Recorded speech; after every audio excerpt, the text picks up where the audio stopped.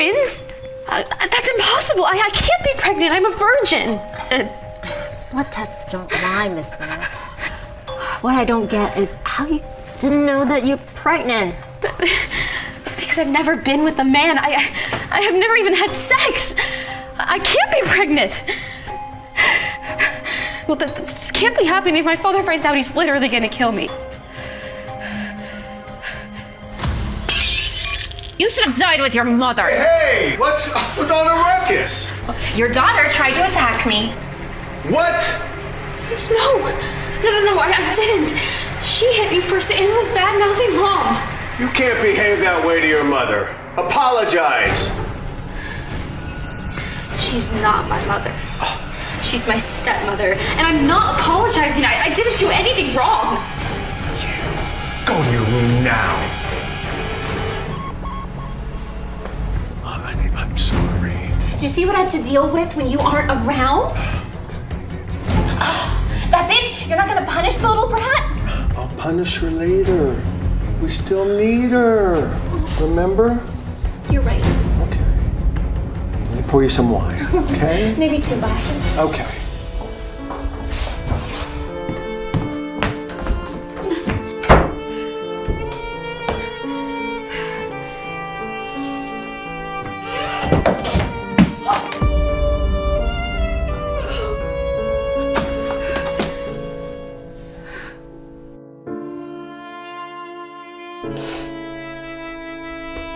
Why did you leave me with these monsters? All they do is hurt me every day, and Dad just takes their side.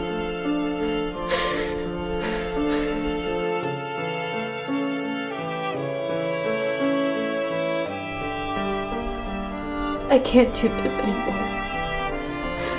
I have to get out of here.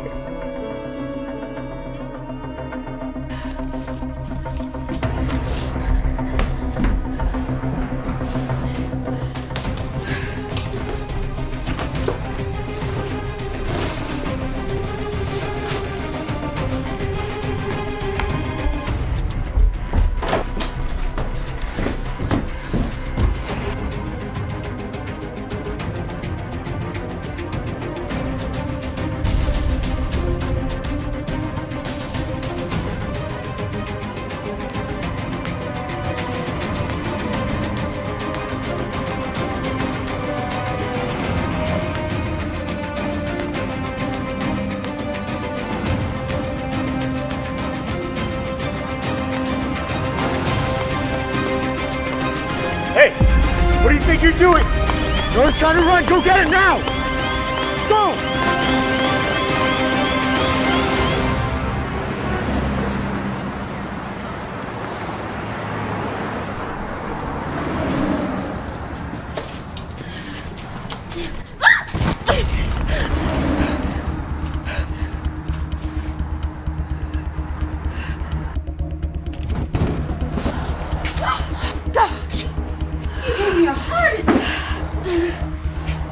What are you doing down there anyway?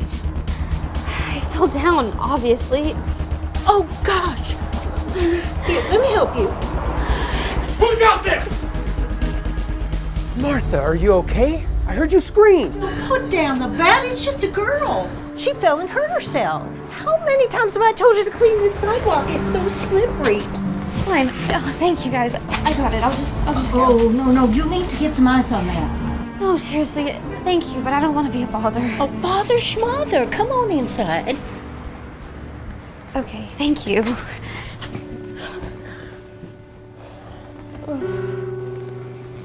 Hon, are you sure you don't want us to take you to the hospital? That ankle looks bad. Oh, no, it's okay. Thank you. It's really no problem. We can take you to the emergency room and call your family. No! Sorry. I'm sorry. I ran away from my family, and I really don't want them to find me, and I can't go back. Why don't you stay here till you're back on your feet? We have a room upstairs, and we can always use a little help around here. Thank you. I promise I'll be really good help.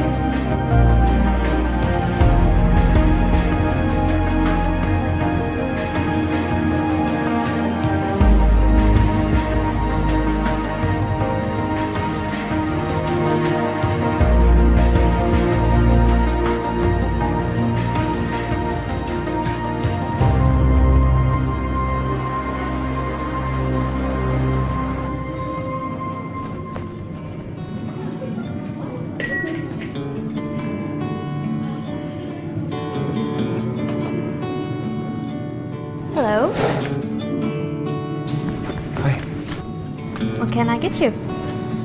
Coffee. Black. Okay.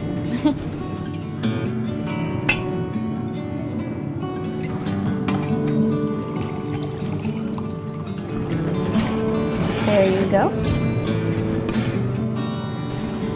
Thank you, Nora. How did you know my name? Name tag. Oh my god, I am so stupid. It's fine. I'm just getting used to it. Yeah, I'm Justin, by the way. Well, let me know if you need anything else, Justin. Of course.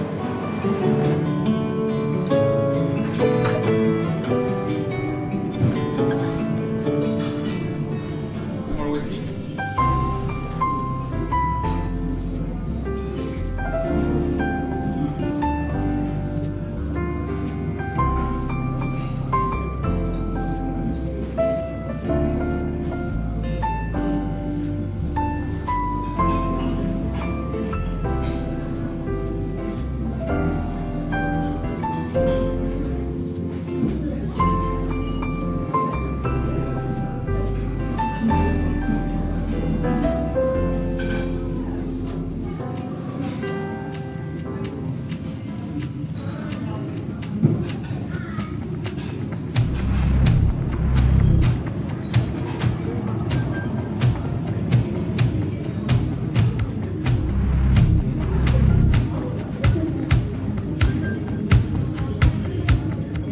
Hey, I need all the information you have on Nora Smith and her family. As quickly as possible. Thanks.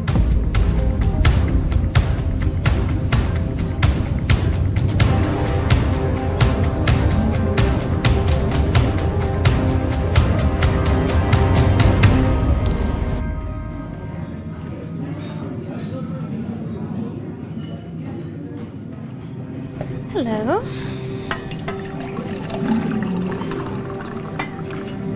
Your usual. Nora,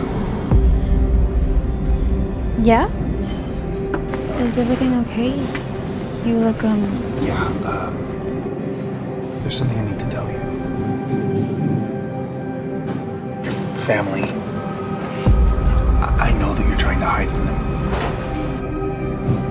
but how did you know that? Well,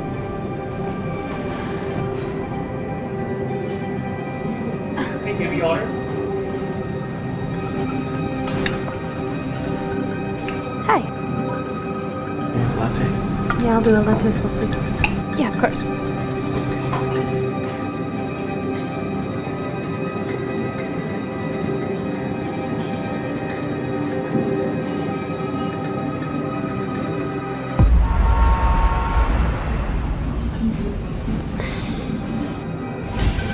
How does Justin know about my family? What was that, hon? Nothing. I'm just in my head about stuff. Justin. I heard. He never had much to say to us, but he sure warmed up to you. Is there something going on there? No, Martha. He's just a customer. I don't have time for all of that. Thanks.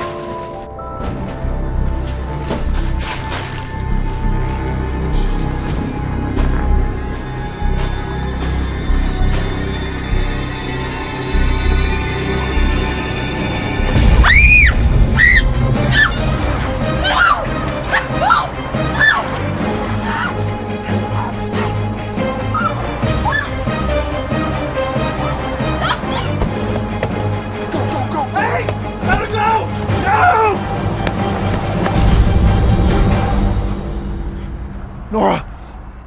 I'll find you!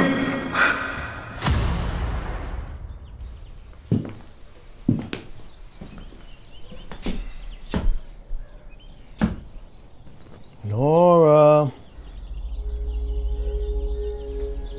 Good morning, Nora. Dad? Hello, Nora. How did you find me? Why did you bring me back? Do you really think I was going to let my daughter fester in some broken down, beat up diner? So you stalked your own daughter? Stalking, I like to think of it more as a father's concern. I have always tried to give you the very best in life. By letting your wife beat me. Well, Wendy's a little temperamental.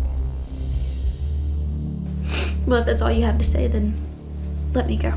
I'm afraid not, Nora.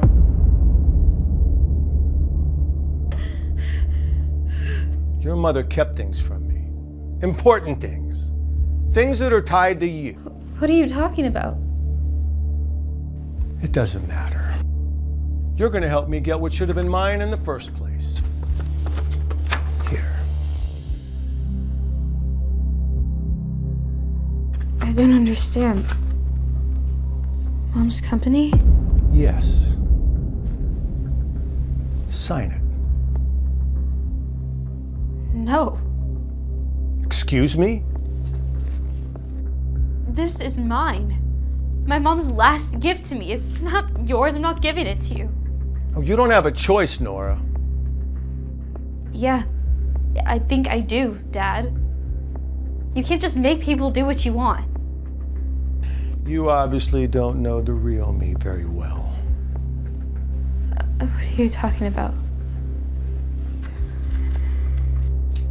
Never mind. That's okay. We'll find another way. What do you mean? Never mind. You just rest up. I'll see you later. Oh, and Nora, don't think about escaping again.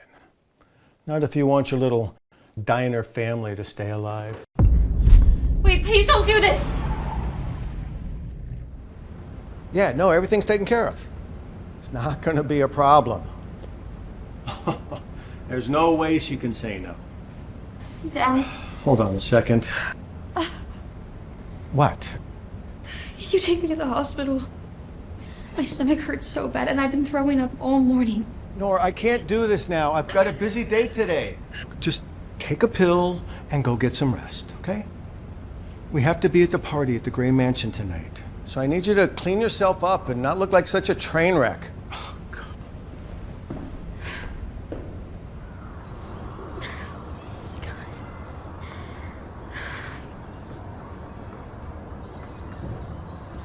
No. That's twins? That's impossible. I can't be pregnant. I'm a virgin. Blood tests don't lie, Miss Smith. I'm just doing my job here. What I don't get is how you didn't know that you're pregnant. I have never even had sex. I can't be pregnant. Oh my God. How is this possible? This can't be happening. If my father finds out, he's literally gonna kill me. Doctor, we can get rid of it, right? But termination is not an option at this stage. Already 10 weeks along, and with your current health condition, attempting it could be fatal.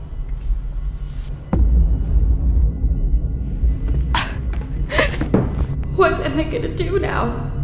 Should I run away again? What if Dad does something to Joe and then Martha? Even if I run, where will I go? What am I gonna do with these babies?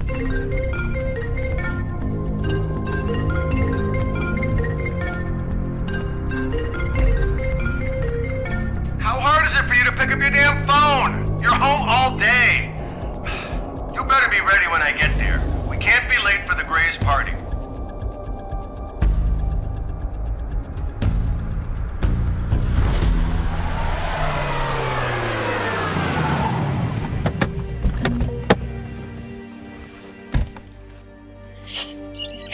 I'm so excited for this party, Mom. Remember, keep your eye on the prize. Of course. By the end of the night, Anthony Gray is going to be mine. Ugh. But why did Dad have to bring that bug up? Every party needs entertainment, doesn't it? Now look, tonight's really important for us, so don't embarrass me, okay?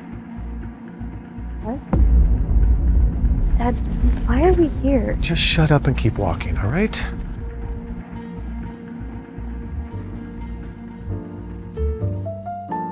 Justin, you're being rude. Eyes away from your phone, please. I'm sorry if my important business deals are getting in the way of this ridiculous party, Grandma. Justin, all work and no play make Jack's a dull boy. Now, hasn't any of these gorgeous women caught your eye? You're crazy if you think any of these women here are gonna catch my eye, Grandma.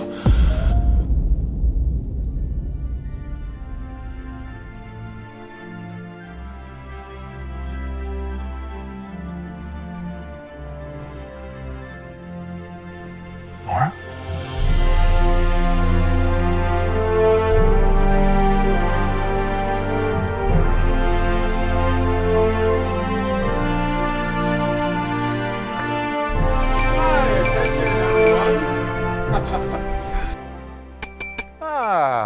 Yes, please, thank you. You may be wondering why I've invited you all to this ceremony tonight. It may come as a shock, but it's nonetheless happy. I'm here to announce the engagement of my grandson, Anthony Gray, to Ms. Nora Smith.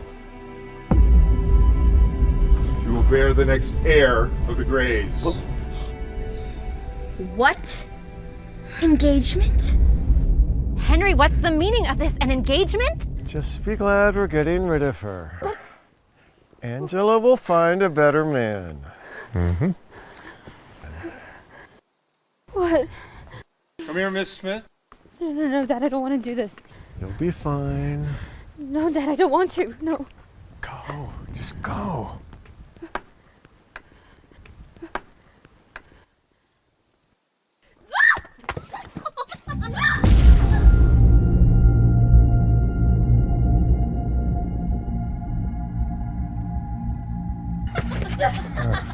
Grandpa, you want me to marry this girl?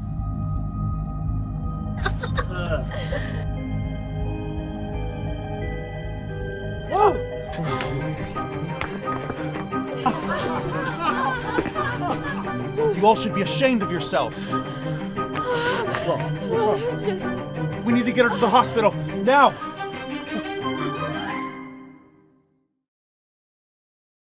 Where's my daughter? Nora Smith. Mr. Smith, What? Nora's pregnant. What? You little witch! You're pregnant? Do you have any idea what you've done? Dad, please, let me explain. Explain what? How you got knocked up like a stray cat? Please, I want to know who the father is. Now! I don't know. Who's the father? I don't know. I don't know. Don't know. You are your mother's daughter indeed. I should have known. She was such a fucking slut. Dad, do not bring Mom into this, okay? I don't know how this happened to me. No idea you're lying. I want to know. Henry! I trust you understand the delicacy of the situation? Of course, Mr. Gray, of course. Yes, I promise you we'll handle this with the utmost discretion. Promise you. See that you do. I don't want this little blunder tarnishing the Gray name. No, of course not. Thank you.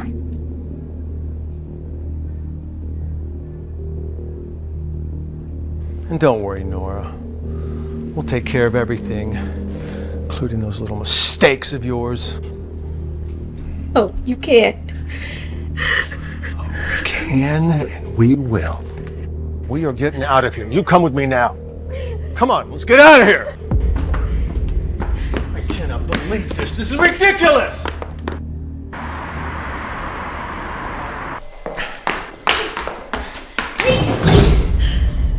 This is where you'll stay. And you'll stay here until I say it's time to go. Give me that. So that's it. You don't care about what I have to say? Or what I want? Why do you hate me so much? You remind me so much of your mother.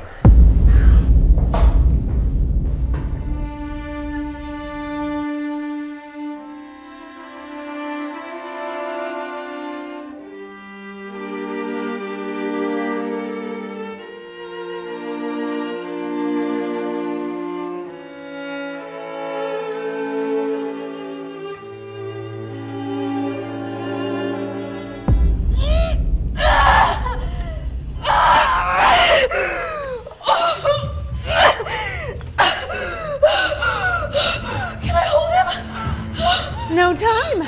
The other one is coming.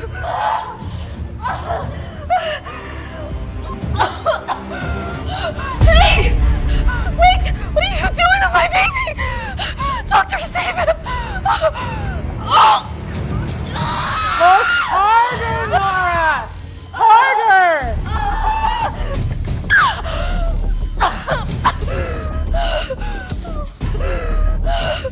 It's a girl.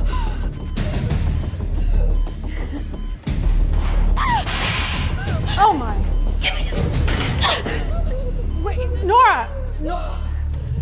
Nora! Security!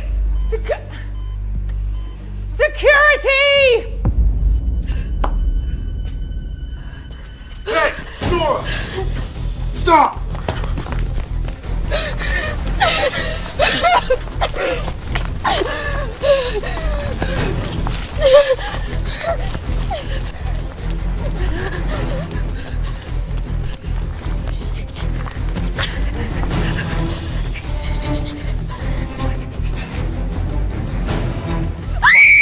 Get in the car! Let's go! Let us go, please! I can't! Mr. Smith orders, I'll get in trouble. Please let us go! Just say you couldn't find us. I'll run far away. I'll never get back, please. Come on, Nora! I said no! I didn't want to have to do this.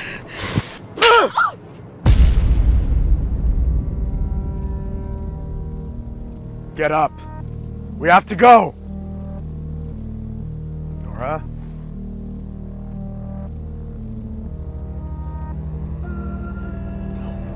Nora, wake up.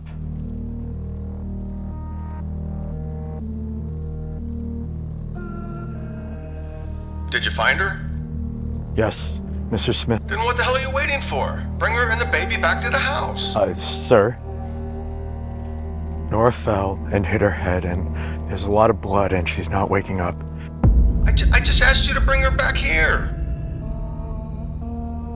It wasn't my fault. It was an accident. She was being stubborn. Shut up. I can. Let me ask you, will she survive? Yes, maybe. If we take her to a hospital, she's losing a lot of blood. So you're saying she'll bleed out and die if we don't get her to a hospital soon? Yes. I can take her. We can make it. We can make it. No, don't take her to the hospital. Dump her. Dump her somewhere far away.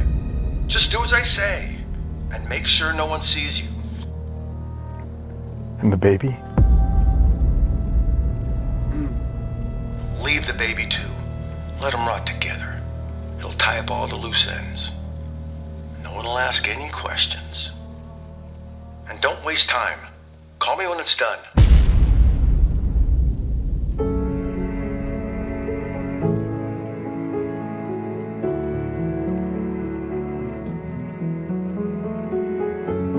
Our love is a painting on the wall. I am the shadows, you're the storm. Wherever the wind blows, I move along. We're perfect together, but I can't change the weather. It's somewhere in peace. Maybe one day we'll let the sunlight in. Mr. Smith! Mr. Smith! The evidence. Please, one at a time. Is it true that Nora had run away with her illegitimate child 8 years ago? And if they're dead, how come no bodies were found? Was she murdered? Did you even try to find her? Please, have some discretion, people. I've lost my daughter. Don't you think I would have done everything in my power to find her? I just found out now, myself, after 8 years, that my daughter's dead. Then why was the search called off just few weeks after her disappearance? What are you talking about? I followed every lead for years. I lost my daughter. I did everything a father could do. If that's the case, how come we weren't updated in the first few months? I'm not gonna stand here and let you make accusations. We just wanted to keep things private. I lost my daughter. My family deserves peace. Smith, we need to know the truth. To know about the evidence. We'll put out a statement or a press conference soon, okay? But not now, not today, please. Let us have some peace. Mrs. Smith, please, one more thing.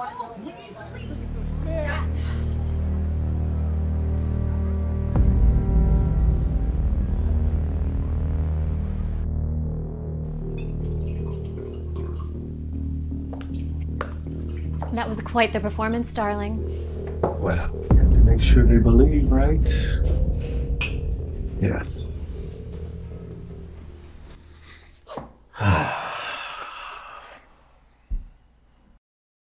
I'm worried, Henry. Announcing she's dead? We couldn't find her body. What if she's alive? What if she comes back looking for the boy? And the company, legally, it isn't ours.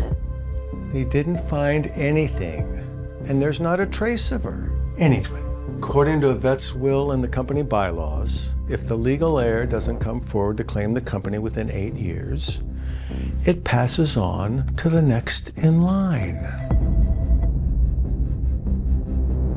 And that would be me. As Nora's father, I now own the company. And she's not coming back. I hope you're right. Yes. Let's go celebrate. What should we do? Fancy dinner.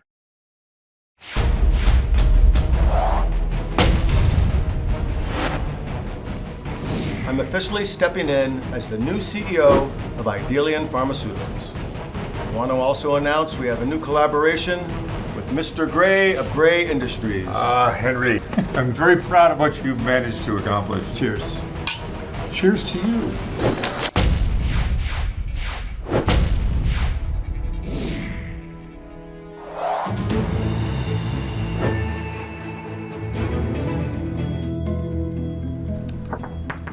What? Mr. Smith, there's someone here to see you. I'm busy right now. She says it's something important. Sir, it's Dr. Athena. The Dr. Athena. The surgeon? Yes, sir. What would she want with me? Send her in.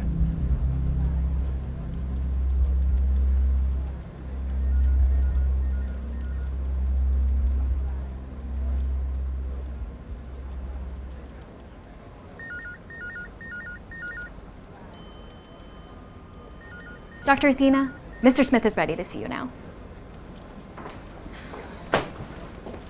Oh my God! Jesus! You watch where you're going? Well. Who knew I would be running into a beautiful little thing such as yourself? Today must be my lucky day. Oh, my apologies. I'm Anthony Gray, the heir to the Gray Industries. And you are? I must say I'm quite disappointed. You don't recognize me, Mr. Gray? I'm afraid I don't. But I'm pretty sure if I have met you before, I don't think I, or anyone else for that matter, would forget a woman like you. Well, it was a long time ago. And I did look very different. Well, my fortune then. I get to see you again, gorgeous. Come on, don't torture me. Tell me your name. I think I'm gonna have to torture you a little bit longer. But I'll see you around. Oh, wait, hold on. Wait, just... Anthony, babe. You know, it could... What? Always around? Hi. Dr. Athena, it's a pleasure. Heard so many good things about you. Please have a seat. Can I get you some water, coffee, anything? No, I'm good. Thank you. So, I was just reading the newspaper about your latest successful surgery. quite impressive. Thank you, Mr. Smith. It's quite weird hearing praise from you. What's that mean? Never mind.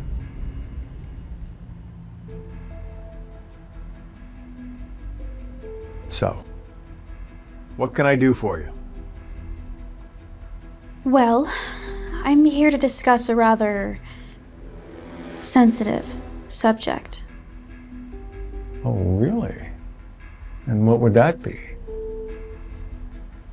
It's about your daughter. Angela, what did she do? Your other daughter. Nora. Dr. Athena, I would really rather not discuss Nora. I haven't quite come to terms with her death. Mr. Smith, you don't really seem like it. How did your daughter die? Please, Dr. Athena, I just asked you, can we not talk about it? Her death was unfortunate. Dad, did you see the news? Angie, what the hell? I have a guest! Breaking news today. After long 8 years, Nora Smith makes headlines by revealing that she is alive. This self-released video confirms she will be back soon. Hi, my name is Nora Smith. I am making this video to tell you all that I'm alive. What? My life has been a web of lies, and I am coming back to get what's rightfully mine. Fuck. God. Unfortunate. Was it? Dad? What? Wait, what did you just say?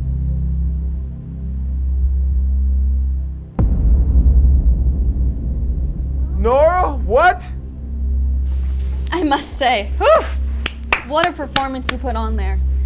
Did you really think you could just escape everything and leave me like the piece of trash you thought I was? Where is my son? Tell me. Oh, Nora.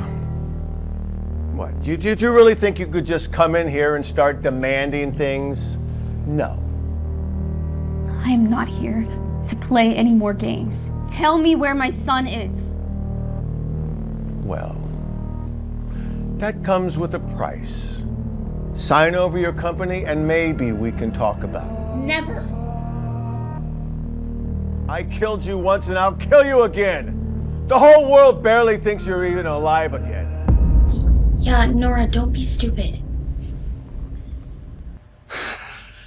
I told you I'm not playing games. I recorded our whole conversation. Give me that! One click of a button, the whole world's gonna know what you did. Tell me where my son is. I buried him right after he was born. No, you didn't. Yes, I did. He was worthless, just like you. No, you didn't! Stop! Let go of me! Get her out of here! My son! What the hell?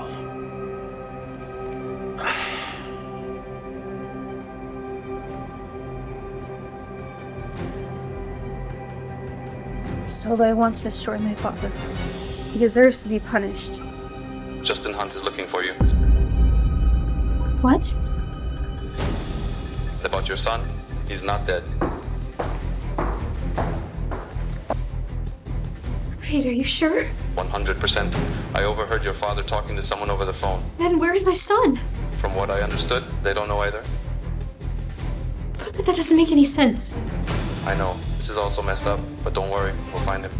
Just be careful around Justin Hunt. He's enlisted the best hackers to track down Dr. Athena. I'll let you know when I find out why. Okay, thanks for the heads up, Solo. What the heck is going on? Why is Justin looking for me? Where is my son? What the heck were you thinking, Pete? You can't just run off like that. You know how dangerous it is out there. Hey, Justin, take it easy, man. No, Chester, stop coddling my child. Mr. Hunt, this isn't the first time Peter's thrown a tantrum. He makes it impossible to teach him. He refuses to apply himself, and frankly, I don't know how a hunt child could be this stupid. Oh, it's a little harsh, Mrs. Cooper. I mean, it may not be the hunt gene. It might have to do with his mother's inferior. You're here to teach, Mrs. Cooper, not pass judgment on my son or his mother. I'm simply stating the facts, Mr. Hunt. Pete's behavior has been... Shut up! Hey, buddy. What's going on? Are you having trouble with your lessons?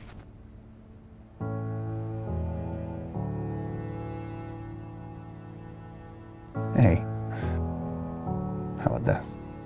Tell me, what's 64 times 25? 1600. That's right. That's right. What about the capital of Bhutan? Thimphu. Exactly.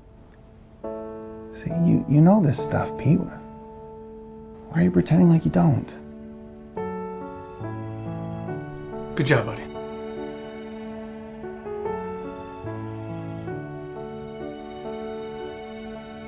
Look, you're a smart kid, son. Nobody can make you think or feel otherwise. And nobody's opinions of you matter. Okay? Look, I know I've been really busy with work lately. But I promise I can do everything I can to be here more. Okay? Okay, Dad.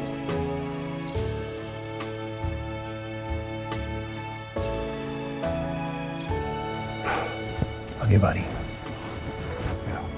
Now talk with your teacher a little bit more. Why don't you go to your room for a bit?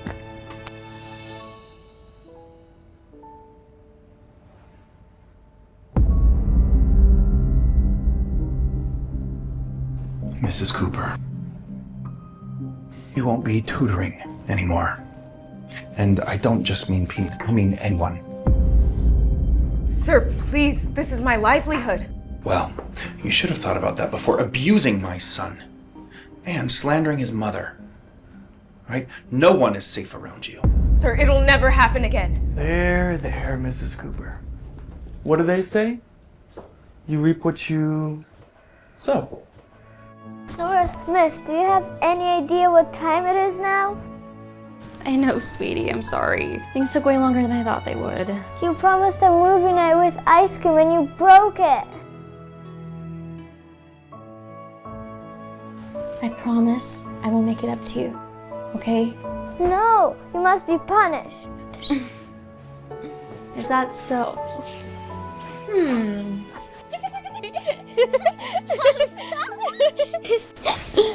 Okay, how about this?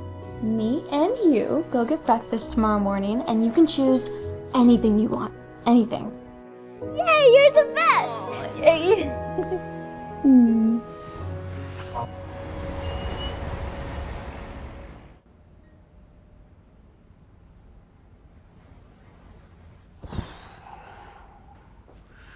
The Wicked Witch is gone. Poor Pete. Hey, don't worry, Pete will be fine. I must say though, I was a little shocked when you stood up for his mother like that. Thought you couldn't stand her. Well, nothing's changed. If I find her, I'll destroy her myself. Anyways, how goes the hunt for Athena? We're close. We should find her any day now. We need to find her ASAP. All right, we can't go back home until we do. Pete's not safe.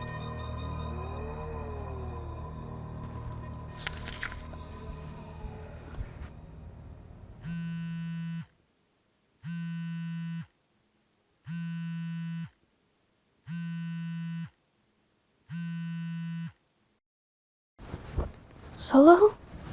It's so late. Nora, get out of there. Get out of there right now. What's happening? Your father is sending his men to kill you. I just intercepted a call he had with Mr. Gray. Hey, wake up! We gotta go! Oh. Come on, we gotta go!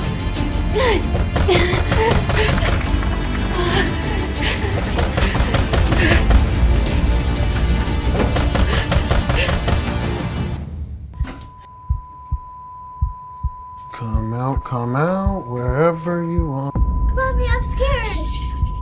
The bathroom's clear. We're running out of time. She's here somewhere. The intel's solid. What's her name? Nora. Nora! I don't know how you found out we're coming, but it doesn't matter. Because I know you're here. You'll be dead soon. But it doesn't matter.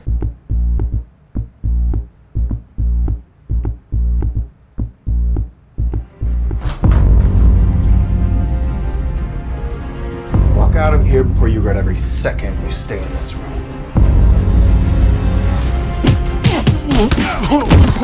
Lawrence, turn the lights on. Guess we made a bit of a mess. I think I own it all. It doesn't really matter. Lawrence, have security catch these goons before they walk out. Oh, and fire them too. You want me to set the intruders on fire? What?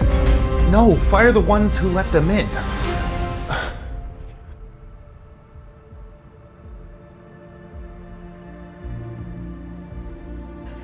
Nora?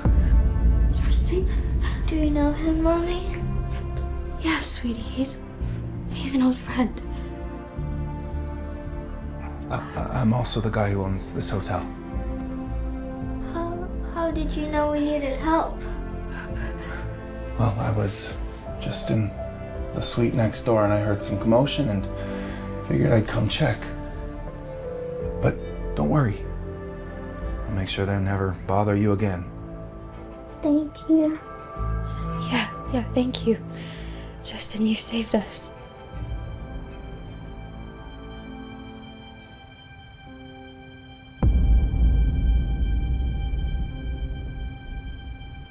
Hey, just wait here for a second. I'll be right back, okay? You're safe.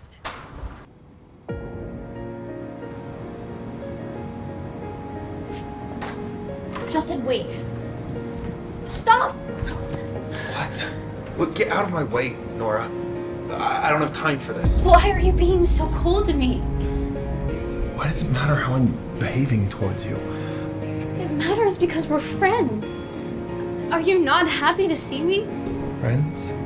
Nora, as of about 2 minutes ago, I thought you were dead. Justin. No, save it, Nora. Okay? I don't need an explanation. And frankly, I don't care.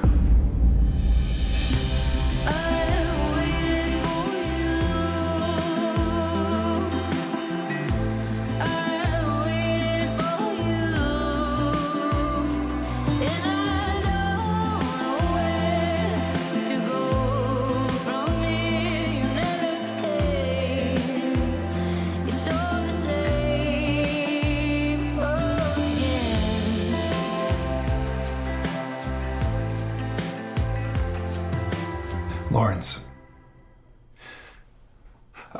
I need you to find out who sent those men after Nora Smith.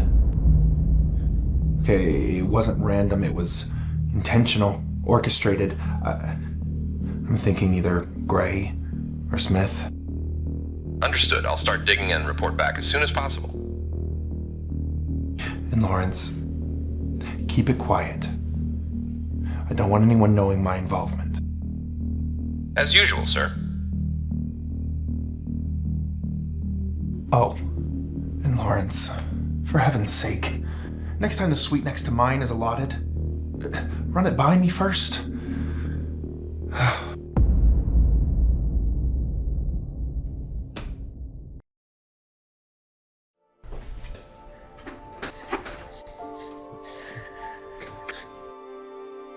Mommy, I'm scared. What if they come back? Hey, listen, okay? I'm not gonna let anyone hurt you. But They were so mean, Mommy. What if they find us? Maybe they're not gonna find us. I won't let that happen. I'm gonna do everything I can to keep you safe. Promise? Yes, I promise.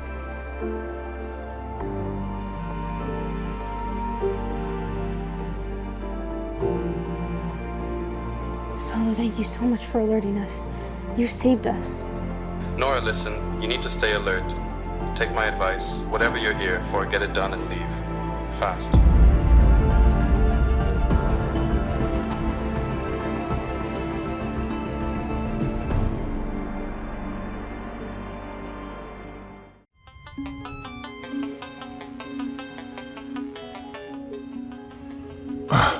Chester, where are you? I've got a meeting in 15 minutes and you're supposed to be here to watch Pete, you idiot!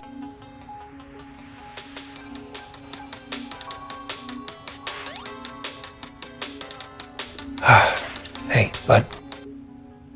So, Uncle Chester's supposed to be here to watch you, and I'm sure he'll come, but I gotta step out now. I gotta go now. Don't open the door for anyone. Got it? Okay, Dad. Dad? What's up? Did you find Dr. Athena? No, not yet, but we've got people looking for her day and night. I miss Grandma. So do I. But you know what? Nothing's gonna happen to her. Okay?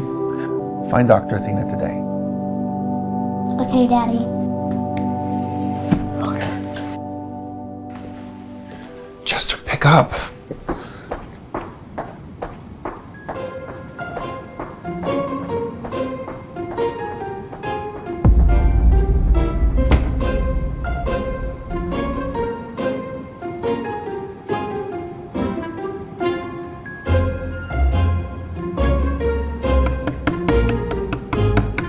Open up! It's me, Cherry. I live next door. Go away. I'm not supposed to talk to anyone. But I don't have anyone to play with. Can we just hang out for a little while, then I go back? I can't. My dad says no talking to anyone. He won't like it. But what if your dad won't find out? Just 20 minutes, then I go back. I promise.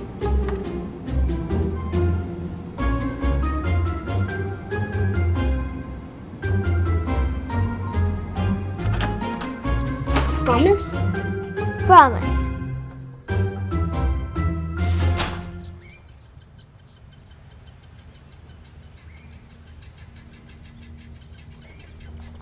Grandpa, did you hear about Nora? She's alive. You must have known. Yes, I heard. But what does that change? You're still engaged to Angela, right? No, forget about Angela. Okay, cancel that. Fix me up with Nora. She's the one I should be marrying. Oh, now you want Nora because she came back and because she's gorgeous, right? Nora owns the pharmaceutical company, and Henry has no control over it. If we act now, if I marry Nora, we'll gain control over the whole business. It's the smartest move, and frankly, it's the only move we have. Let me pretend that I'm impressed with you, because I know your real intention and where your head's at. Maybe you're right. Angela's of no use to us anymore. Yeah. Wait, what do you mean where my head's at?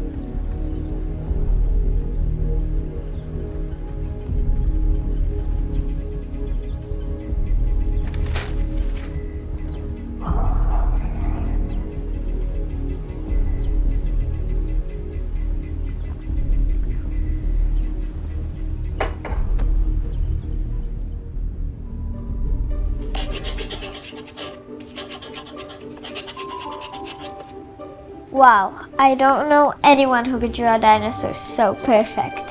Thanks, but I think your dinosaur is even cooler than mine. Really? I don't really think it is so perfect. Can I draw a tiny dinosaur on your arm? Show me your hand. I can't. My dad doesn't like it when I get messy. How about this? I draw it on your arm, you will cover it with your sleeve, and your dad will never find out. Well, what if he does find out? Just a tiny dinosaur on your arm, under your sleeve. It will be our secret, I promise. Okay, just a small one.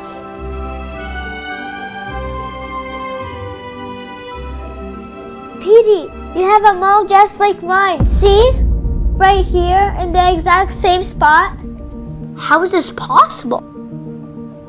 Maybe we are connected somewhere, like twins? Twins? Me and my mom came here to find my brother. Maybe it's you.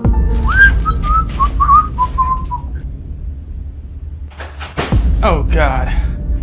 Today's the last day on this earth for me. Hey Pete, if your dad finds out that you let someone in, he's gonna yell at you. But he's gonna kill me. I'm sorry, Uncle, but she's not just anyone. She's my friend.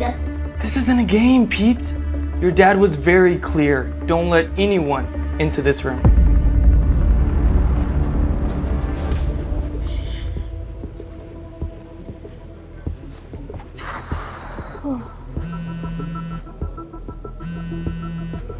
Solo? What's up? Nora, listen carefully. You need to be cautious. Justin's gone into overdrive. He's appointing several investigators to track down Doctor. What? But I need more time. And it seems his money's working faster than your time. They're closing in and you won't be able to stay hidden much longer. But I can't reveal myself yet. My mother's company is still under my dad's control. I get that, but you can't keep juggling everything, Nora, not anymore. I've never asked what your issue with Justin is, but if it's not something huge, you need to end it now. Because if he finds out when it's too late, he'll tear you and everything you care about apart.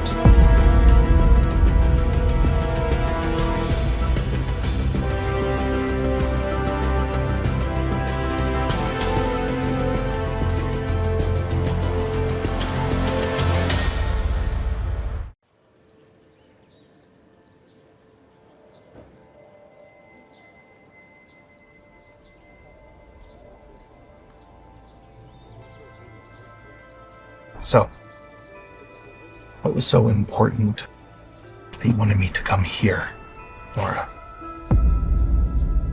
Okay, first of all, I'm gonna need you to watch that attitude.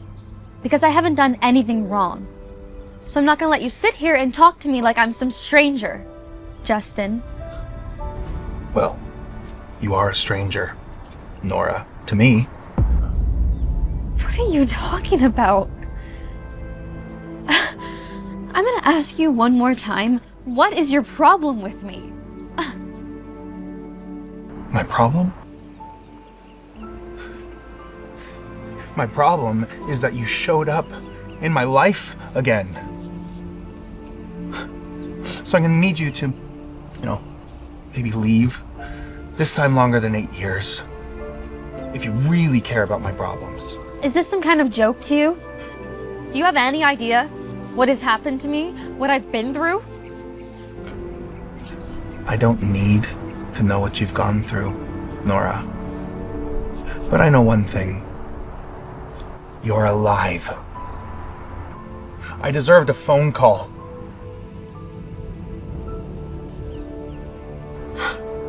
I was helping you with your family, Nora. And then you just left? No goodbye, no explanation, nothing.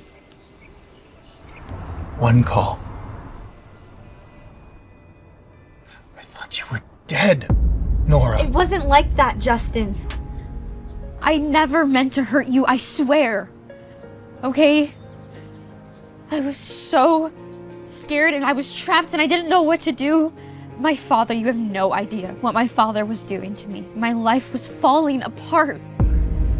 I was terrified. Save it. Okay, I'm not your escape anymore. What are you talking about? You don't understand? Or don't you remember? I helped plot your escape from your father. Because you were getting married to the man you didn't want to be with, carrying the child of the man you did?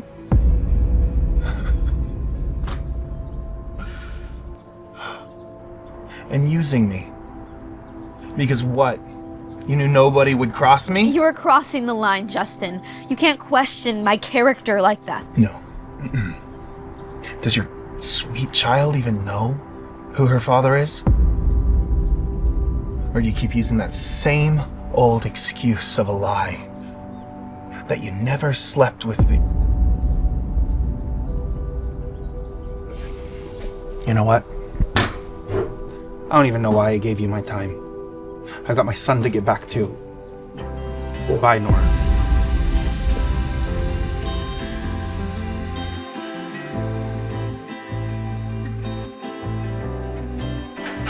Oh God. Today's the last day on this earth for me. Hey Pete, if your dad finds out that you let someone in, he's gonna yell at you, but he's gonna kill me. I'm sorry, Uncle, but she's not just anyone. She's my friend. This isn't a game, Pete. Your dad was very clear. Don't let anyone into the suite. I'm sorry. I didn't mean to cause any trouble. I live next door and me and Pete just found something really strange. Find what? A camera? In this room? Is Justin watching? Justin, I am so innocent, okay? Calm down. I'm talking about this birthmark. See, we both have one in the exact same spot. We actually might be twins. What? Twins? Huh. This is insane. I don't even know what to think anymore. Oh, what? We are telling the truth. I have a long-lost brother. Please, Uncle Chester. She's not a stranger. And she knows something about Dad that I think you should hear. You need to hear her. Knows what? What are you talking about? Last night, Petey's dad saved me and my mom from some man tried to hurt us.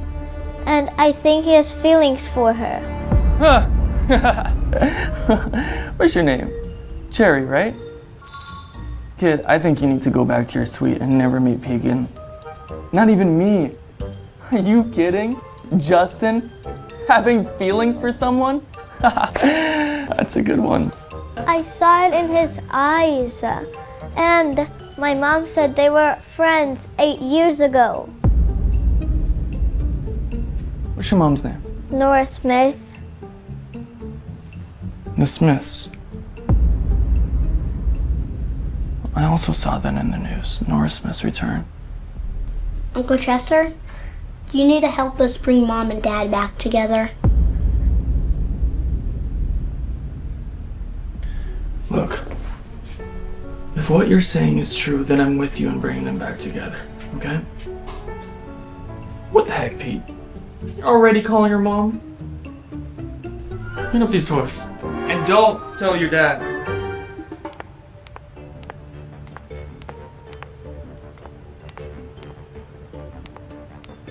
I swear, Mom, ever since Nora's come back into our lives, it's like I'm being ignored by Anthony.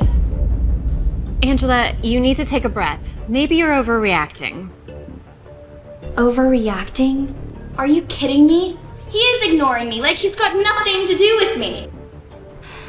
We need to figure out a way to stop Nora from reclaiming the company. Are you really concerned about the company right now? Nora is ruining my perfect engagement. And what do you think Anthony is marrying you for? Now that Nora's back, he knows that she's the rightful owner of that company. So he's pulling away because he's worried she might reclaim the company. Exactly. If the Greys think that Nora has a shot at reclaiming the company, they're gonna start to question everything about your engagement. We can't let that happen, Mom. I won't let that witch ruin my life. Don't worry, baby. Your dad will make sure of it.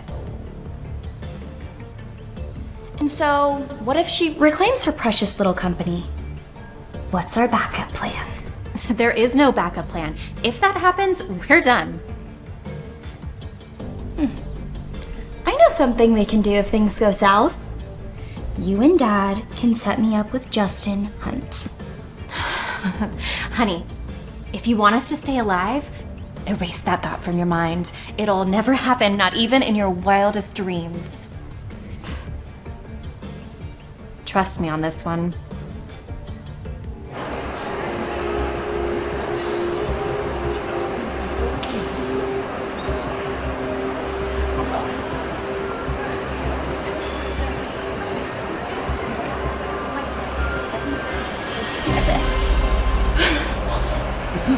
I'll call the ambulance.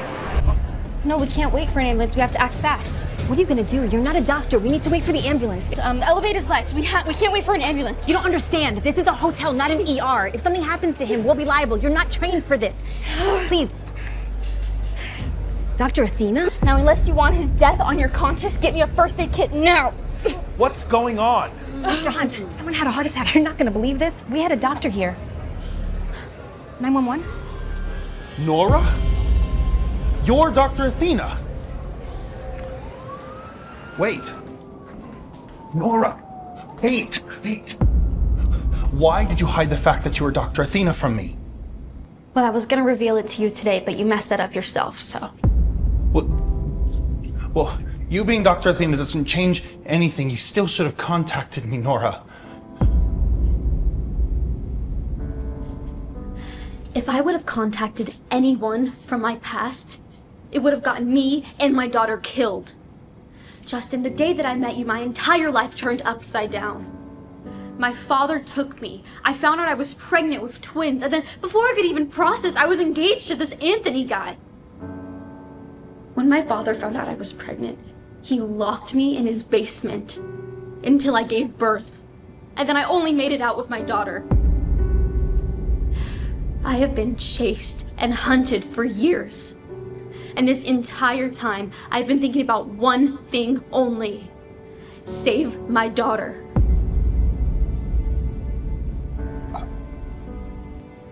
Nora, I'm so sorry. So why were you so desperate to find Dr. Athena, huh? It's not for me. It's for my grandmother. She's been in a coma for months, and my family is blaming my son for pushing her down the stairs and causing her condition. But look, I know Pete didn't do it. But my Uncle Raymond he's threatening to kick him out of the family and send him to juvenile detention. Nora, no other doctors have given us any hope. My last chance to save my son. Your son? Yes, my son Pete. I know he didn't do it. But the only person that can confirm that is my grandmother.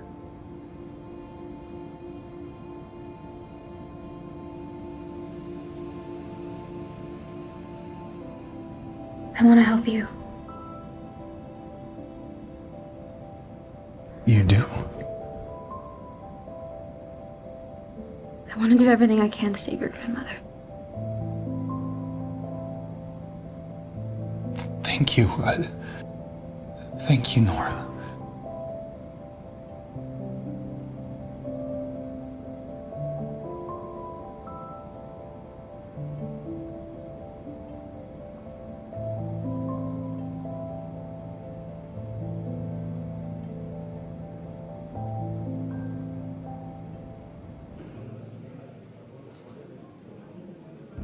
Uncle Raymond?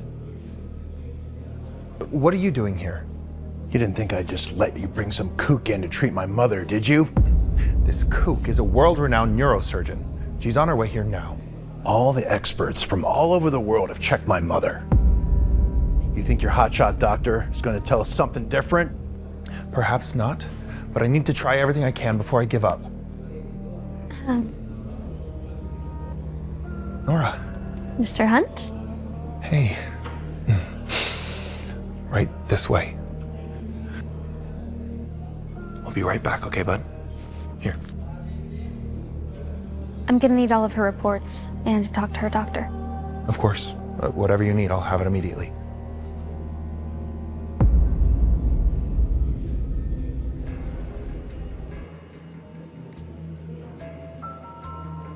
You did it, didn't you? Huh? You pushed her straight off the stairs. I saw the surveillance footage. I didn't. I was... Stop lying to me, boy. Your father's not going to be around all the time to protect you. So you better admit the truth now. I didn't push great-grandma downstairs. I didn't. Explain the CCT footage. You're the one who's lying. I know you were there that day. You...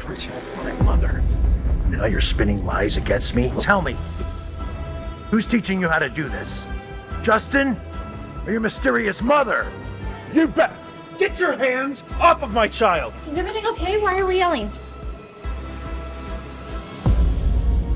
You saved my grandma. Mom, please.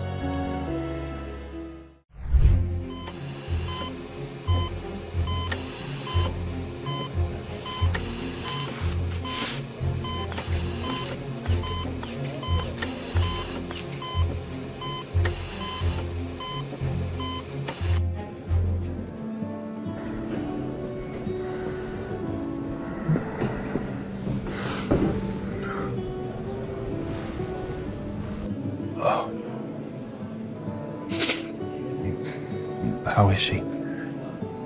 It was an invasive procedure, but it went well. The hard part's over now, so all we can do is sit back and hope. We'll be watching her vitals all night. Okay. Of course.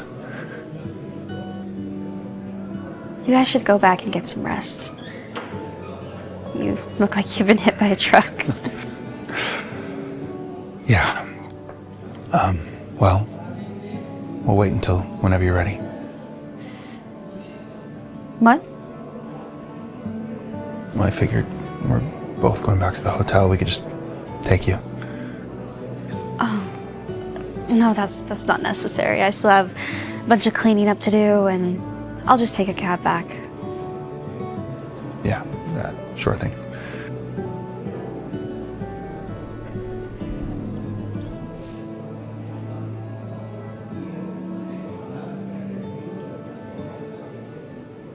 Did you change your mind? No, I can I ask you something? It's been bothering me for a while. Yeah, what's up? Let's just go over here.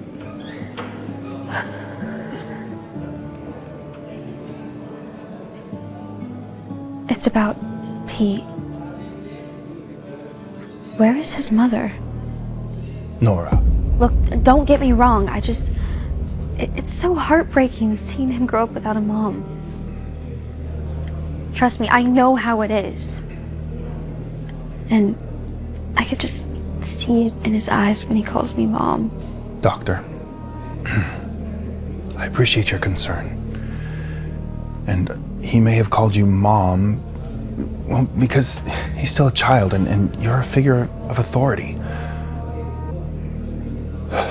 I'm sorry he did that. But rest assured, I am more than enough for my child. I'm sorry, I don't want to overstep. Look, I know you're a good father. I really do, but what if his mother wants to come back? I won't let that happen. Really despise her that much? Dislike her? I feel nothing but hatred for that woman. Good night.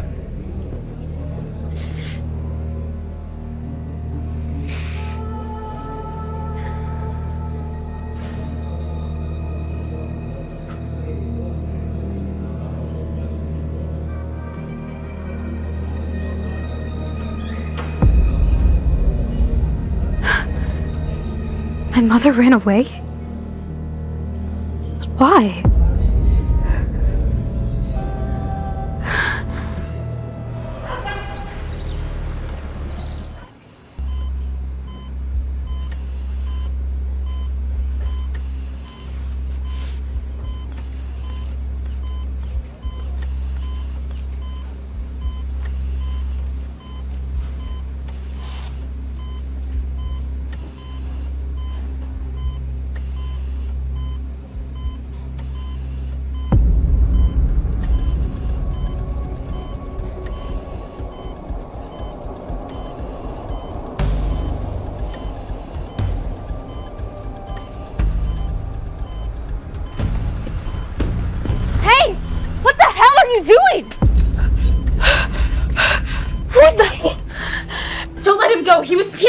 medicine.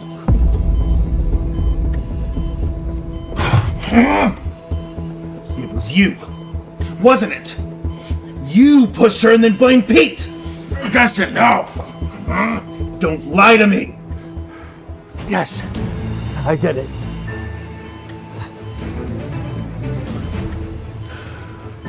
One question. Why?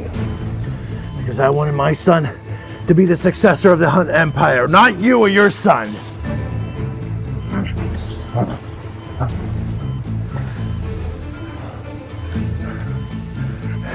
Call a family meeting. Now. I'll take care of her.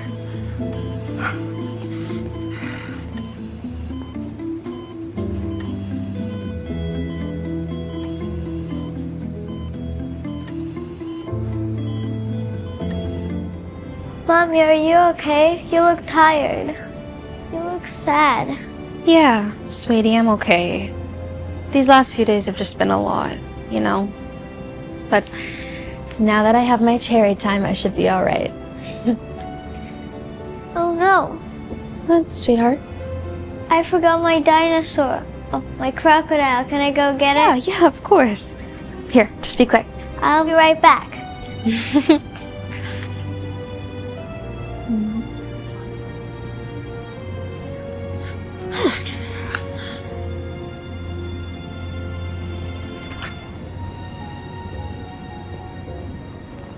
Your daughter's adorable. Dad? What are you doing here? You didn't think you could actually escape, did you? What do you want? No. You know what I want. Just give up, Dad. I'm not giving you the company. It's mine, and it will never be yours, ever. Watch what you say, though. There's nobody here to protect you anymore. Not even the great Justin. Just can't figure out why he's helping you. Maybe. Because we're not all selling our souls for money like you, Dad. Yeah, right. Justin's such a saint. How else could he have built his business empire in such a short time? What is your point? The point, Nora, is the guy you trust just might be the threat. Think about it. He knows a lot about you. There's something I need to tell you. Look, your family. I know that you're trying to hide from them. I deserved a phone call. I was helping you with your family, Nora. Thank you. Nora. How did you know my name? Nora?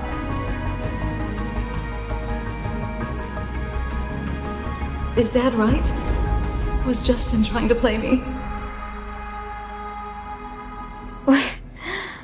Wow. You know, Dad, it's really funny how you think you can still manipulate me. The old Nora is dead. You killed her, remember? Hey, sweetie. Oh. Hi, sweetheart. It's good to finally meet you. Mommy, who is this? Nora. You haven't told her about me? I'm your grandpa, sweetheart. No, you're the bad guy. Yes. See, I've told her everything she needs to know. Really? Have you told her why you're back? Your mommy's back to find your brother. Mm-hmm. Got a little surprise for you.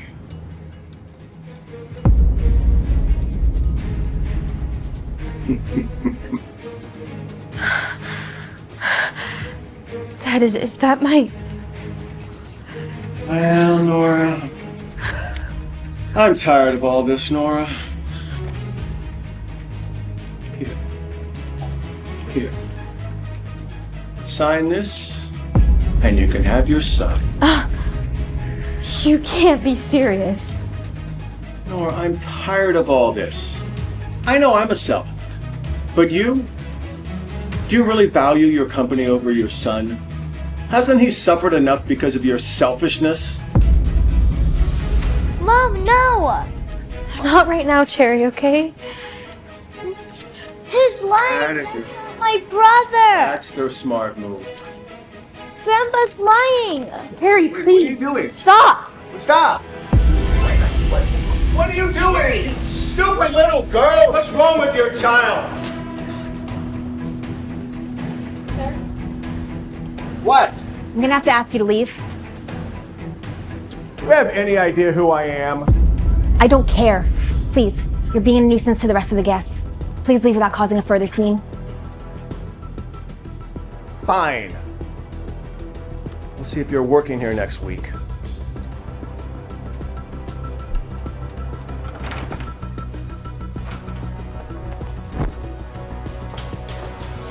Cherry. What the heck was that?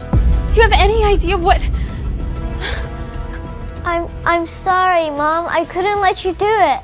But why? Your brother is with them. No, that's not my brother. Please stop throwing tantrums. I know who my brother is. Cherry, you better not be joking right now. It's Pete. Pete? Justin's son? What the heck are you talking about? We met and I went into his room and we have the same birthmarks. He's your son.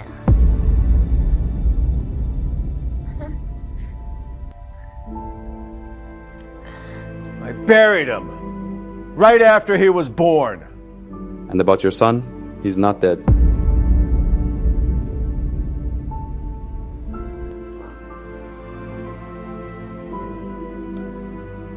Mom, I'm so sorry. I should have told you. Please talk to me. You knew everything. Everything that I've been through.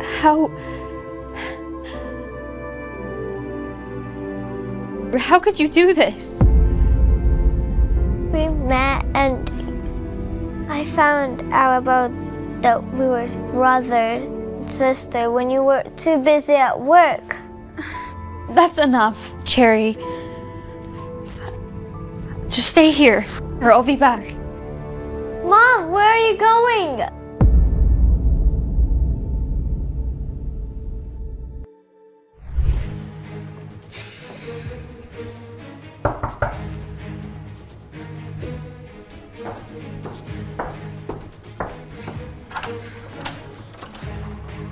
Nora, what are you doing here? I need to know something. I need to talk to you. What? What's the matter? You look... Where's Pete? He's in his room. Why? Can you just bring him out? I'd like to see him. Why? Can't you just bring him out? No, I can't just let you talk to my son. Tell me why. You want to know the reason? Fine. I want to know who Pete's mom is. Who is she, Justin? Nora! Just tell me, Justin. I deserve to know the truth. Who is she? How did you find him? Where did he come from? I've already told you. I don't like talking about her, okay? Fine.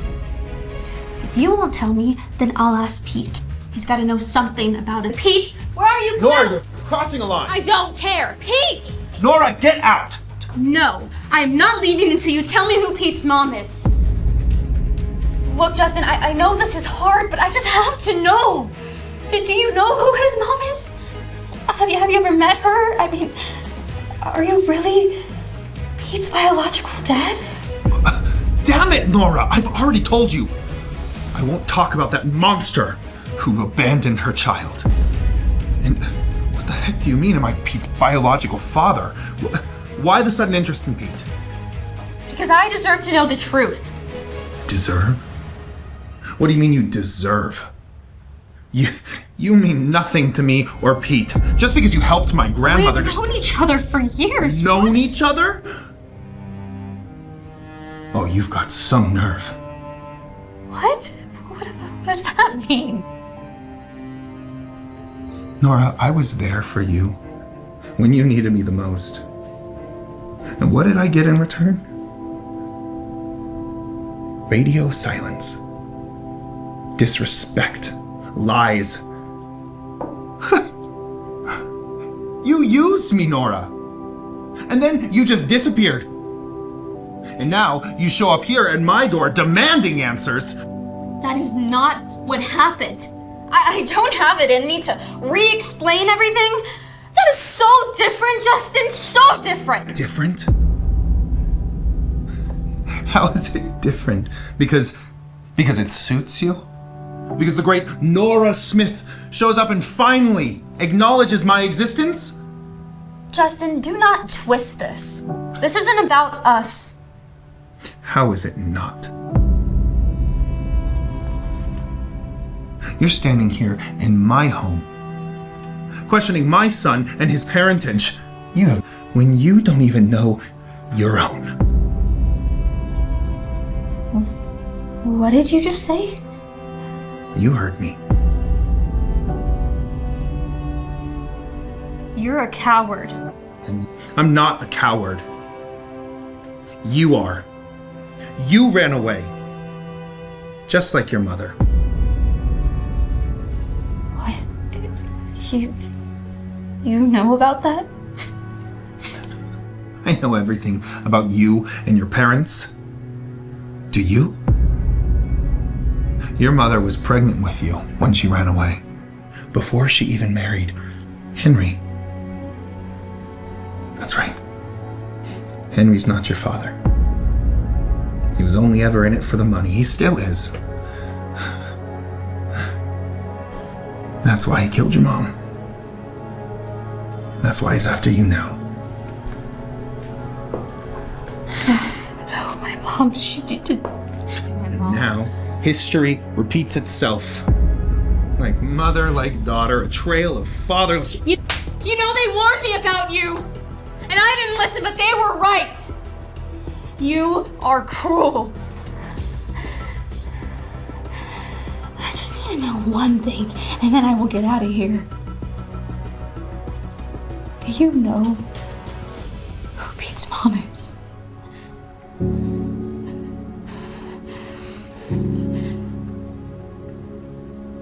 No.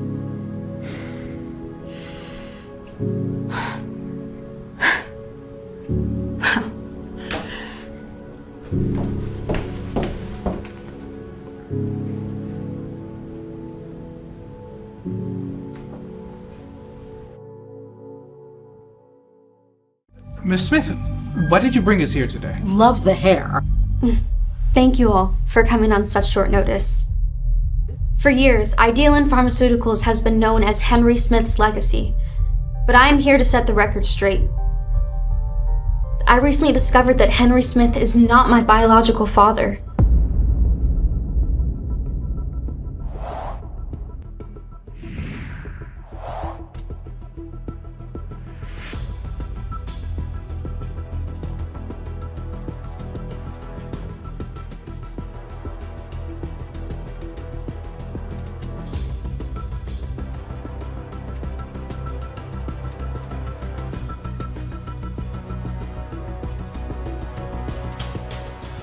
Justin was right.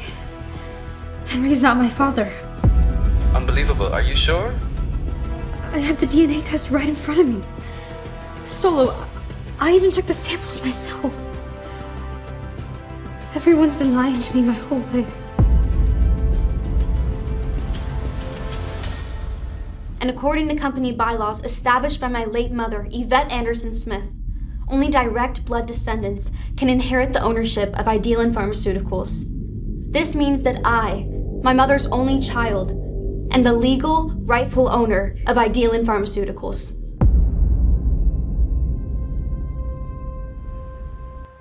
For years, Idealin Pharmaceuticals has been known as Henry Smith's legacy. But I am here to set the record straight. I recently discovered that Henry Smith is not my biological. You knew. You knew this whole time she wasn't yours, didn't you? No. I can explain. What's with the luggage? I'm leaving you, Henry. What? No, you can't. Oh, you don't expect me to stick around with a penniless man, do you? No. I'll find a way to get the company back. I promise, okay? Come on, I did this for us. We're a team, remember? No, you didn't. You did this for you. Otherwise, you wouldn't have lied to me our entire marriage. I can explain, okay? I can explain. I don't care. We're done. I'm done. You can't leave. We have a prenup. Oh, you did this all for us, huh? You know what? I spoke to my lawyer. She said our prenup can be proven disvalid because of your deliberate deception. I could take you to court and throw you in jail for what you did.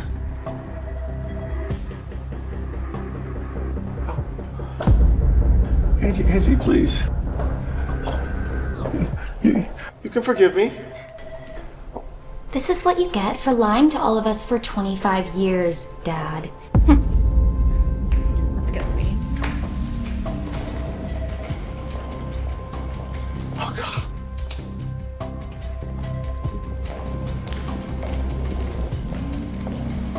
I risk you discovering that Henry's son is not my biological father.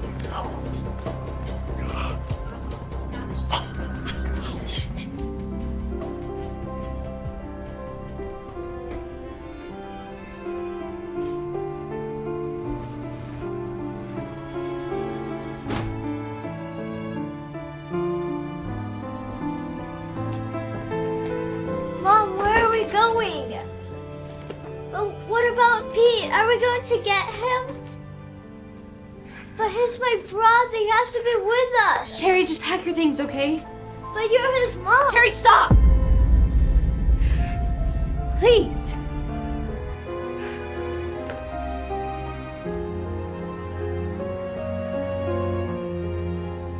I want to know my mom, Dad. Pete. Can you help me find her and be with her? Son.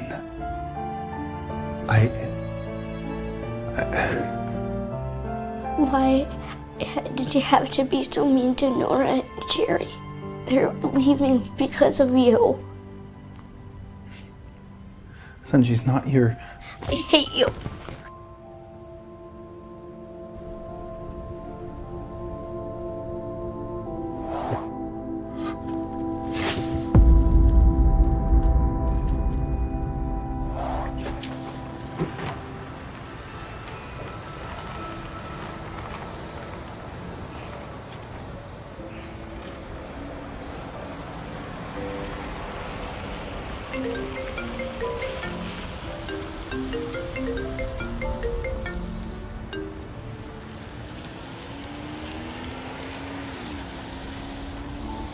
You took everything from yourself, Henry.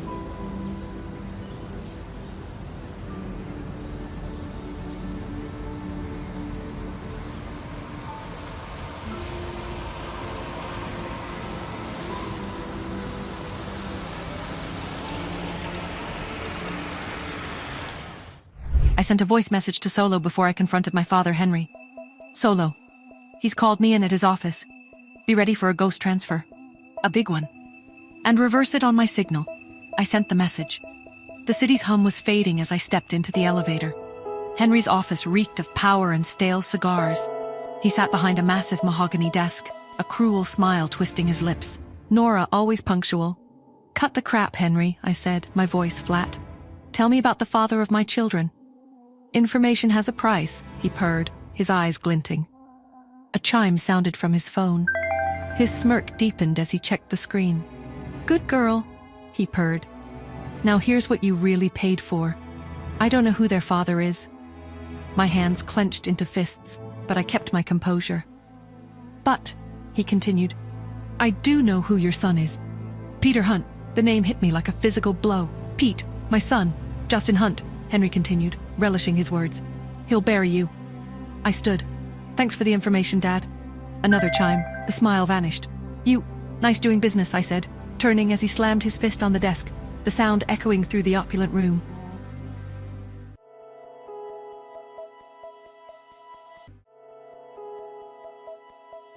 That That night, Justin sat in his dimly lit apartment, his phone vibrating on the counter. He answered immediately, his voice softening. "Hello, Grandma? How are you feeling? Did you settle in?" "Much better, Justin," his grandmother's warm voice replied. "Now tell me, how's my darling Pete?" Justin's smile faded, his gaze drifting to Pete's closed bedroom door. "Grandma, Pete's upset. He asked about his mom and I lied. Oh, sweetheart, he's just hurting. And then there's Nora." Justin hesitated. "I don't know how to fix all this. Then maybe it's time for a fresh start. A new city, a new home. You're more than welcome to stay with me here." Justin nodded. "We'll come. That's a wise decision, my dear boy. And don't worry, no harm will come to Pete while I'm alive." Justin set the phone down, his gaze lingering on Pete's door. This is the right thing to do.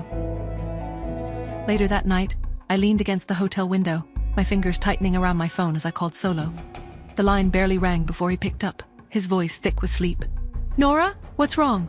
I didn't waste time. "Where's Justin right now?" Solo exhaled sharply, suddenly more awake. "Why?" I clenched my jaw. "Because I need to get to Pete. He's my son, Solo, and I'm going to take him back." Silence. Then Solo, always too rational for my liking, said, "And then what? Make Justin trust you, get close, make him let his guard down, make him fall in love with you."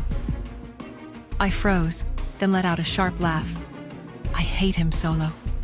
I don't want him." "Then forget about Pete," Solo said simply, "because Justin Hunt isn't giving him up." His words hung in the air like a death sentence. "Forget Pete?" No, that wasn't an option. I took a deep breath, steadying myself. "Fine," I said, voice firm. "I'll do it. But only for Pete." Solo let out another sigh, then said, "Well, Justin just moved to New York." I straightened, my grip tightening around my phone. "Then I guess I'm going to New York too." Solo sighed again, but there was a note of approval in his tone. "Then let the games begin."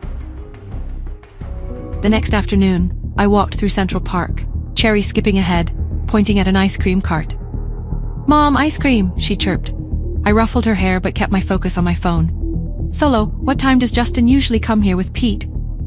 Typing sounds filled the line. Then, "Same time every day for the last 4 days. Should be any moment now." I took a deep breath. Perfect.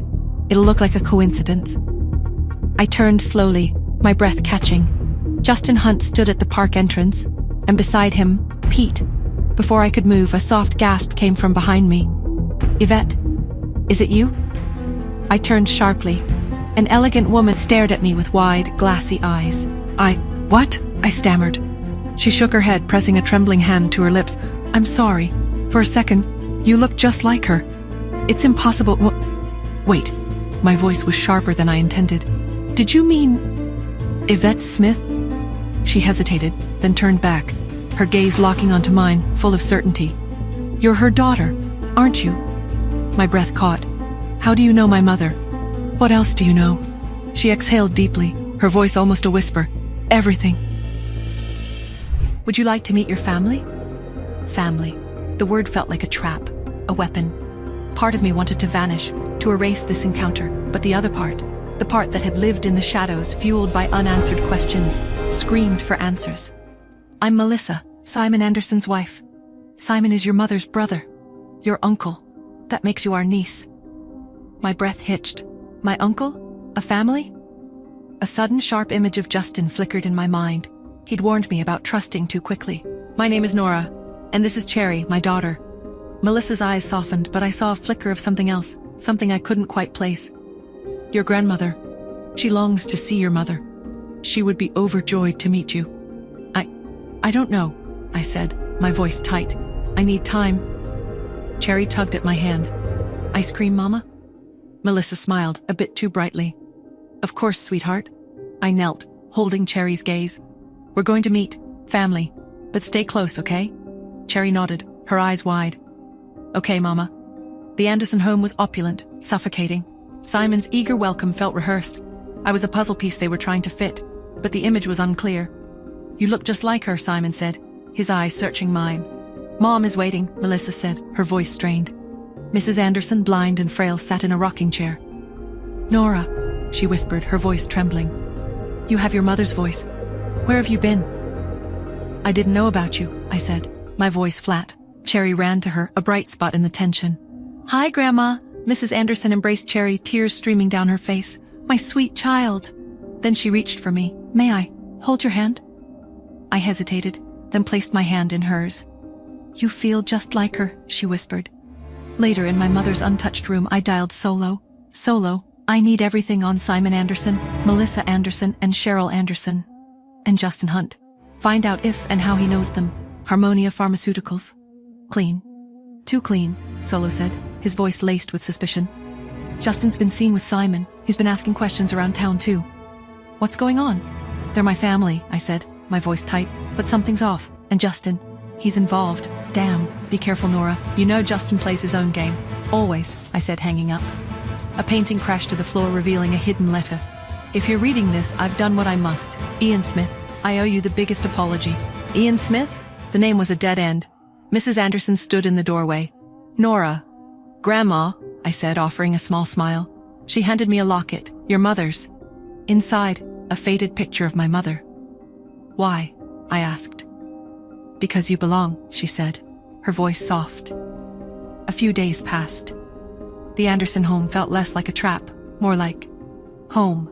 Cherry was thriving, and Mrs. Anderson seemed lighter.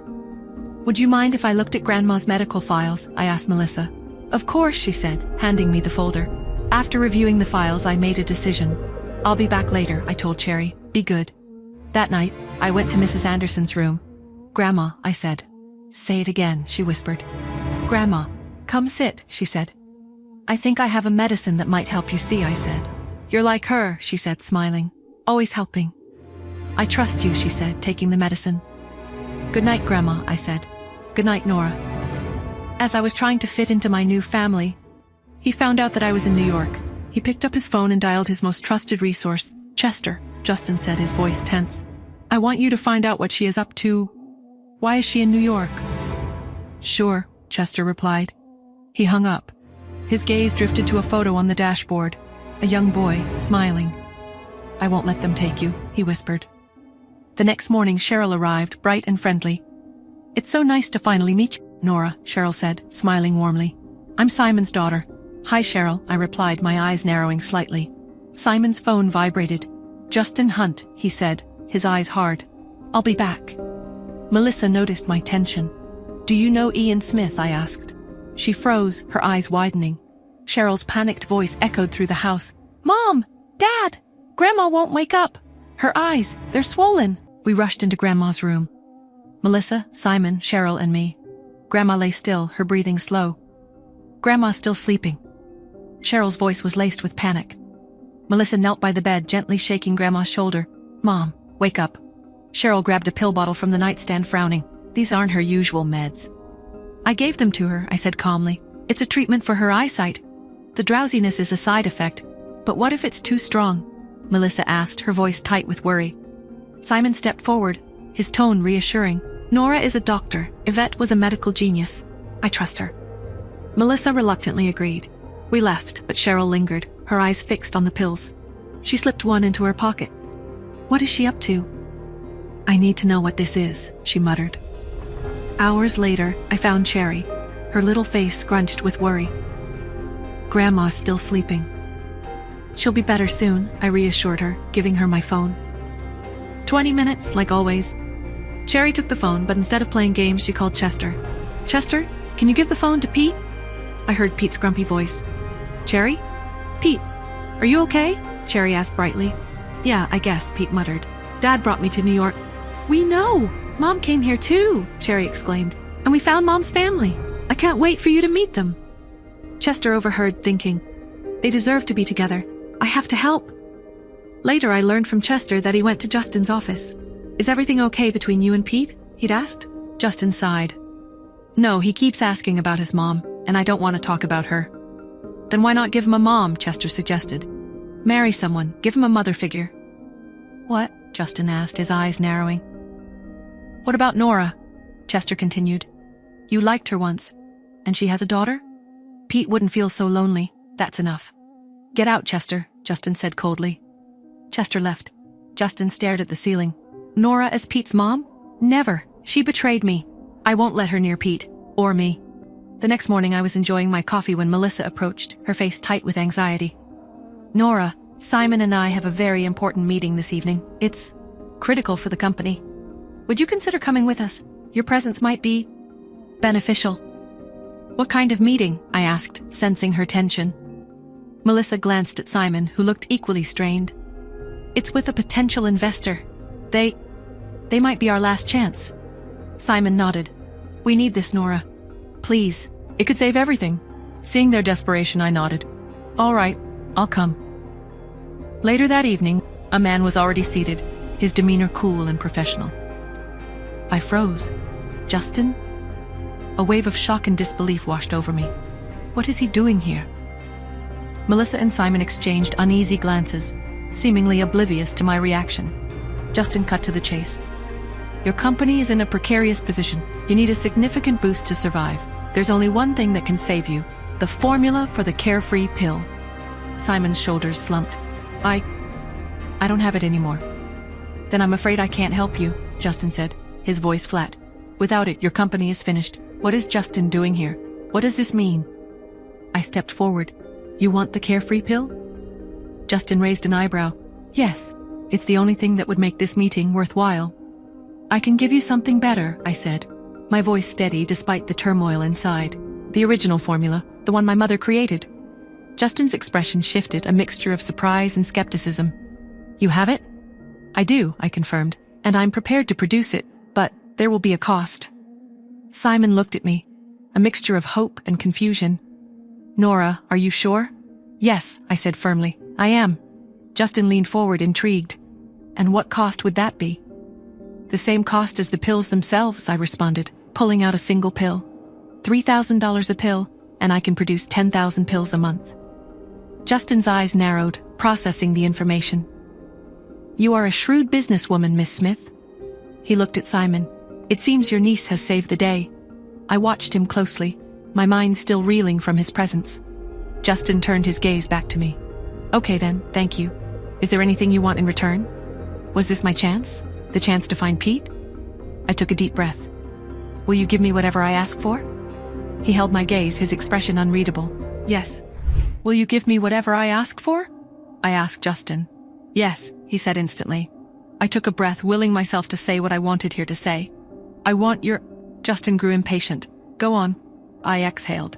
Your forgiveness, I said finally. Justin hesitated. Then, after a long pause, he spoke. I can try. I nodded. That's enough for now. With that, he turned and walked away, disappearing into the crowd. Soon after the meeting ended, we came home to Anderson Villa. Everyone sat in the living room. I stood near the doorway, watching as Simon spoke into the phone. Cheryl says they've already produced 50 pills based on the formula you gave her. His voice was almost breathless with disbelief. I can't believe it works. We really can mass-produce the carefree pills. Melissa's voice was soft and thoughtful. It seems Yvette did improve the formula after all, and now Nora's brought it back to us. Melissa stood and moved toward the kitchen, her hands busying themselves with the dishes. Then, without looking up, she spoke gently. Nora, would you like to help me in the kitchen? I nodded, stepping in beside her. We worked in silence for a moment. But then, Melissa, who is Ian Smith? She froze. But then she took a deep breath and spoke. Have you heard of the Smiths of New York? I shook my head. No, I don't think so. Your mother was once engaged to Ian Smith. I nodded as Melissa continued. For a while. When I first heard your last name, I thought, maybe she was pregnant with Ian's child. But no, different Smith. Melissa continued. Anyway, Ian Smith was unstoppable. Under his leadership, the Smiths nearly surpassed the Hunts. But then, your mother disappeared. She paused, and he fell, hard. I stood frozen. Melissa shook her head. He retired, left everything to his nephew. Joel Smith, I murmured. Melissa nodded. Joel took over, she said, her voice quiet. But Ian, he never moved on, never got married. And just like that, another layer of my mother's past unraveled before me. Inside Smith Mansion, Ian Smith lay motionless on a large grey bed, his breathing shallow, his face pale. Joel stood at the doorway, anxious. How is my uncle? Tina, standing near the bed, answered without looking at Joel. His body is failing. His will to live is gone. A heavy silence fell over the room. Then she spoke again. There has to be another way, she said, desperate. Joel hesitated, choosing his words carefully. There may be one, he finally admitted. Tina's head snapped up. What is it? Joel didn't respond immediately. Instead, he opened his palm. Inside, resting in his hand, a half pill. Tina sucked in a sharp breath. That's... Joel nodded before she could finish. The carefree pill. His voice was quiet. Tina's eyes widened. But that pill is worth a fortune, she whispered. Joel slowly closed his hand into a fist. Have someone buy them, he ordered. Quietly. Tina gave a small nod. The Andersons won this round, he admitted. But if we don't make a move, they'll rise above us. Don't worry, Tina assured him. I'll handle it. Nora Smith and the Andersons will be crushed. Back home, Grandma and Melissa led me into the study after dinner. Mrs. Anderson's eyes, now fully healed, scanned my face with kindness and curiosity. Cherry must be 8 now, she said gently. It's not good for her to stay home all the time. Aren't you going to send her to school? I've thought about it. I met Melissa's gaze. Which is the best school nearby? The best around here is Golden Sunshine School. Grandma frowned. It's hard to get in, though. I tilted my head slightly. Why? It's the best in New York. The students come from elite, wealthy, or powerful families. I nodded slowly. What do they look for? Melissa's expression turned thoughtful. Parents must either be exceptionally talented or very wealthy. They evaluate the family's status as much as the child's ability. I narrowed my eyes. What qualifies as a special talent? Melissa gave a small shrug. Major contributions to society or... She hesitated, then added, holding a top-class black card. I knew what that meant. An unlimited credit card. The kind of wealth that wasn't just money. It was power. Influence. Only a select few in the world possessed one. The mysterious Imperial League controlled them. Tycoons, power players, politicians. Rumors suggest that Justin Hunt has one, Melissa added, which is why he commands such respect. Then, a sharp ringtone cut through the moment. My phone. I glanced down at the screen. A name flashed across it. My brows lifted slightly. Why is he calling me? Melissa noticed me staring at the phone and gave me a curious look. Aren't you going to answer that? I hesitated for just a second before turning away and swiping to accept the call. Hello? My voice remained steady. On the other end, a familiar rough voice. Where are you? Sylvester Zabe. I'm in New York, sir. What's the matter? Oh. A beat. The Smiths are looking for you. They want you to treat someone's illness. My fingers tapped lightly against the desk. The Smiths? Ian Smith? There was a slow pause before his response. You don't have to go. He isn't sick. He just doesn't want to live anymore. That was unexpected. He continued. His internal organs are failing. They're using the carefree pill to keep him alive. Even if you go over, can you make him regain his will to live? A flicker of something crossed my mind. I understand. Thank you for telling me, sir. Is there anything I can do for you? Sylvester's tone softened. Carrying on my skills in traditional medicine would be the best way of repaying me. That's all I ask. Let me know if you ever want me to visit. He scoffed. You're not a kid anymore. Stop being so clingy. I'm hanging up. I stared at the phone for a moment before setting it down. Melissa's voice broke the silence. What was that about? I exhaled, my voice light but vague. Oh, just an old teacher. Later that day, I took Cherry to a park close to our house. The park's dappled sunlight should have been peaceful, but a knot of unease tightened in my chest. Cherry's small hand was warm in mine, her laughter a bright, innocent sound as she pointed at a squirrel. But I couldn't shake the feeling of being watched. I saw him, the man in the stark white suit. He kept his distance, but his eyes, cold and focused, never left us. It wasn't a casual glance. It was a steady, unnerving observation. This wasn't the first time I'd seen him today. Mommy, look! Cherry tugged on my hand, her voice filled with childlike wonder. I forced a smile, but my heart hammered against my ribs. I couldn't risk Cherry. My fingers trembled as I slipped my phone from my purse, dialing Solo's number. His calm, efficient voice answered. Solo, it's Nora. I need you to do something for me, I whispered, my voice tight. I'm at the park, near the Willow Grove, with Cherry. There's a man following us. White suit, looks expensive, very observant. I've seen him several times today. Describe him. Solo's voice was sharp, professional. I quickly relayed his appearance, my eyes darting around the park, searching for any other sign of danger. I don't know who he is, but he's making me nervous. I need you to find out who he is and why he's following us. Quickly. Understood. I'm on it. Stay put and keep Cherry close. I'll have an update for you within the hour. I ended the call, my hand shaking. I knelt down, my eyes meeting Cherry's innocent gaze. Sweetheart, let's go get some ice cream, okay? I'm suddenly really wanting some. I held her hand tighter, my senses on high alert. Every rustle of leaves, every passing shadow felt like a potential threat.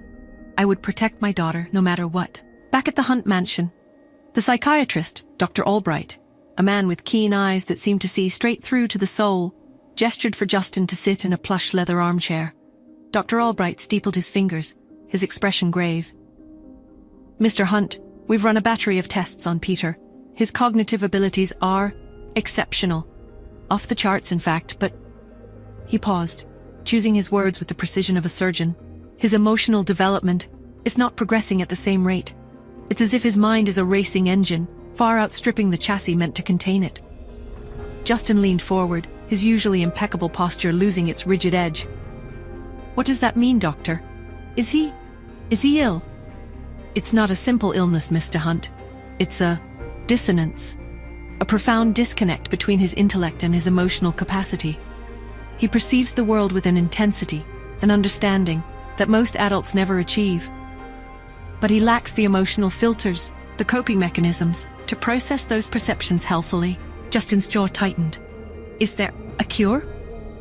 There's no cure in the traditional sense, Mr. Hunt, Dr. Albright said, his voice low and somber. He leaned forward, his eyes locking with Justin's. This is where you come in, Mr. Hunt. Pete needs stability. He needs routine. He needs unwavering support and, above all, understanding. He needs to feel safe. Can you provide that for him? Because frankly, Mr. Hunt, his future depends on it. The weight of his words pressed down on Justin, heavy as a physical burden. He stared out at the rain-streaked window, the storm outside now dwarfed by the one raging within him. He thought of Nora, of Pete's comment that he had low emotional intelligence and how to make a connection with Mommy. He knew what he had to do. Back at Anderson Villa, I slung Cherry's bag over my shoulder and made my way downstairs. Melissa's voice called out, "Where are you going, Nora?" "To an interview," I replied. Her expression shifted slightly. "At Golden Sunshine," I nodded. "But we haven't secured an appointment yet. I've asked my family, but they haven't responded." Before I could respond, Cheryl came down. Cheryl asked, "Does attending that school even matter?" Melissa's demeanor shifted. "Nora's situation is different. If Cherry doesn't get in, it'll be harder for Nora to settle here." I observed Cheryl quietly as she started shaking her head. Even if she gets a recommendation letter, she won't pass the interview. Melissa responded in a measured tone. "That's why it needs effort." I finally spoke. "You don't have to beg them. I already have an interview spot." Melissa and Cheryl both turned to me, surprised. Melissa's voice came first. "How did you get it, Nora?" "I arranged it myself."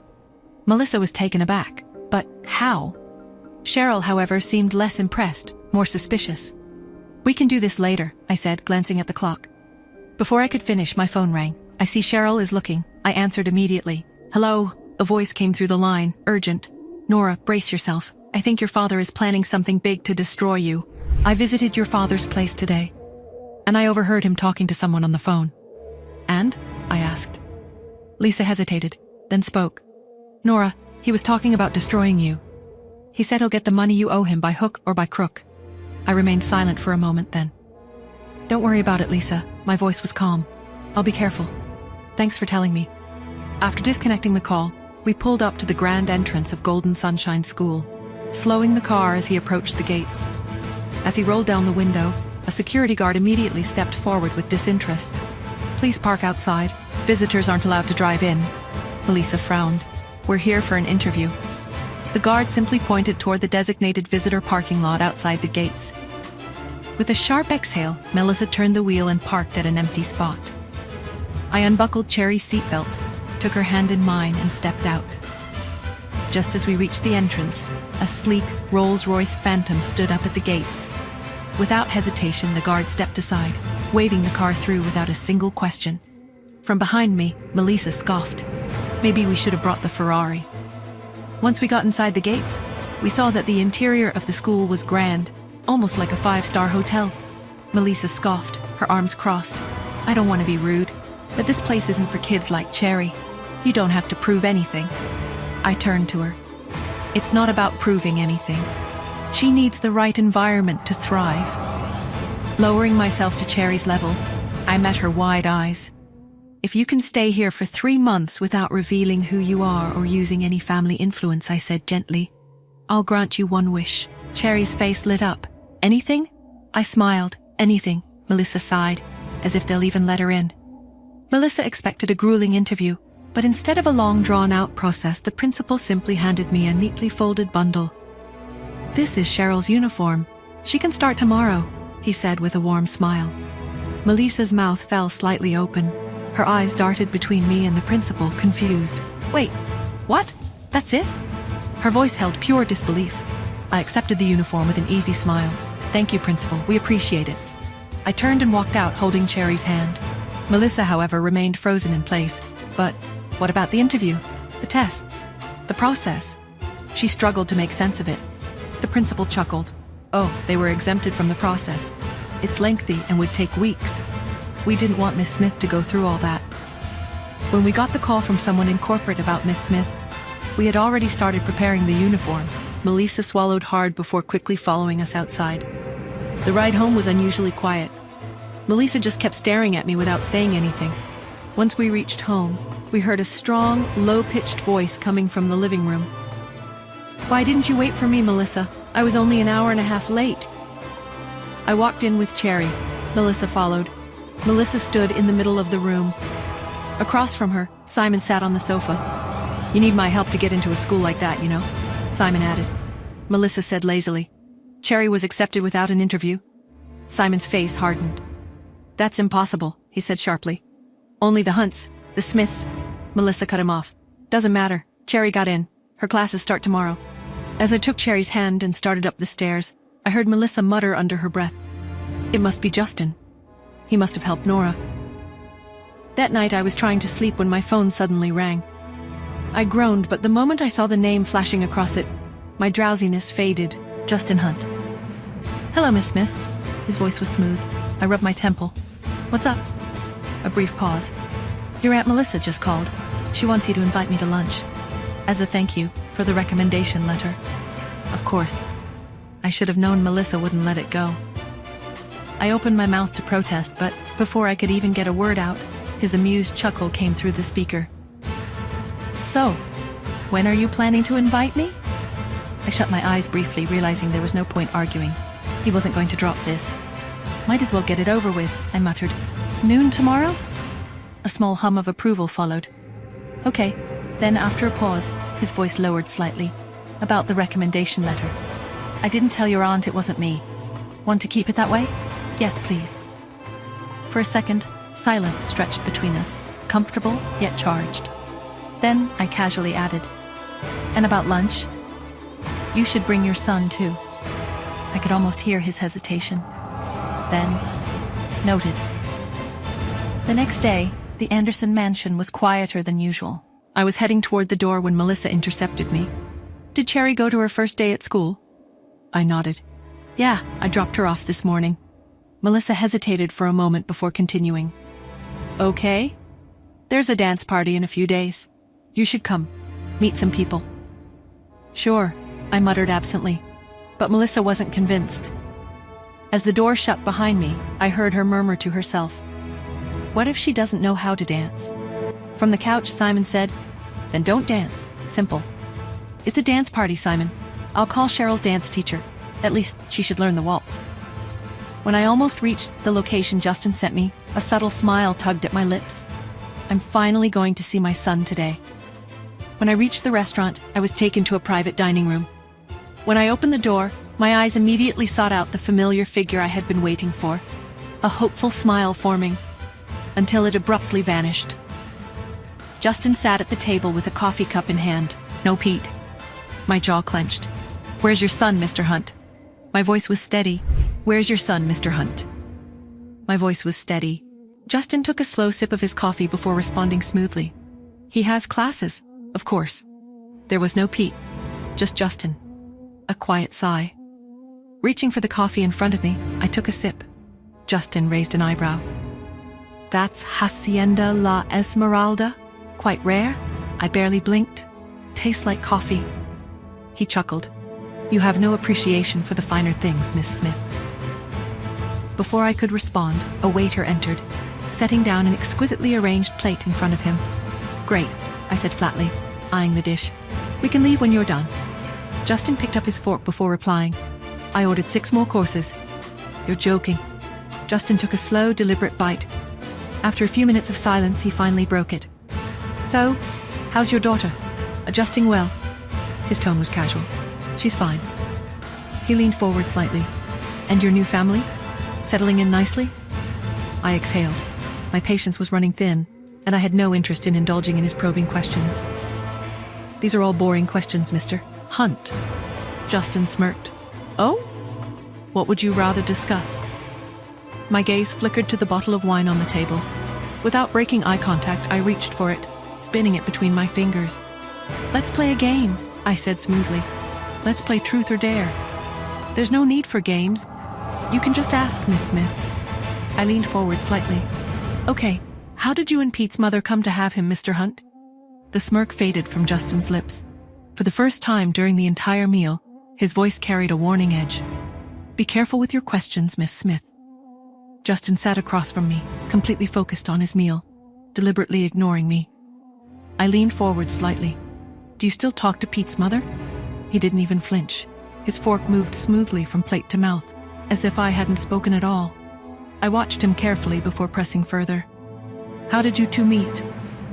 Still, nothing. Come on, Justin. My voice remained light. She must have been someone special. Justin suddenly slammed his fork down. Stop with these questions, please.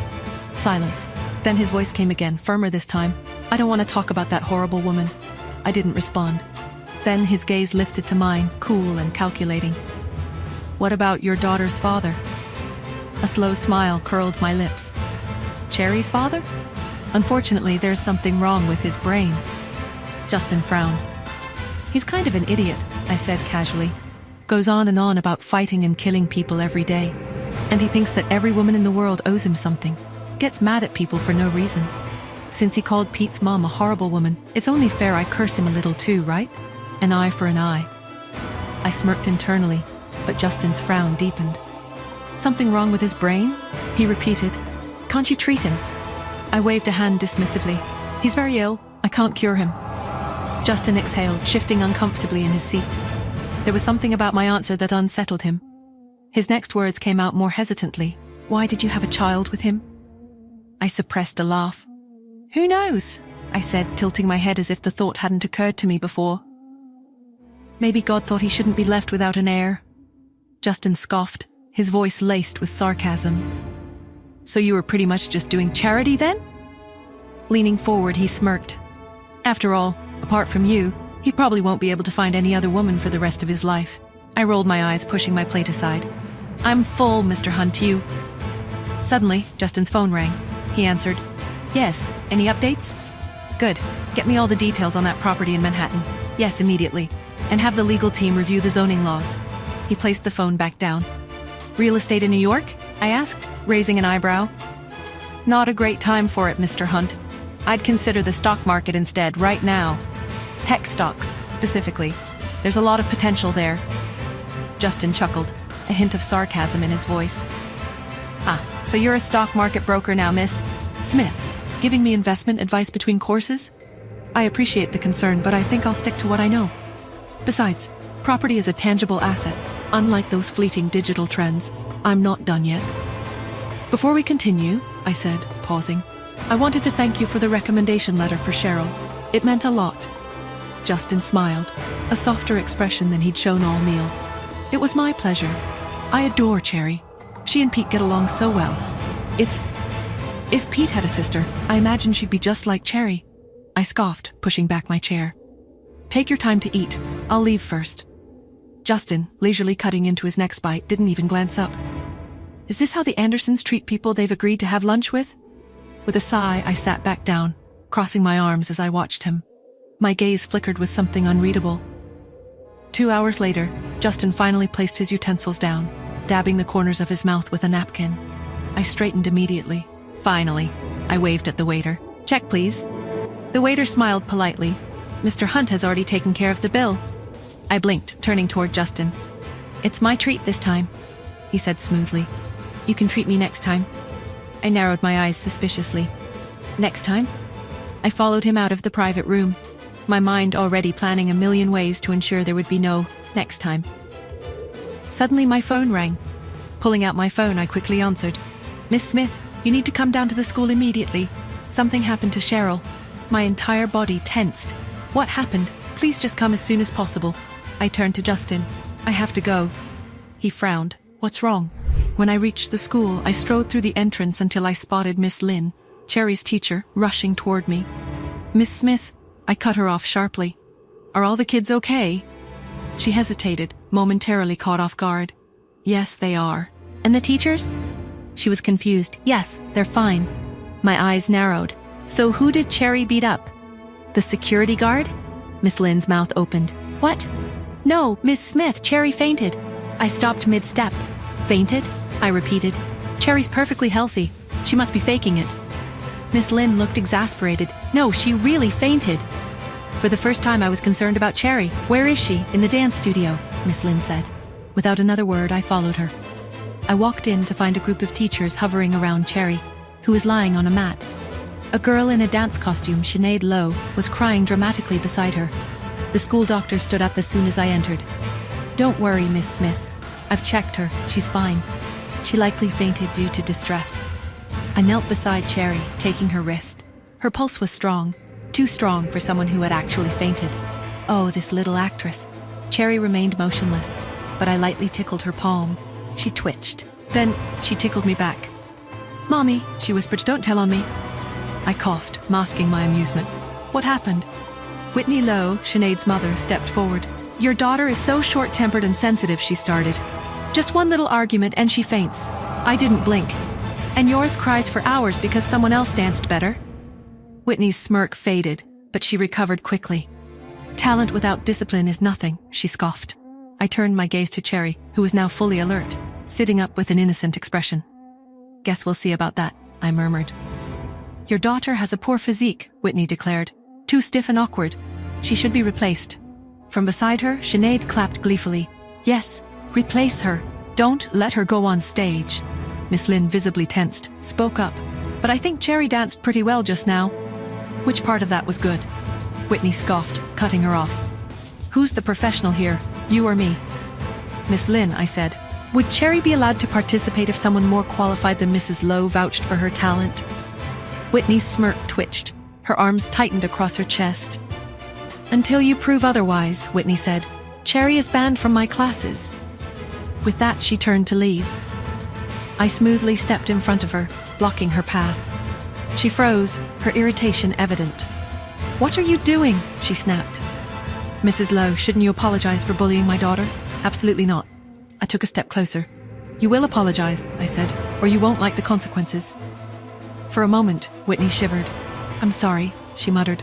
I yawned, stretching slightly before turning to Cherry. Let's go. As the door swung shut behind us, I could almost hear Whitney screaming. Then, I'm calling the police. Whitney's furious voice rang out behind us. She threatened me. I'll have her arrested. The principal strolled into the dance studio and walked toward Whitney Lowe. His voice was calm but authoritative. Mrs. Lowe, we don't know who Miss Smith is, he began. But we've been instructed by certain important people to treat her with the utmost respect. We can't afford any trouble. For a brief moment, Whitney's face twisted with disbelief. Important people? What does that mean? On our way back home, Cherry sat in the front passenger seat. Mommy, will you be asking Aunt Tanya to come back to America for my sake? She asked. I raised an eyebrow. No, why would you think that? Cherry folded her arms. But Aunt Tanya loves dancing, and she's better than Mrs. Lowe. A quiet chuckle slipped from my lips. Smart girl. She's coming next week to judge a festival, that's all. Cherry's face lit up instantly. Oh, that's so exciting.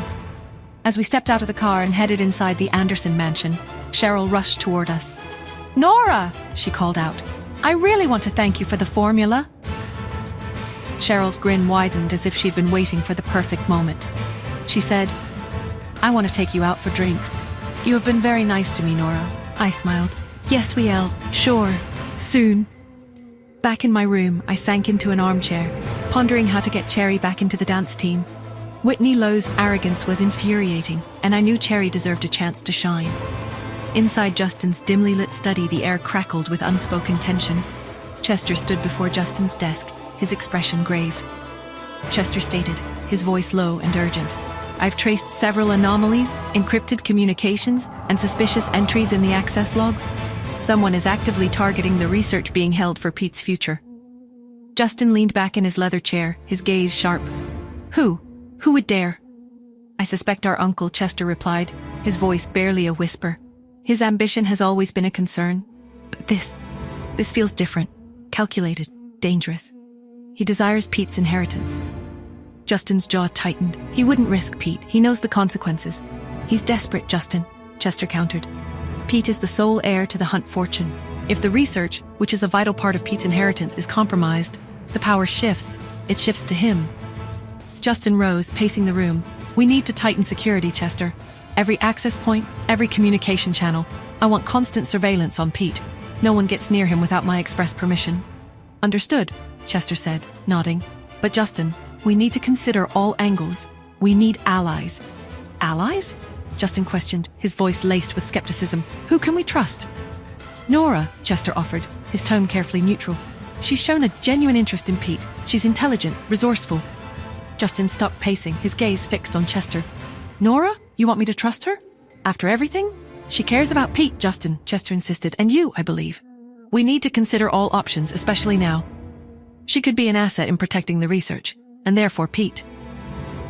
"I appreciate your concern, Chester," Justin said, his voice firm, "but I won't use Pete as a pawn. I won't use anyone as a pawn.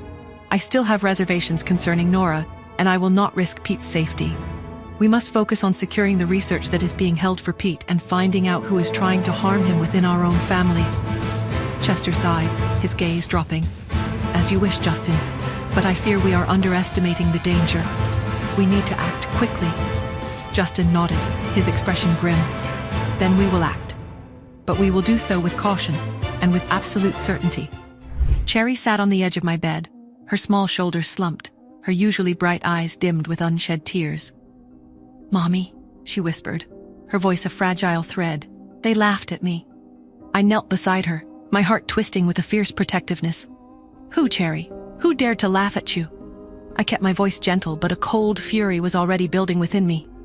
"Whitney and Sinead," she choked out, tears finally spilling down her cheeks. "They said I was lying about Justin Hunt being my father. They said I was just a nobody trying to pretend. I wanted to dance, to show them, to prove them wrong, but I messed up." I pulled her into a hug, my fingers stroking her soft hair. "Oh, my sweet girl. Their words are empty, Cherry. They're cruel and small. You are talented, strong, and they're just jealous of the spark they see in you." I felt a bitter taste in my mouth, the familiar sting of injustice. "But I need to show them," she insisted, her small fists clenching, her voice gaining a desperate edge. "I need to make them regret it. I need to make them see that I'm not just some kid they can push around. And you will, I promised, my voice firm, laced with a quiet determination. I'll find you a teacher, someone who will make Whitney Lowe look like an amateur, someone who will reveal your true brilliance and make them swallow their words." I thought of the best dance teachers I knew, each with a unique skill set. "Aunt Tanya?" she asked, her eyes lighting up with a flicker of hope. "She's the best." "Not this time, sweetheart," I said, a flicker of something unreadable passing through me. "We'll find someone else. Someone unexpected. Someone who will surprise them all." Later, in the grand living room of the Hunt mansion, Pete sat beside Justin. The room, usually filled with a cold, formal atmosphere, held a rare moment of tenderness. Pete sat beside Justin on a plush sofa, his small face filled with a pure, innocent adoration. The contrast between Pete's innocent gaze and Justin's guarded expression was stark. "Daddy," Pete said, his voice soft, "I like Cherry. She tells funny stories, and she's not like the other kids. She's brave." Justin's expression softened, but a shadow of worry lingered in his eyes, a darkness that seemed to deepen with every passing moment. "I know, Pete, but you have to understand. I'm trying to protect you. Not everyone is as kind as Cherry. Some people have other motives." Pete's brow furrowed, his innocent eyes questioning. "Protect me from what, Daddy? From who?" Justin's jaw tightened, his gaze hardening as if he was looking at an invisible enemy. "It's complicated, Pete. There are people who might try to hurt you, people who want what you have, what you represent. But I won't let that happen. I'll always keep you safe. His voice was heavy, full of a pain he couldn't quite decipher, a fierce possessiveness that bordered on desperation. He looked at his son with a raw, almost desperate protectiveness, as if Pete was the most precious thing in the world, a fragile treasure he held close to his heart, a treasure he would defend with his life. As I was leaving the living room, Cheryl approached me, her eyes bright. "Nora!" she exclaimed, her voice cheerful. "Don't forget, you promised to take me out for drinks. I'm really looking forward to it." I smiled, though my mind was still racing with worry about Cherry and Justin. "Of course, Cheryl. I haven't forgotten. Let's do it tomorrow night, okay?" Cheryl's smile widened. "Perfect. It's a date." I stepped outside the mansion. I needed a moment alone to clear my mind and focus on the task ahead. I headed towards a nearby park, a place I often sought for solitude. As I walked, my phone buzzed, a familiar tune signaling an incoming call. I pulled it out of my pocket and saw Solo's name displayed on the screen. I hesitated for a moment, unsure if I wanted to answer. The conversation with Solo always left me with a lingering sense of unease, but I finally pressed the answer button. "Solo," I answered, my voice low, wary. "What have you found?" "Whitney Lowe's teaching methods are brutal, as expected," Solo said, his voice laced with a hint of dark amusement.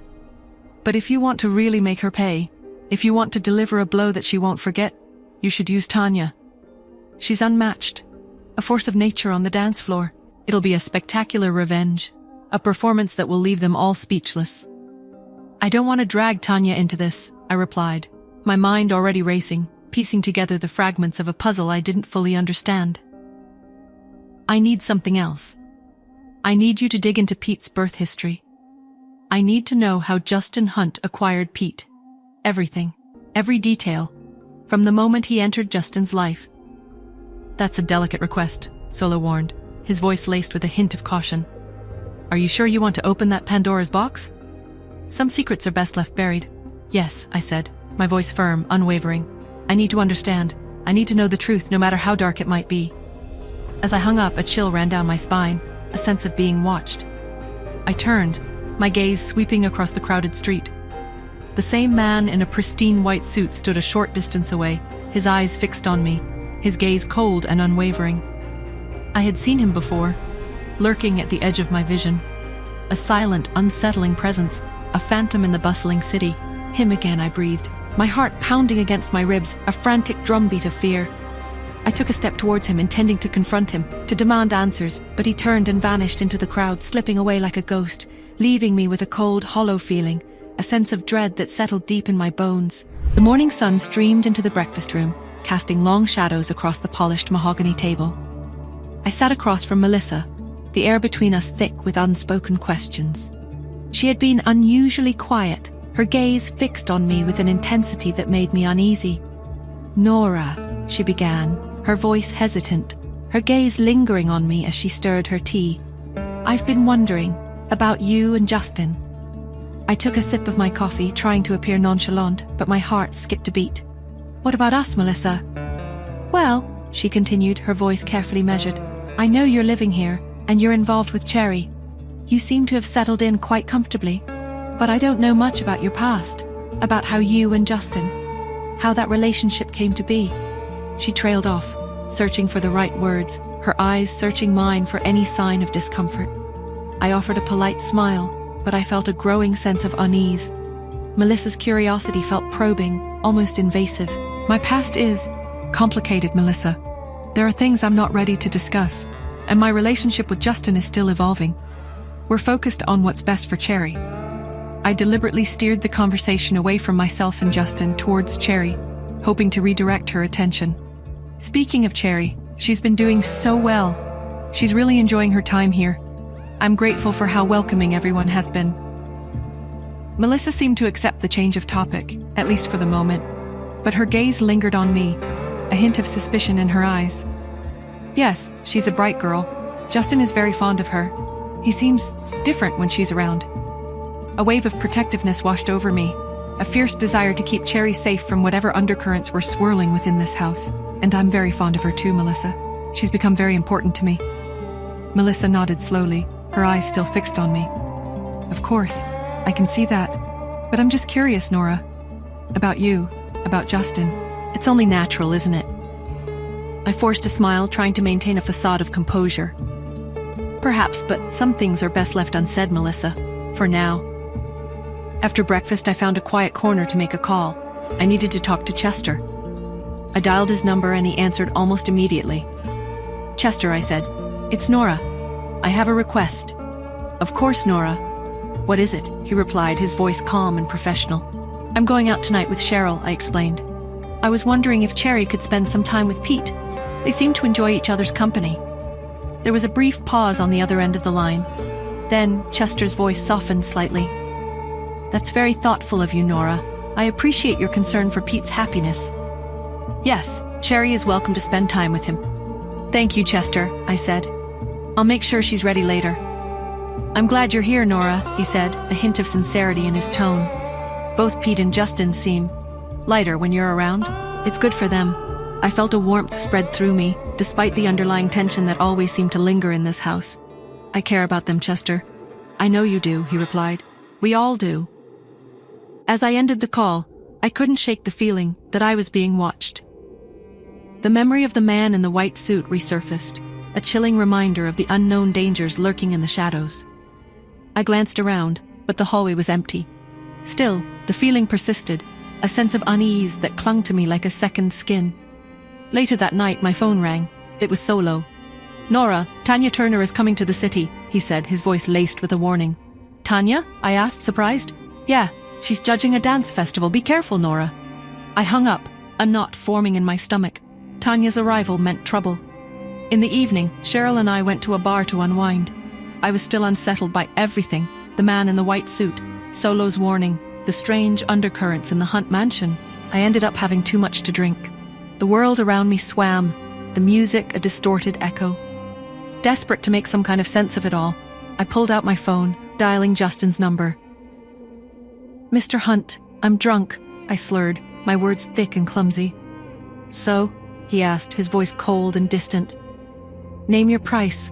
I want to buy your son. What? He asked, his voice now filled with alarm.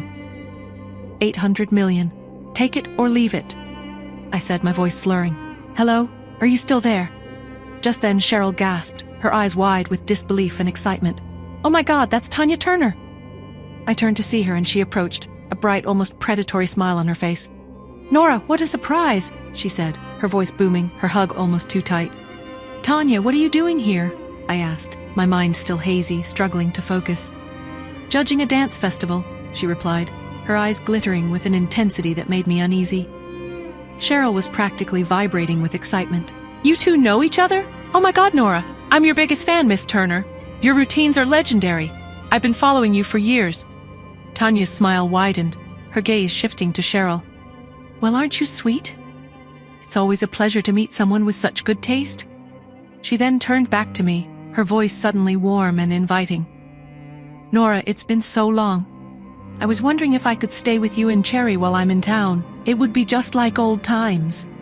I hesitated, 1,000 thoughts racing through my mind. Tanya staying with us? It felt like inviting chaos into my already complicated life. I opened my mouth to politely decline, but Cheryl interrupted, her voice filled with enthusiasm. Oh, Nora, please say yes. It would be amazing. Imagine having Tanya Turner in the house. It would be an honor.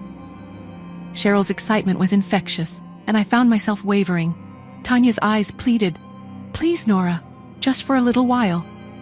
I looked from Cheryl's eager face to Tanya's expectant one. Trapped. All right, I said, my voice resigned. You can stay. Cheryl squealed with delight, pulling Tanya into another hug. This is going to be incredible.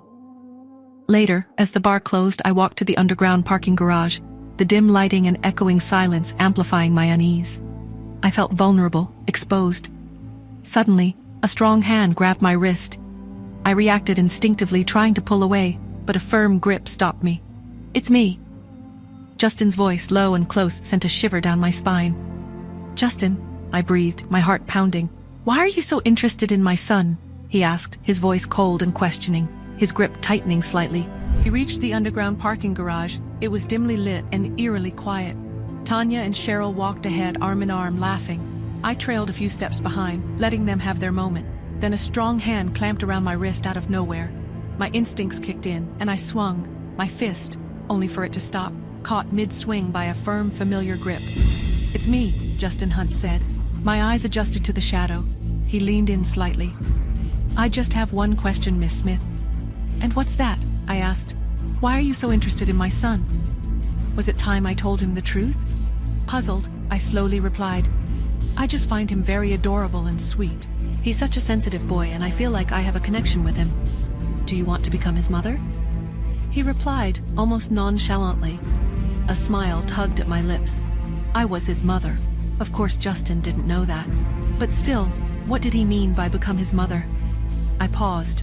Something about this seemed off. He continued, "Miss Smith, you have a very unique way of confessing your love." I scoffed in exasperation. I found Justin to be narcissistic on a good day, but this was ridiculous. The corners of my lips spasmed, and I immediately replied, "You're mistaken.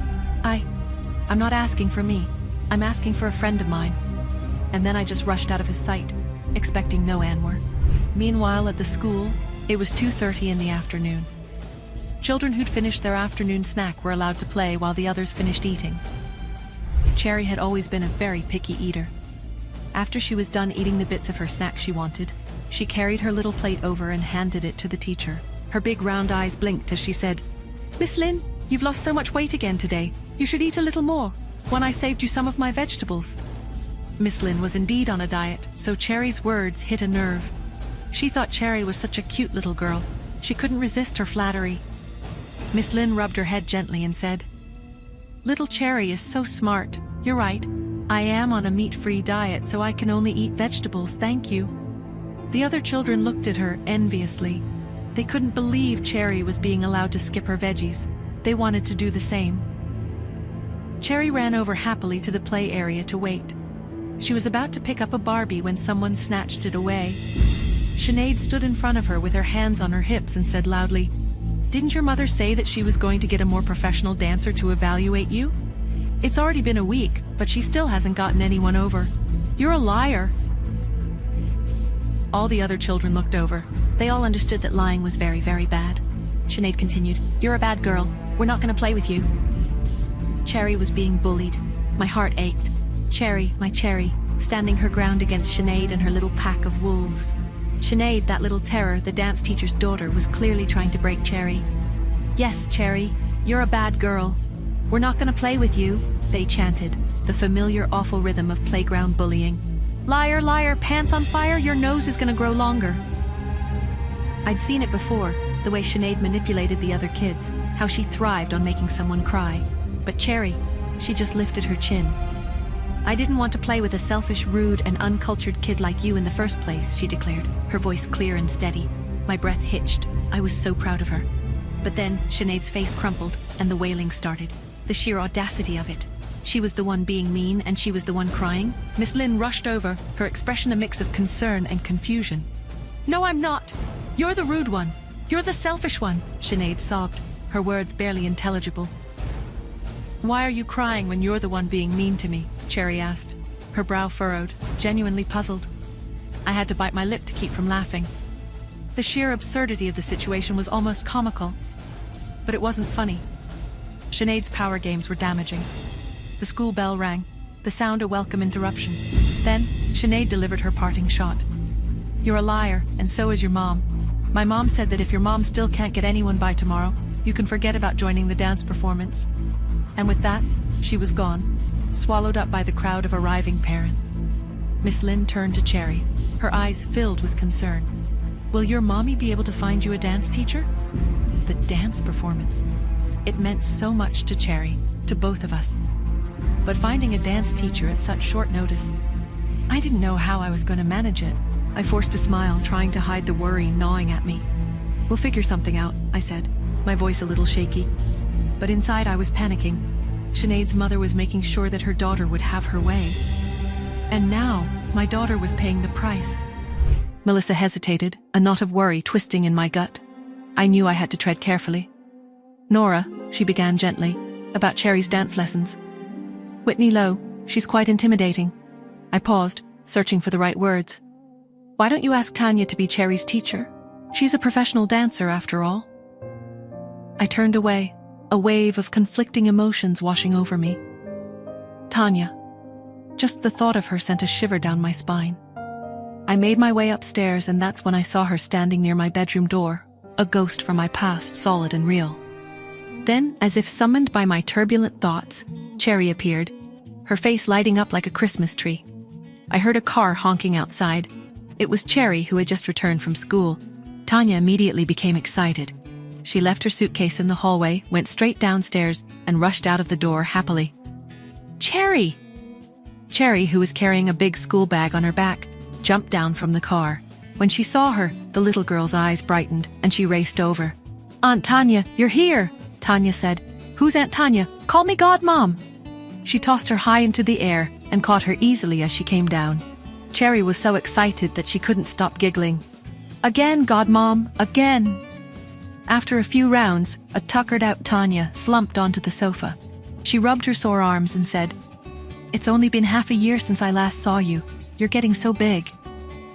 Cherry climbed onto the sofa and massaged Tanya's shoulders with her small hands. I'm not that big. You've gotten weaker, that's all. Tanya grinned at Cherry's impudence.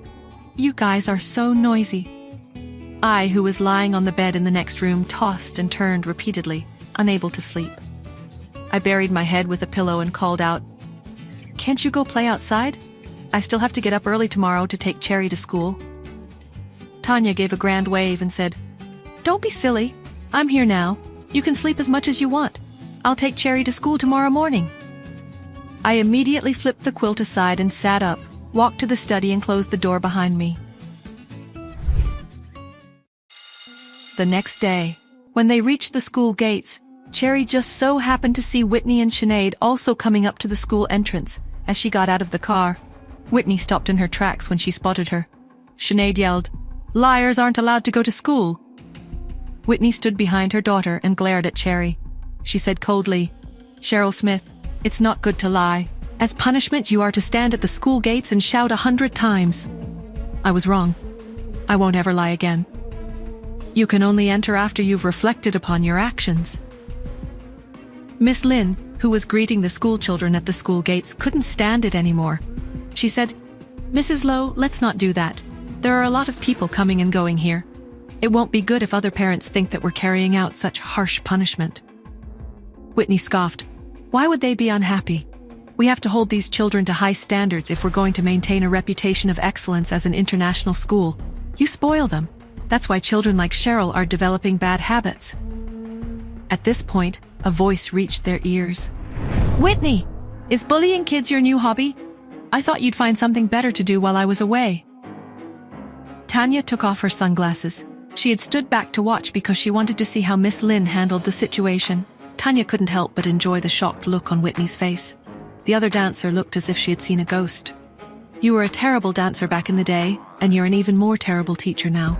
Cherry has more talent than you'll ever dream of. How dare you? You are a joke, Whitney, Tanya said. Whitney was already rendered speechless. Whitney took a step back in fright. Everyone was utterly bewildered. No one had expected Whitney to allow herself to look so weak. Tanya fought hard not to smile too much at the sight of Whitney running away. She handed Cherry to Miss Lynn and said, Hello, I'm Tanya Turner. Cherry is very talented in dancing. Miss Lynn was shocked. Cherry's mom really got Tanya Turner to help. She looked at Tanya all starry-eyed and said, Miss Smith has done so much for her daughter. She's amazing. Seeing that Cherry had entered the school, Tanya turned and saw that Whitney was filming them from the car. She shot Whitney a sharp look. Whitney quickly put her phone away and curled up in her seat in fear. As I waited on Cherry, my phone buzzed. It was a voice message from Solo. With a hesitant breath, I pressed play. Solo's voice filled my ear, clear and steady. Nora, it's me.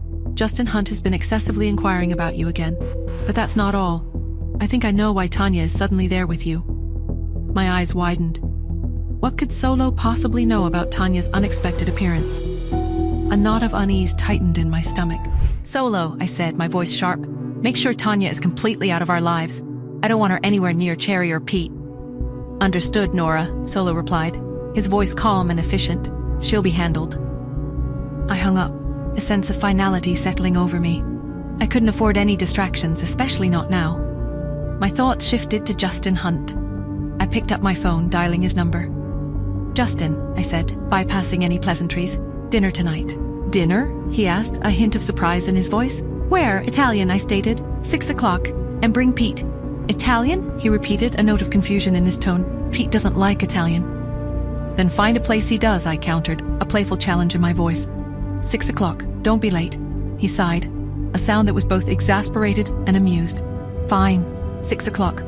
I'll send you the location." "Good," I said, and hung up.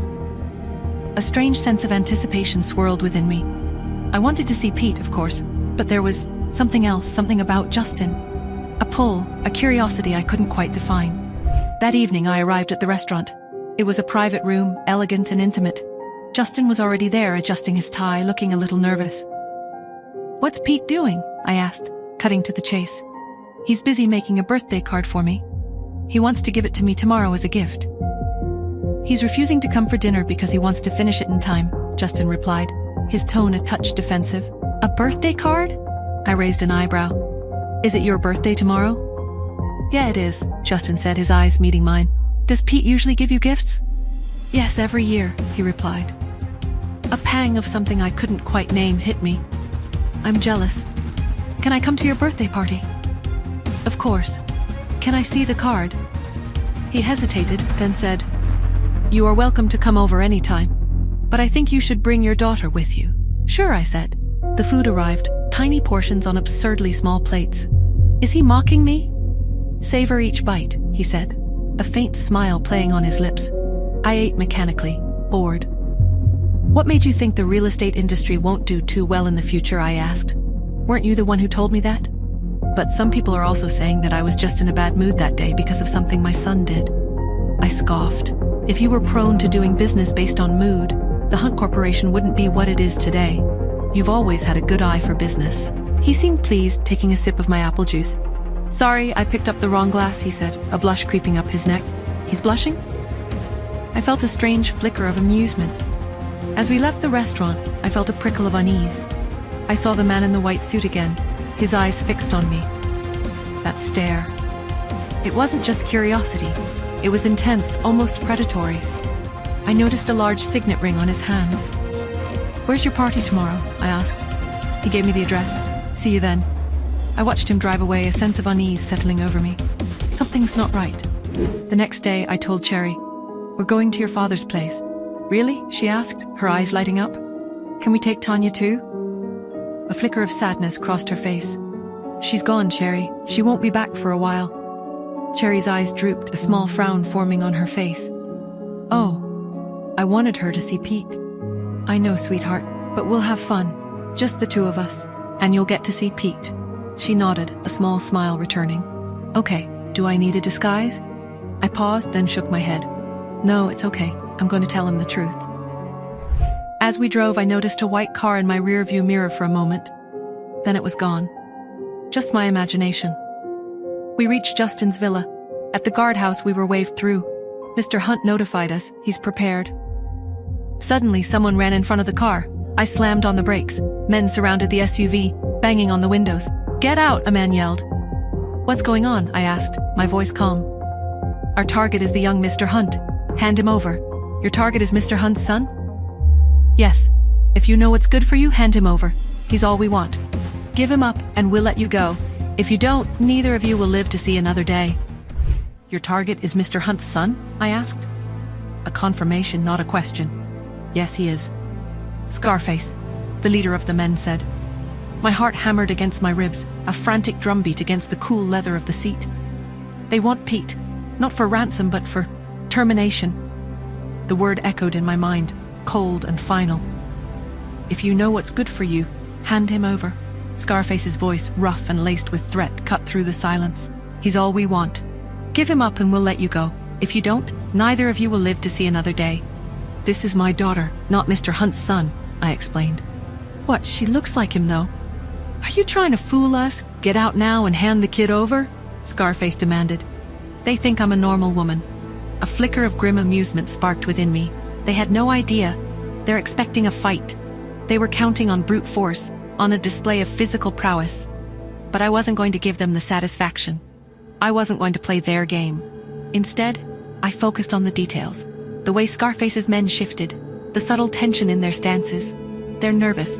They were used to overwhelming force, to quick, brutal takedowns they weren't prepared for. Something else. I reached for my phone, my fingers moving with practiced efficiency.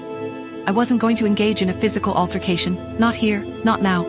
I was going to leverage the very technology they thought they'd neutralized. Ben Loris, I said, my voice cutting through the air like a razor. That's your name, isn't it? His eyes widened, a flicker of surprise and unease crossing his features. Where do you live? Who's your family? I continued, my voice low and steady. I didn't wait for him to answer. My fingers danced across the screen, bypassing security protocols, accessing public records. Information is power. And I had just found a whole arsenal.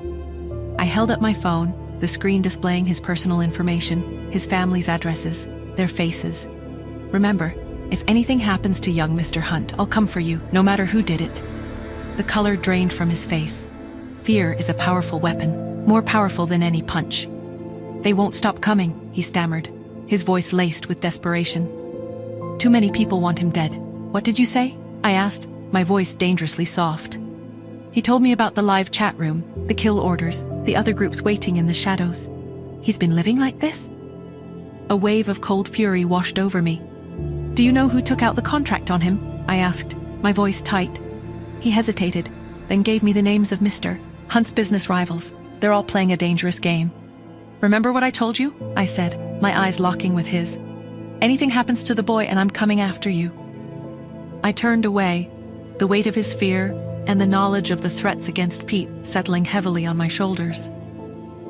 We're not safe here. Let's go, I said, starting the car. We shouldn't delay your father's birthday celebrations. As I pulled away, I made a silent vow. I'll protect him, no matter the cost. Turning a corner, I stopped the SUV. I needed to think, to strategize. Justin can't know the truth yet, not the full extent of it. It would only complicate things, make him reckless. Meanwhile, inside the Hunt estate, a different kind of tension was brewing. Pete, his small face serious, stood before Justin in his study. Justin was preening in front of the mirror, trying to decide which suit and tie combination made him look the least old. Daddy, I have to tell you something, Pete said, his voice firm. Justin raised an eyebrow, his attention momentarily diverted from his reflection. What is it? You have a daughter, Pete blurted out. Justin froze, his eyes widening. He turned to Pete, his expression a mix of shock and confusion. Oh, where is she? You'll meet her very soon, Pete replied, just as his phone beeped. He glanced at the screen. It was an audio message from Cherry. Mommy says she doesn't want to tell Daddy anymore. Don't say anything, okay? Pete's tiny form stiffened. He looked up at Justin, who was staring at him intently. Daddy, look at me, Pete said, trying to mimic Cherry. Am I cute? Aren't I adorable? Do I look like a little girl? Justin was utterly bewildered. His son's sudden personality shift was jarring, to say the least. Pete quietly turned and walked away, a sigh escaping his lips. This is too much for a kid. Back in the SUV, I restarted the engine, the hum of the motor a soothing counterpoint to the turmoil within me. We'll leave. We'll disappear. I'd make sure Pete was safe, even if it meant taking him away from his father. As I approached the Hunt estate, the imposing gates loomed before me. I took a deep breath, forcing a smile. Time to play my part. The doorbell rang, and I watched through the window as Justin, looking uncharacteristically flustered, opened the door. It wasn't Pete. It was Chester. A wave of irritation washed over me. Distractions. Then, Tina York arrived. Her presence tightened the knot in my stomach. Another complication. I stepped forward, ready to face whatever lay beyond the door. But Tina intercepted me, her voice sharp and dismissive. Why are you here? Why can't I be here? I replied, my voice cool. You are not his equal, Miss Smith. I'd suggest that you stop daydreaming. Also, Mr. Hunt has said that it's not convenient for him to host female guests at home today. Please leave. She slammed the door in my face. They underestimate me. Inside, I heard Justin's voice. Who was it? Oh, Tina replied, her voice saccharine sweet. It's nothing. The building management staff came to wish you a happy birthday, but they said that they won't come in and disturb you. Justin blinked in surprise. Building management, he'd said. They did come every year, but always in the evening. A wave of restless irritability washed over him, and he stood abruptly, staring at the door with frosty displeasure. Chester, glued to his phone, asked, "Are you waiting for someone, Justin?" "No, I'm not," he replied automatically, his gaze fixed on the door. At the door, Tina smiled, a flicker of triumph in her eyes. She thinks she's won. She'd been afraid Justin had invited me. Now she was sure I was just some random interloper. Just then Pete ran out, his voice sharp. "Daddy, I heard that you refused to let Mommy in?" Justin's eyes darkened. He strode to the door and yanked it open. There I stood. "I've been told it's not convenient for you to host female guests today, Mr. Hunt," I asked, my voice low and leisurely. He's flustered. A tremor ran through him. His frustration vanished. "It is indeed inconvenient to host other female guests," he replied, a smile appearing, "because we're expecting a special little female guest today." But her eyes were filled with anger. She pointed at Tina. "The lady said she's not letting us in." Justin frowned, looking at Tina. Tina was dumbfounded. She clenched her fists. "Mr. Hunt, I wasn't lying. You said it was inconvenient to host female guests." I misunderstood. "As for the building management staff..." She looked at me, sighed, and said, "Mr. Hunt hates women showing up without his consent. I was afraid he'd get mad. So a white lie. He invited you. I hope you understand." Convincing. She was good. Too good. A long, manipulative speech sounding like the truth. I rolled my eyes. "Am I supposed to thank you, then?" "No, it's fine," she smiled. "I made a mistake." Fortunately, there were no misunderstandings. Cherry and I entered the villa. Tina followed. Inside, I spotted the birthday card. "Is this the birthday card your son made for you?" Pete stared at Cherry's makeup, then at the card, then at Justin. Justin gave him a look. "Yes." Pete shrugged. I looked at the card, my heart swelling. Cherry and Pete played together for a bit. After dinner, Cherry gave Justin her present. Then I took her home. I didn't say anything to Justin about the attack. I was too scared. What if he took Pete and hid him? I wouldn't be able to find him. I just couldn't risk it. Pete finally picked up the birthday card, handed it to Justin, and commented disdainfully, "Daddy, your handwriting is ugly." Justin pursed his lips. He had deliberately imitated Pete's handwriting while making the card. He entered the study. Pete remained in the living room. Justin sat behind his desk, a frown creasing his brow. He was still irked by the near miss with Tina, and the strange, almost distant way Nora had been acting. Something was off. Suddenly his phone rang. He glanced at the screen. Unknown number. He hesitated, then answered. "Justin Hunt," he said, his voice clipped. "Mr. Hunt," a low, gravelly voice replied. "I have some information about your son." Justin's spine stiffened. "Who is this?" "That's not important," the voice continued, a hint of amusement in its tone. "What is important is that your son is in danger. Grave danger." "What are you talking about?" Justin demanded, his voice rising. "There are parties who wish him harm," the voice said, drawing out the words. "Very powerful parties. They have resources, connections, and they won't stop until they get what they want." Justin's heart pounded in his chest. "What do they want?"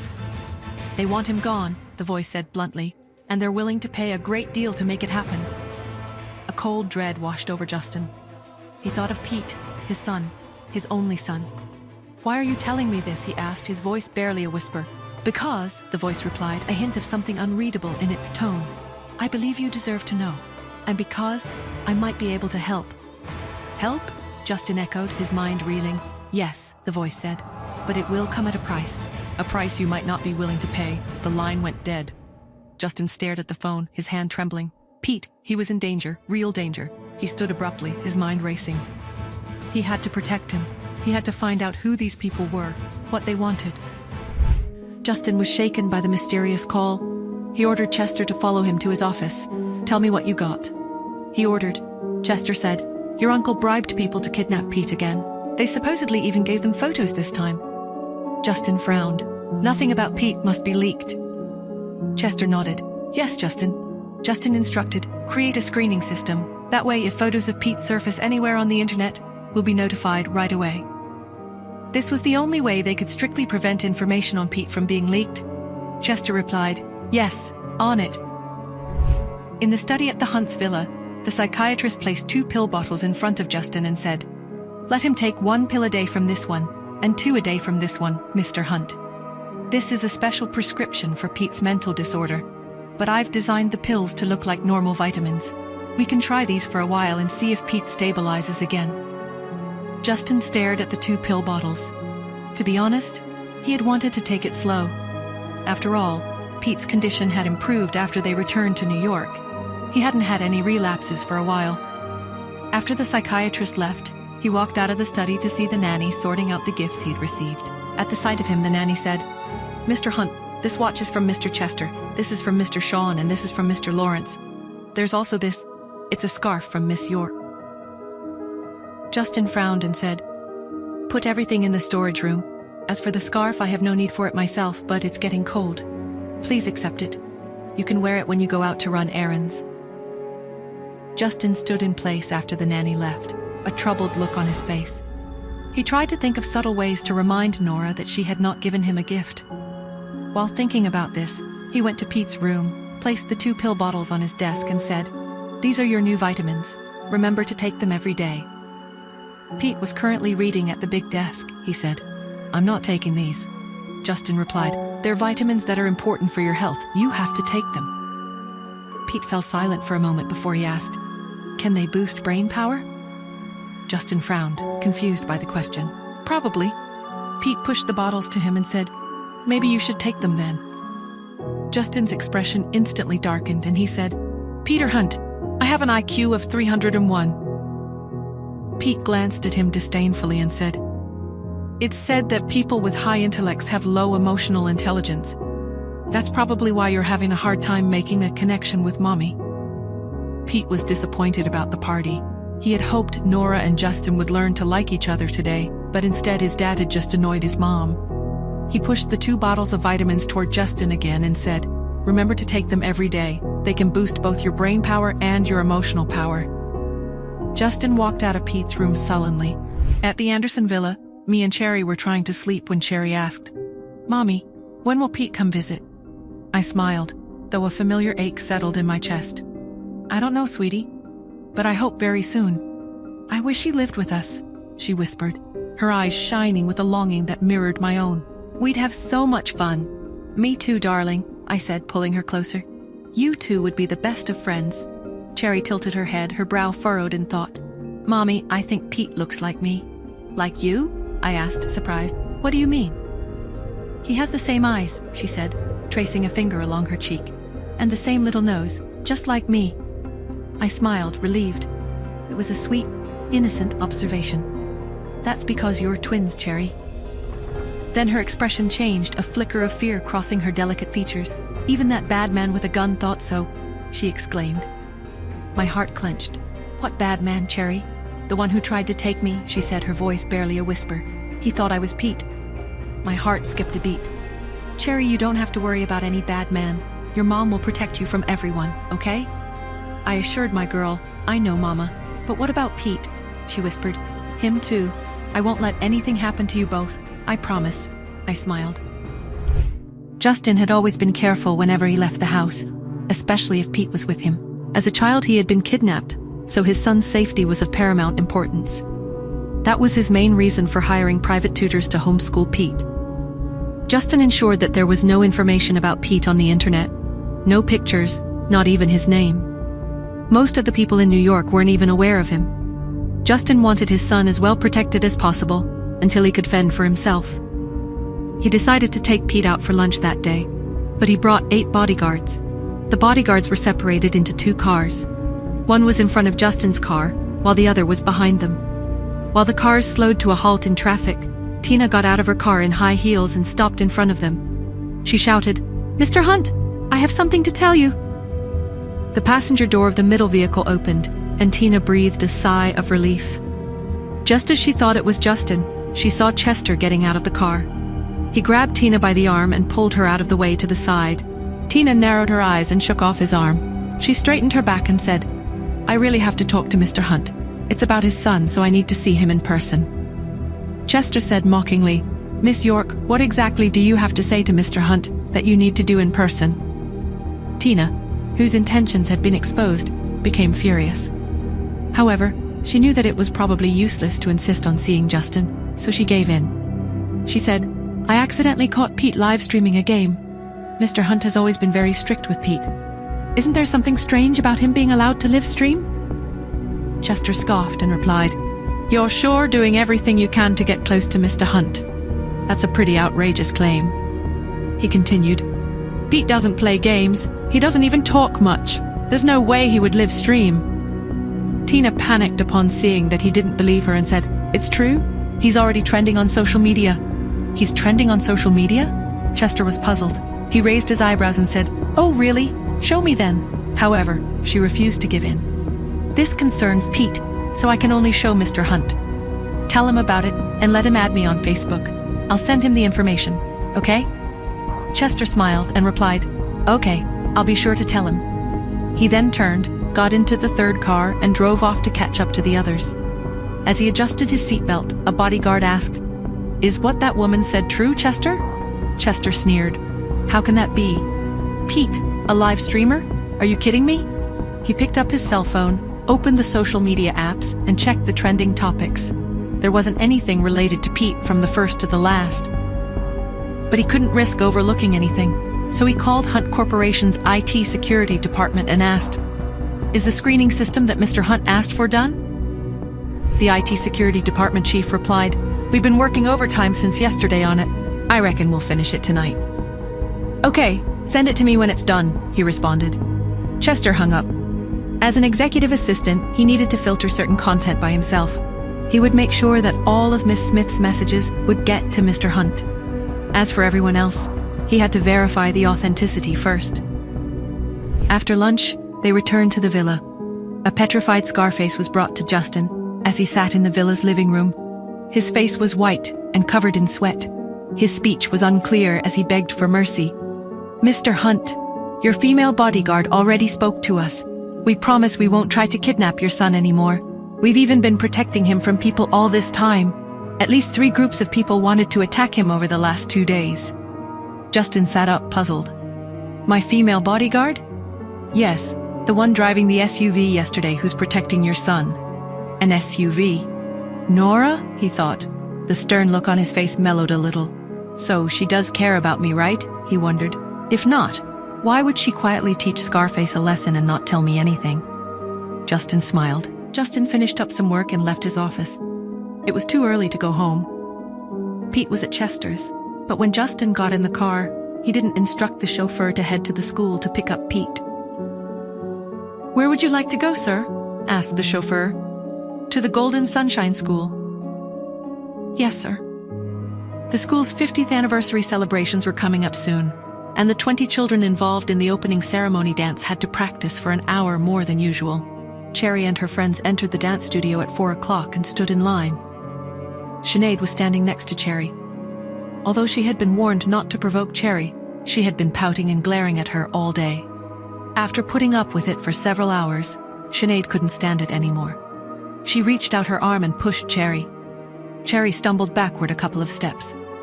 Looking at the other girl in surprise, she asked, "What are you doing, Sinead the dog?" Sinead yelled, "You're the dog, Cherry the dog. I'm not Sinead the dog." Mrs. Lowe walked in and heard Sinead crying. She frowned and asked, "What's wrong?" Sinead pointed at Cherry and said, "She's bullying me." Cherry shook her head and said, "That's a lie. I'm not bullying her." Mrs. Lowe shouted, "Cherry, apologize to Sinead immediately." Cherry was stunned for a moment. Then she shook her head and said, "I didn't do anything wrong." "How dare you be so impertinent? Step out in the hallway with me."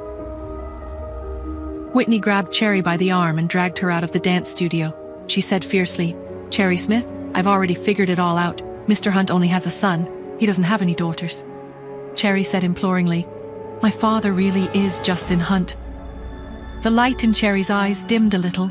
Her father didn't know she was his daughter. How was she going to ask him to pick her up? Whitney sneered, "Surely it isn't because your father doesn't want you, right?" "I'm not lying." Cherry clenched her fists and said fiercely, "My father really is Justin Hunt." Justin was sitting in his car a short distance away from the school gate. He stared straight at Cherry. He got out of the car and strode over. As soon as he approached, he heard Whitney saying sarcastically, "Ha! Are you even now insisting that your father is Justin Hunt? You might as well say you're the president's daughter if you think you're that great." As soon as the words left Whitney's mouth, a low, deep voice reached her. "She may not be the president's daughter, but I can arrange a meeting with him if you want to check with him yourself. Whitney froze as though she had become paralyzed. She slowly turned her head to see Justin standing right next to her. She looked at Cherry incredulously before looking at Justin again. She pointed at Cherry and stammered, Is this your child, Mr. Hunt? Justin looked at Cherry with love and affection in his deep, dark eyes. Yes. He had confirmed it in public. Whitney felt overwhelmed. Cherry's father really was Justin Hunt. Justin stepped forward, bent down, and picked up Cherry. After getting Cherry into a comfortable position in his arms, Justin looked at Whitney and asked, Who is your husband? Whitney didn't want to answer, but she didn't dare keep quiet. She replied hesitantly, Bob Lowe. Bob Lowe? Justin snorted softly. I see. Turning, he walked back to his car while holding Cherry in his arms. Pete had already waited for over half an hour at Chester's, but his father still wasn't there to pick him up. The bored little boy sat at the doorstep with his chin in his hands. An SUV stopped at the entrance to the school, and Nora got out. She strode over to him and said, Come with me, Pete. He was confused. Nora tucked a bit of hair behind her ear and said, a little embarrassed, Your father happened to see Cherry at the kindergarten. When I arrived to pick her up, I couldn't find her. I was told that your dad had been there, so I drove over here to get you, and that's why I was late. Pete felt a little as if his father had abandoned him. A silent Pete followed Nora to the SUV. On the way home, he suddenly asked, Mommy, what will you do if Daddy realizes who Cherry is? Nora pursed her lips and said, To be honest, it's not that we can't tell him the truth. We just need to find out why your father hates me. Everything depends on that answer. She didn't feel that she had done anything terrible at all. The two of them arrived at the Hunt mansion. Nora dropped Pete at his house. Go on, Pete. I will see you soon. Pete waved a small goodbye to his mother as she drove off. Meanwhile, Justin, having left the Golden Sunshine Kindergarten, gently placed Cherry in the back of his car. They arrived at the Anderson Villa. Justin unbuckled Cherry and helped her out of the car. Go on inside, sweetheart, he said, his voice unusually gentle. Cherry, her eyes bright with excitement from the day's events, skipped towards the entrance, pausing to wave at her father before disappearing inside. Justin watched her go, then turned and walked back towards his car, a thoughtful expression on his face. As he reached for the car door, his phone rang. He pulled it out and saw the caller ID, Lawrence. A flicker of seriousness crossed his face. He answered, Lawrence? Mr. Hunt. Lawrence's voice came through the line.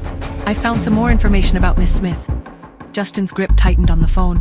He glanced back at the house, where Cherry was now safely inside. Tell me, he said, his voice low and firm. Lawrence obediently handed the report to Justin. According to the information we were able to uncover, Miss Smith's family didn't know how she became pregnant. They insisted they had no idea who her lover was.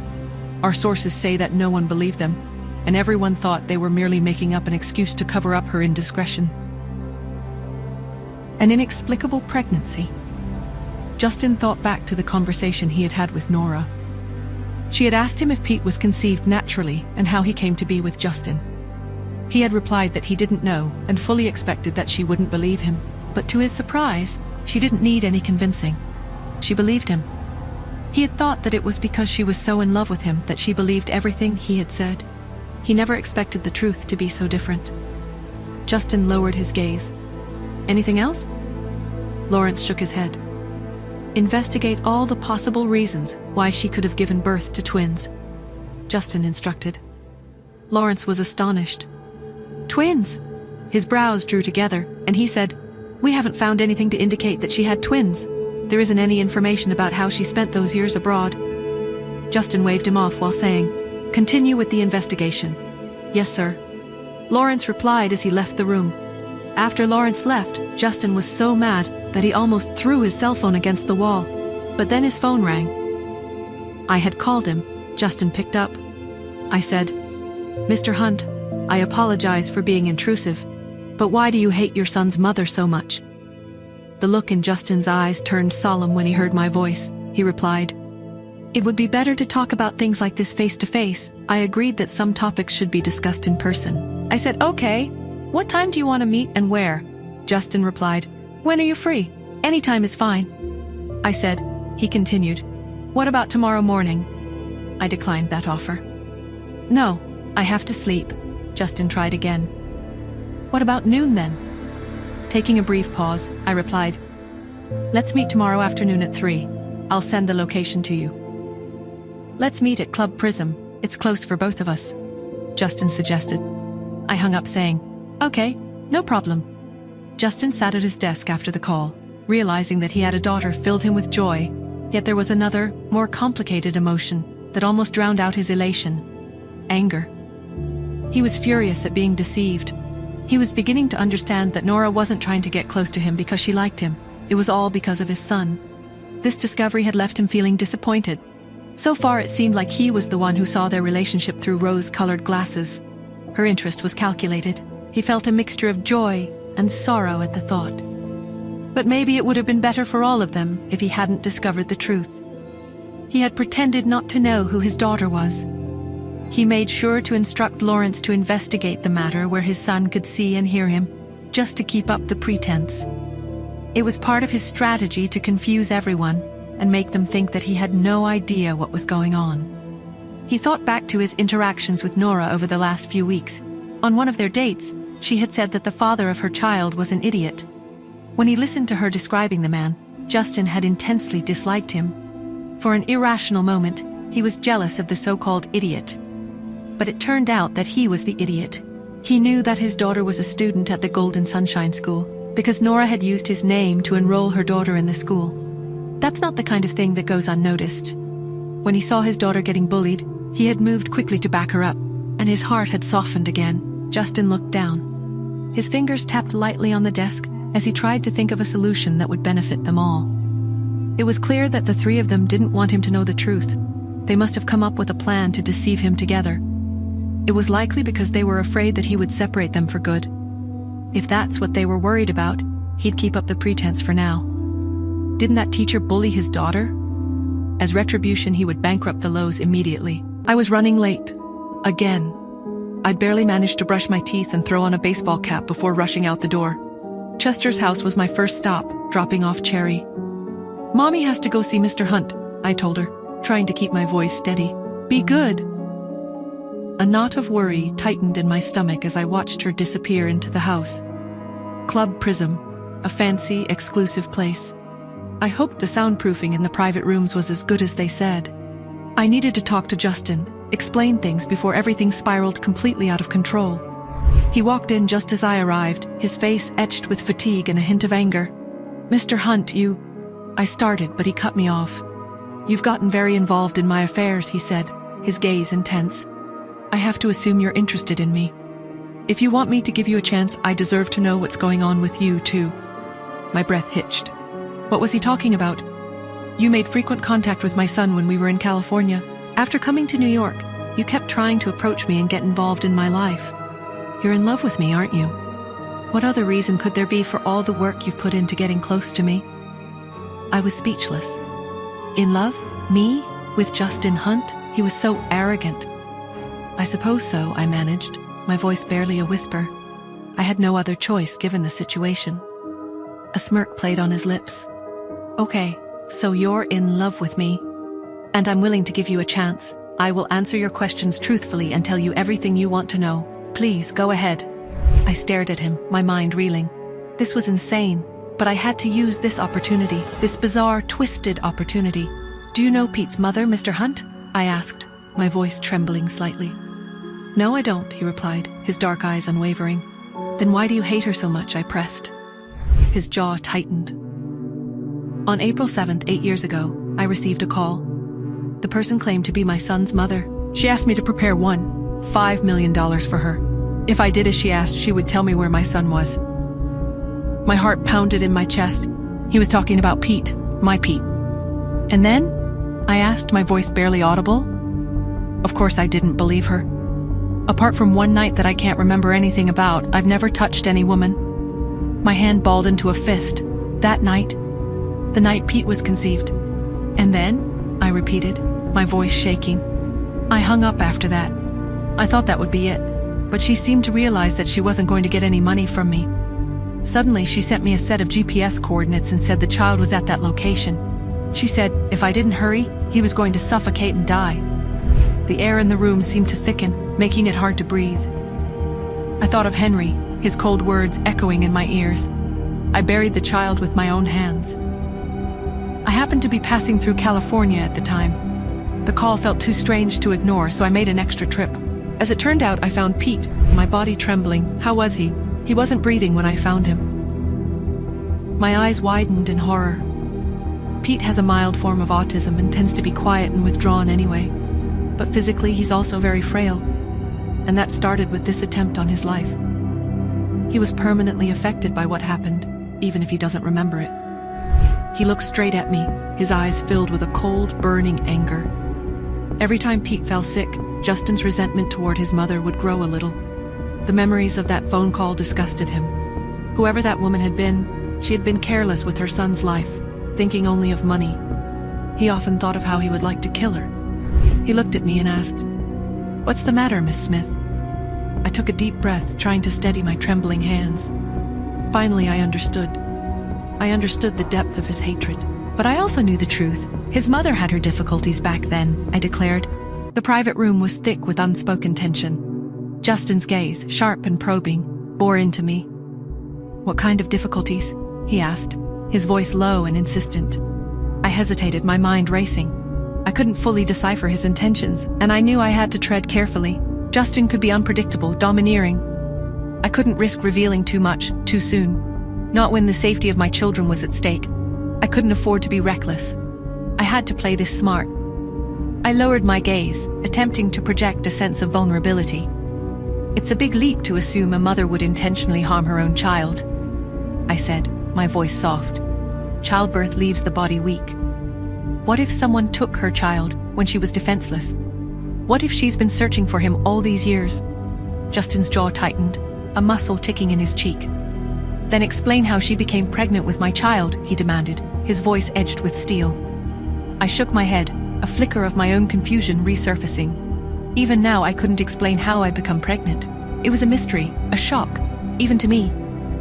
But you don't know either, I countered. It was a surprise to you too. She could be in the same situation. I raised my head, my eyes meeting his. Of course, I'm not making excuses for her. She brought a child into the world, and she failed to protect him. The words were heavy with my own guilt, my own regrets. I remembered the chaos, the pain, the betrayal. I remembered my father's cruelty, the way he had hidden my son, my Pete. The memory was a raw wound, a constant ache. Justin watched me, his expression unreadable. I could feel his scrutiny, the unspoken questions hanging in the air. He wanted to know, I could see it in his eyes. But he held back, perhaps sensing the pain that lay beneath my carefully composed facade. He knew deep down that I wasn't the kind of woman who would abandon her child. He knew I cared for Pete genuinely, and the idea that I, Athena, a renowned surgeon, would be swayed by a mere one. $5 million was ludicrous, but he had found a baby Pete based on a tip from a mysterious woman, a woman who had vanished without a trace, and now he was questioning everything. Justin, in a low voice. "Nora," he said, his tone unusually soft. "I'm trying to understand you." "Understand what, Justin?" I asked, my voice laced with a weariness I couldn't hide. "Why are you so interested in Pete?" he said, his eyes searching mine. "Why you care so much? It's like you're already a mother to him." I hesitated, my gaze locking with his. "Because I do," I replied, my voice firm. "Because he's a child, and he deserves to be loved and protected. Like your own child," he said, his voice barely a whisper. "And because, if you were to become a part of this family, I would accept Cherry as my own. I would treat her as my daughter." I stared at him, surprised by the sincerity in his voice. "Justin," I began, but I couldn't find the words. "I know," he said, his voice softening. "I know things are complicated, but I see how Pete responds to you. I see how you are with him. And I see how you are with Cherry." I felt a strange warmth spread through me, a sense of connection that I hadn't expected. "Justin." I tried again, but the words still wouldn't come. "Just think about it," he said, his voice low. "Just consider it." Before I could respond, his phone rang, a sharp, insistent tone that cut through the silence. He glanced at the screen, his expression hardening. "It's Lawrence," he said, his voice tight. "Something's happened." He answered the call, his voice low and urgent. "What is it, Lawrence? What's going on?"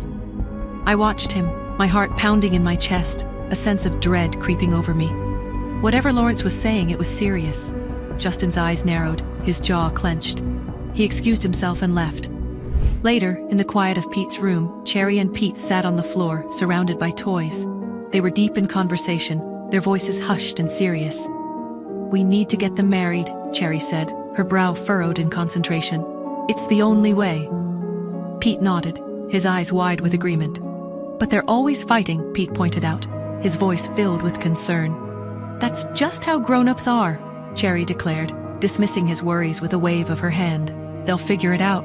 We just have to help them along."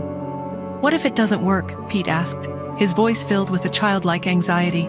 Cherry smiled, her eyes filled with determination. "It will work," she said, her voice filled with a confidence that belied her young age. "We'll make it work. We'll make them happy, and then we'll all live together, like a real family." My phone shattered the silence of the night, the shrill ring cutting through my sleep. I fumbled for it, my heart pounding in my chest. It was Justin. His voice was tight, urgent. "Nora, you need to come here. Now." "Justin? What is it? What's wrong?" I asked, my voice groggy with sleep, but already laced with a rising sense of dread. "I can't explain over the phone. Just come. I'll send a car, and bring Cherry, please." The line went dead, leaving me with a knot of fear in my stomach. Something was terribly wrong, and it involved Cherry too. I arrived at Justin's study, Cherry clinging to my side, her small hand gripping mine tightly. The room was dimly lit, the air thick with tension. Justin stood by his desk, his expression grim, his eyes filled with a chilling intensity. Chester was also there, his face etched with concern. "What is it, Justin?" "What happened?" I asked, my voice trembling, Cherry's eyes wide with fear. He turned, his gaze locking with mine, then softening slightly as he looked at Cherry. "Cherry, why don't you go play with Pete in his room for a while? We need to talk." Cherry hesitated, her eyes darting between us, sensing the tension. But she nodded, and I gave her a reassuring squeeze. "Go on, sweetie. I'll be there soon." As Cherry left, Justin slid a series of photographs across the desk. I picked them up, my hands shaking. They were surveillance photos, photos of me and of Cherry. My breath hitched. There I was, walking down the street, talking on my phone, leaving a building. Cherry was in a few of the photos, walking with me, playing in the park. The man in the white suit was in the background of several of them, a silent, unsettling presence. "This is him," I whispered, my voice barely audible. "This is the man who's been watching me." Justin's jaw tightened. "You recognize him?" I nodded, my mind reeling. "Yes. I've seen him. Several times. He's been following me. And he's been watching Cherry, too." A cold wave of dread washed over me. He had been watching us, observing our every move. And Justin had proof. "He was thorough," Justin said, his voice grim. "Lawrence found more. Files. On you, on your medical records, on your research, on your family, and files on Cherry, her school, her activities, everything." My blood ran cold. He had access to information that was deeply personal. Information that could expose the secrets I had kept hidden for so long. And he was watching my daughter.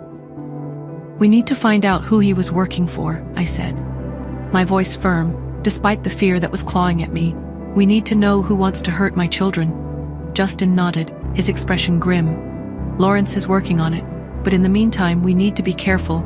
We need to be vigilant. You and Cherry stay here with me until we know more. Chester will increase security. We're not taking any chances." "No," I said, my voice rising.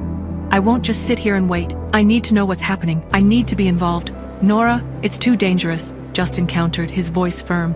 "We don't know who we're dealing with." "And that's why I need to be involved," I insisted, my voice trembling with a mix of fear and determination. "These are my children. I won't let anyone hurt them." Chester, who had been silently observing, spoke up. "There's one contact that's common between you and this man, Nora." My heart pounded. "Who?" "Tanya," Chester said, his voice low and serious. I felt a jolt of disbelief. "Tanya? That's impossible. We're friends." "Friends from a long time ago," Justin said, his gaze fixed on mine. "Friends who have been out of contact for a long time until now." "It can't be her," I said, my voice defensive, even though a seed of doubt had been planted. "She wouldn't do this." "We don't know that, Nora," Chester said, his voice gentle but firm. "We have to consider all possibilities." I looked at them, my mind reeling. Could Tanya really be involved in this? It seemed impossible, yet the evidence was staring me in the face. I need some air, I said, my voice tight. I'll be back. I left the study, my mind racing. I couldn't believe Tanya would betray me, but I couldn't ignore the facts. I needed to know the truth. Later, when everyone was gone, I slipped away to the washroom, pulling out my phone. I dialed Solo's number, my voice low and urgent.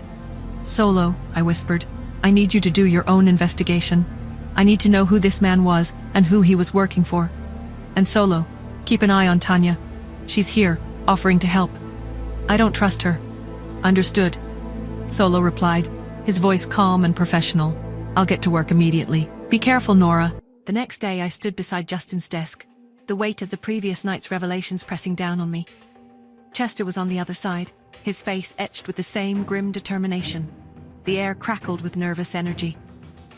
Lawrence sent over the full report, Justin said, his voice tight, sliding a tablet across the desk. It's confusing. Chester leaned closer, his brow furrowed. The dead man's identity is still unclear.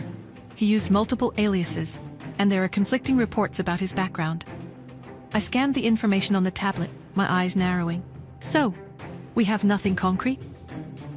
Not exactly, Chester said, his voice carefully measured.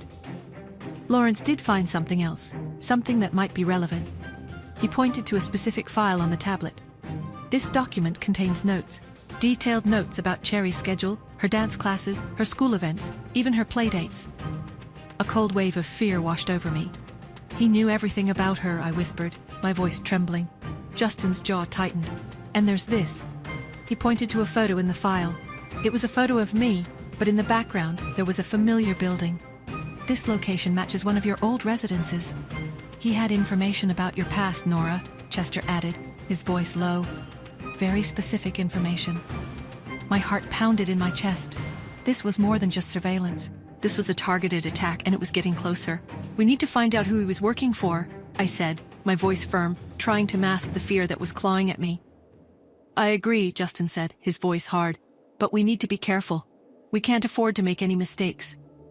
I turned to leave, my mind racing. I couldn't shake the feeling that I was being watched. The memory of the man in the white suit resurfaced, a chilling reminder of the unknown dangers lurking in the shadows. Later, I found myself in my room, pacing anxiously. My phone buzzed and I answered it quickly. Solo? I said, my voice low. Nora, I have some information, Solo said, her voice serious. Tell me, I urged, my heart pounding. The dead man, Solo said, he had connections, unsavory ones. He was involved in certain criminal activities. What kind of activities, I asked, my voice barely a whisper. He worked for a man, Solo said, a man who has been known to acquire things. By any means necessary. Acquire what? I asked, my voice trembling. Information, Solo said. And people. My blood ran cold. People? Yes, Solo said. And there's something else. This man, he has a connection to someone from your past, Nora. Who? I demanded, my voice rising. I'm still working on that, Solo said. But Nora, be careful, this is getting dangerous. I know, I said, my voice shaking. Thank you, Solo. I hung up, my mind reeling. The shadows of my past were closing in, and they were connected to the threat against my children. Later, I walked down the hallway, my mind racing. I needed to talk to Justin, to share the information Solo had given me. But as I approached the living room, I heard voices. Justin and Chester were talking. Their voices were low, and they seemed to be arguing. I paused, listening. I don't understand why you're being so difficult, Chester, Justin said, his voice sharp. I'm not being difficult, Chester replied, his voice defensive. I'm just trying to help. By withholding information, Justin countered. You recognize that location in the photo. What aren't you telling us? I felt a chill run down my spine. The tension between them was palpable. I stepped into the room. What's going on? I asked, my voice carefully neutral. Justin turned, his expression guarded. Nothing, Nora. Just discussing the investigation. Chester's eyes darted between us, his expression unreadable. Yes, he said, his voice too bright. Just trying to figure out who's trying to hurt your children. I looked at them, my suspicion growing. Something wasn't right. Later, in the quiet of Pete's room, Pete and Cherry sat on the floor, surrounded by toys. They were deep in conversation, their voices hushed and serious. They're still fighting, Pete said, his voice filled with concern. I know, Cherry said, her brow furrowed. But we have to do something. We have to make them fall in love. But what if it doesn't work? Pete asked, his voice anxious. It will work, Cherry said, her voice filled with a childlike determination. We just have to try harder. We have to give them more opportunities to be together. They exchanged a knowing look, their young faces serious and determined. Justin and I were back in his study, poring over the evidence, the photos, the files, the dead man's connections. It was like trying to piece together a puzzle with missing pieces. Look at this, Justin said, pointing to a document. This is a bank statement. The dead man received a large sum of money just a few days before he was killed. Who sent it? I asked, my voice tight. Justin shook his head. The account is untraceable, but look at the memo. He pointed to a line of text. It was a single word. Athena. My breath hitched. Athena? Your name, Justin said, his eyes locking with mine. The room fell silent, the weight of the revelation heavy in the air. Someone had paid the dead man, and they had used my name. The word Athena hung in the air, a chilling accusation. Justin's eyes were fixed on me, searching, questioning. My heart pounded against my ribs, a frantic drumbeat of fear and disbelief. It's not possible, I said, my voice barely a whisper. I didn't pay that man. Justin remained silent, his gaze unwavering.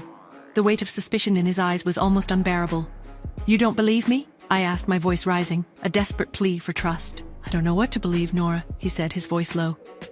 But this is my son's life we're talking about. I need to know the truth. The truth is, I'm trying to protect him just as much as you are, I said, my voice trembling with anger and fear. I wouldn't do anything to hurt Pete. Chester, who had been silent throughout, stepped forward. We need to focus on finding out who framed Nora, Justin. This could be a deliberate attempt to mislead us. Justin nodded, his expression softening slightly. You're right, Chester, but we can't ignore this. We need to investigate. I'll help, I said, my voice firm. I'll do whatever it takes to find out who's behind this. The tension in the room was palpable, a heavy silence broken only by the frantic pounding of my heart. The trust between us, already fragile, was now stretched to its breaking point. Later, I found myself in my room, my mind racing. I needed to know the truth, and I needed to know it now. I pulled out my phone and dialed Solo's number. Solo, I said, my voice low and urgent. I need an update. What have you found? Nora, it's not good, Solo said, her voice grim. I've been digging into the dead man's connections, and it's leading me to some very dangerous people. Dangerous how? I asked, my voice trembling. These people, Solo said. They're ruthless. They're involved in organized crime. They're not afraid to get their hands dirty. My blood ran cold. And what about my past? That's where it gets complicated, Solo said. I found a connection, Nora. A connection to someone you knew. Someone who was involved in your life a long time ago. Who? I demanded, my voice rising. Someone who was involved with your family, Solo said. Someone who was close to your mother. I gasped, my hand flying to my mouth. Who is it, Solo? Tell me. I'm still working on confirming it, Solo said. But Nora, I need you to be careful. You're in danger. I know, I said, my voice shaking. I'm already in danger. As I ended the call, I heard a noise outside my door, a soft click, as if the door handle was being turned. My heart pounded against my ribs. I grabbed the nearest object, a heavy vase, and held it tightly. I slowly moved towards the door, my breath catching in my throat. I flung the door open, ready to defend myself. The hallway was empty. My breath hitched. I was alone. But the feeling of being watched, the sense of danger, lingered in the air. Later that night, Cherry and Pete were playing in Pete's room, their voices hushed and serious. We have to do something, Cherry said, her brow furrowed in concentration. They're still not getting along. Maybe we should try a romantic dinner, Pete suggested. That might work, Cherry said, nodding, but we need to make sure they're alone. They exchanged a knowing look, their young faces serious and determined. The next day, as I was walking through the mansion, I noticed that the door to the dining room was closed. I heard muffled voices from inside. I slowly opened the door. Justin and Pete were sitting at the table, a romantic dinner laid out before them. Candles were lit, and soft music was playing. What's going on? I asked, my voice surprised. Justin looked at me, his expression confused. I don't know, he said. Pete insisted on setting this up. Pete and Cherry emerged from behind a curtain, their faces beaming. Surprise! Cherry exclaimed. We set up a romantic dinner for you both. I looked at them, my heart softening. They were just trying to help. But the situation was awkward, to say the least. Just then the lights flickered and went out. A scream echoed through the mansion. It was Cherry. The flickering lights plunged us into darkness, and Cherry's scream tore through the silence, a primal cry of fear that shattered any illusion of safety. The mansion was plunged into chaos. Panic seized everyone as the echoes of Cherry's scream faded into a terrifying silence.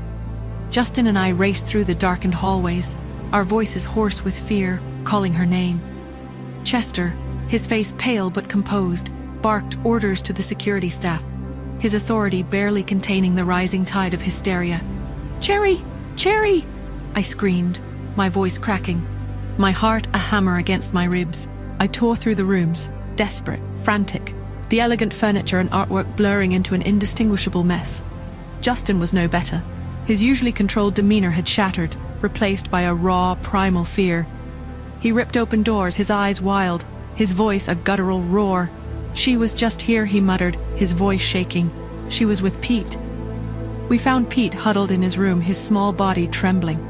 "They took her," he whimpered, his eyes wide with terror. "A shadow. It took her." "A shadow?" Justin's voice was sharp, his grip on Pete's shoulders tightening. "What kind of shadow?" Pete shook his head, tears streaming down his face. "I don't know. It was fast. It was dark. The security team swarmed the mansion, searching every room, every corner.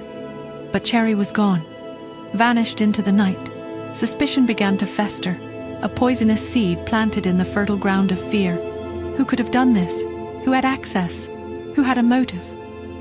Chester, unusually quiet, his face pale, his eyes darting around the room, added to the unease. "Chester," I said, my voice low, "you're in charge of security. How could this happen?" Chester's face tightened. "I don't know, Nora. We're investigating, but the security system was breached. Someone bypassed it." "Bypassed it?" Justin's voice was incredulous. "That's impossible. It's state-of-the-art." "It happened," Chester said, his voice clipped. "And we need to find out how." The possibility of an inside job hung heavy in the air, a suffocating cloud of suspicion. Someone within these walls had taken Cherry. As the hours ticked by and the search yielded nothing, my fear turned into a desperate rage. I couldn't wait any longer. I had to do something. I slipped away from the others, grabbing my phone. I dialed Solo's number, my voice trembling with urgency. "Solo," I whispered. "They took Cherry. I need your help. I need you to find her." Solo's voice was calm but firm. "I'm on it, Nora. Tell me everything you know." I poured out my fears, my suspicions, my desperation. Solo listened patiently, his voice a lifeline in the darkness. "I'll do everything I can," Solo said. "But Nora, be careful. You don't know who you're dealing with." I knew he was right, but I didn't care. I would risk anything to get my daughter back. As I ended the call, a flicker of movement caught my eye. In the shadows of the hallway, a figure stood watching me. I couldn't make out their face, but there was something familiar about their silhouette, something chillingly familiar. My heart pounded. Was it connected to the library incident? I remembered the library incident and decided to investigate myself. I went there and checked the book. It was a book on the history of the Hunt family. I grabbed it and started reading. As I flipped through the pages, a folded piece of paper fell out. It was an old letter, addressed to Justin's grandfather. The handwriting was faded, but I could make out a few words. A debt to be repaid, the child, vengeance. A chill ran down my spine. This was connected, I was sure of it. But what did it mean? I rushed to find Justin. "Justin, I found something," I said, my voice urgent. I showed him the letter. He read it, his expression hardening. "This is old," he said, "but I've heard stories. Rumors of a family feud, a long-forgotten grudge." "A grudge against your family?" I asked, my voice trembling. "It's possible," he said. "But why now? And what does it have to do with Cherry?" We were interrupted by a frantic cry from one of the security guards. "We found her," he yelled. She's in the old nursery." We raced to the nursery, a forgotten room at the end of a long, dark hallway. It was dusty and filled with cobwebs, a relic of a bygone era. Cherry was there, unharmed but terrified. She was sitting on an old rocking horse, a note clutched in her hand. I rushed to her, pulling her into a tight embrace. "Oh, my baby," I whispered, tears streaming down my face. "You're safe." Justin took the note, his expression grim. He read it aloud. "Took the wrong child this time? Next time, it will be Pete."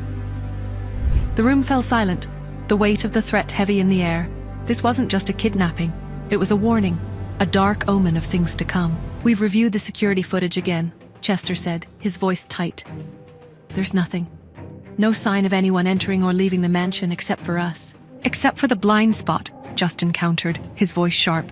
That section of the hallway where the cameras malfunctioned, that's where they took her.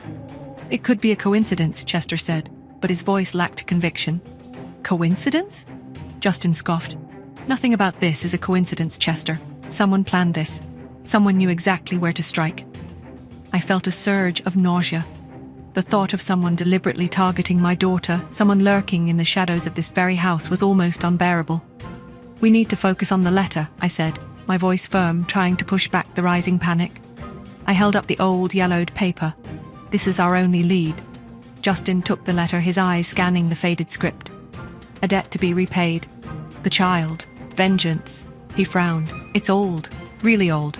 Decades, maybe even a century. But it's addressed to your grandfather, I pointed out. This has to be connected to the Hunt family. Chester stepped closer, his gaze intense. There are stories, Justin. Rumors of a feud. A falling out with a distant branch of the family. It was never discussed openly, but what? Justin demanded, his voice impatient.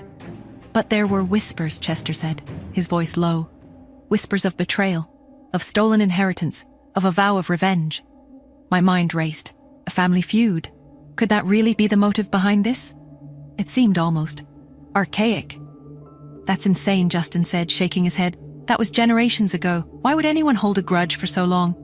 Because some wounds never heal, Chester said, his voice grim. And some people are willing to wait, to plan, to strike when you least expect it.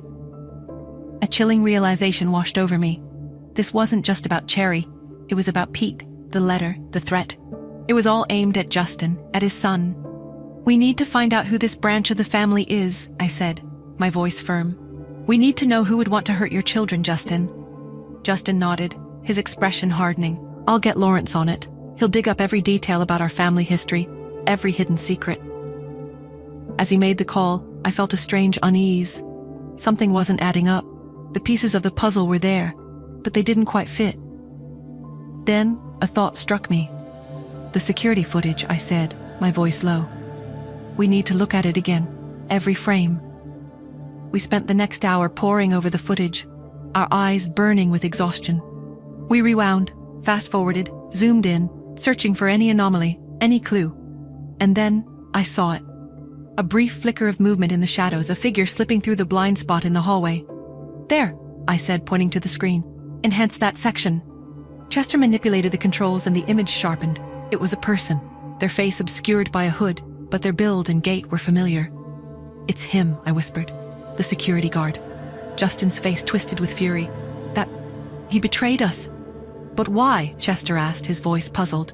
He's been with us for years. He's loyal to the highest bidder, Justin countered. Someone got to him. Someone paid him to help them. My mind raced. Who would pay a security guard to kidnap my daughter?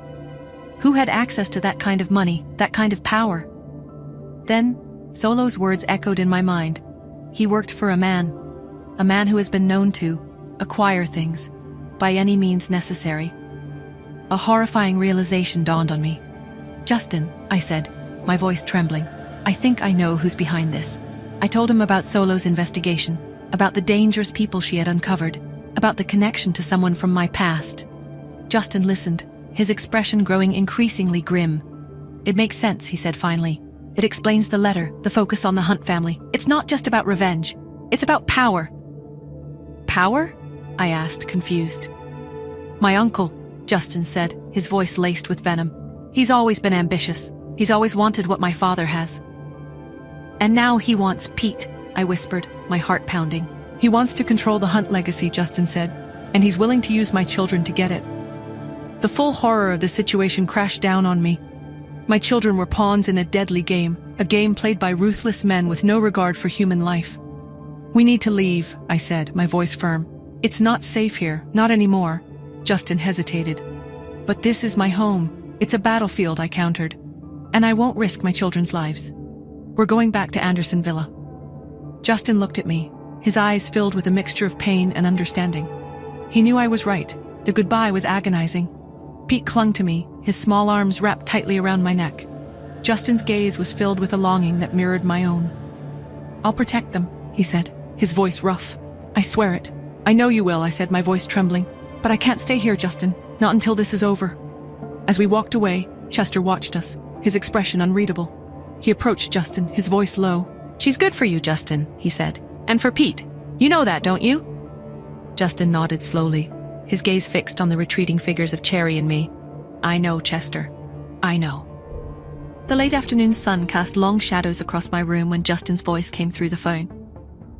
"Nora," he said, his tone a strange mix of formality and something I couldn't quite place. "I've made a dinner reservation.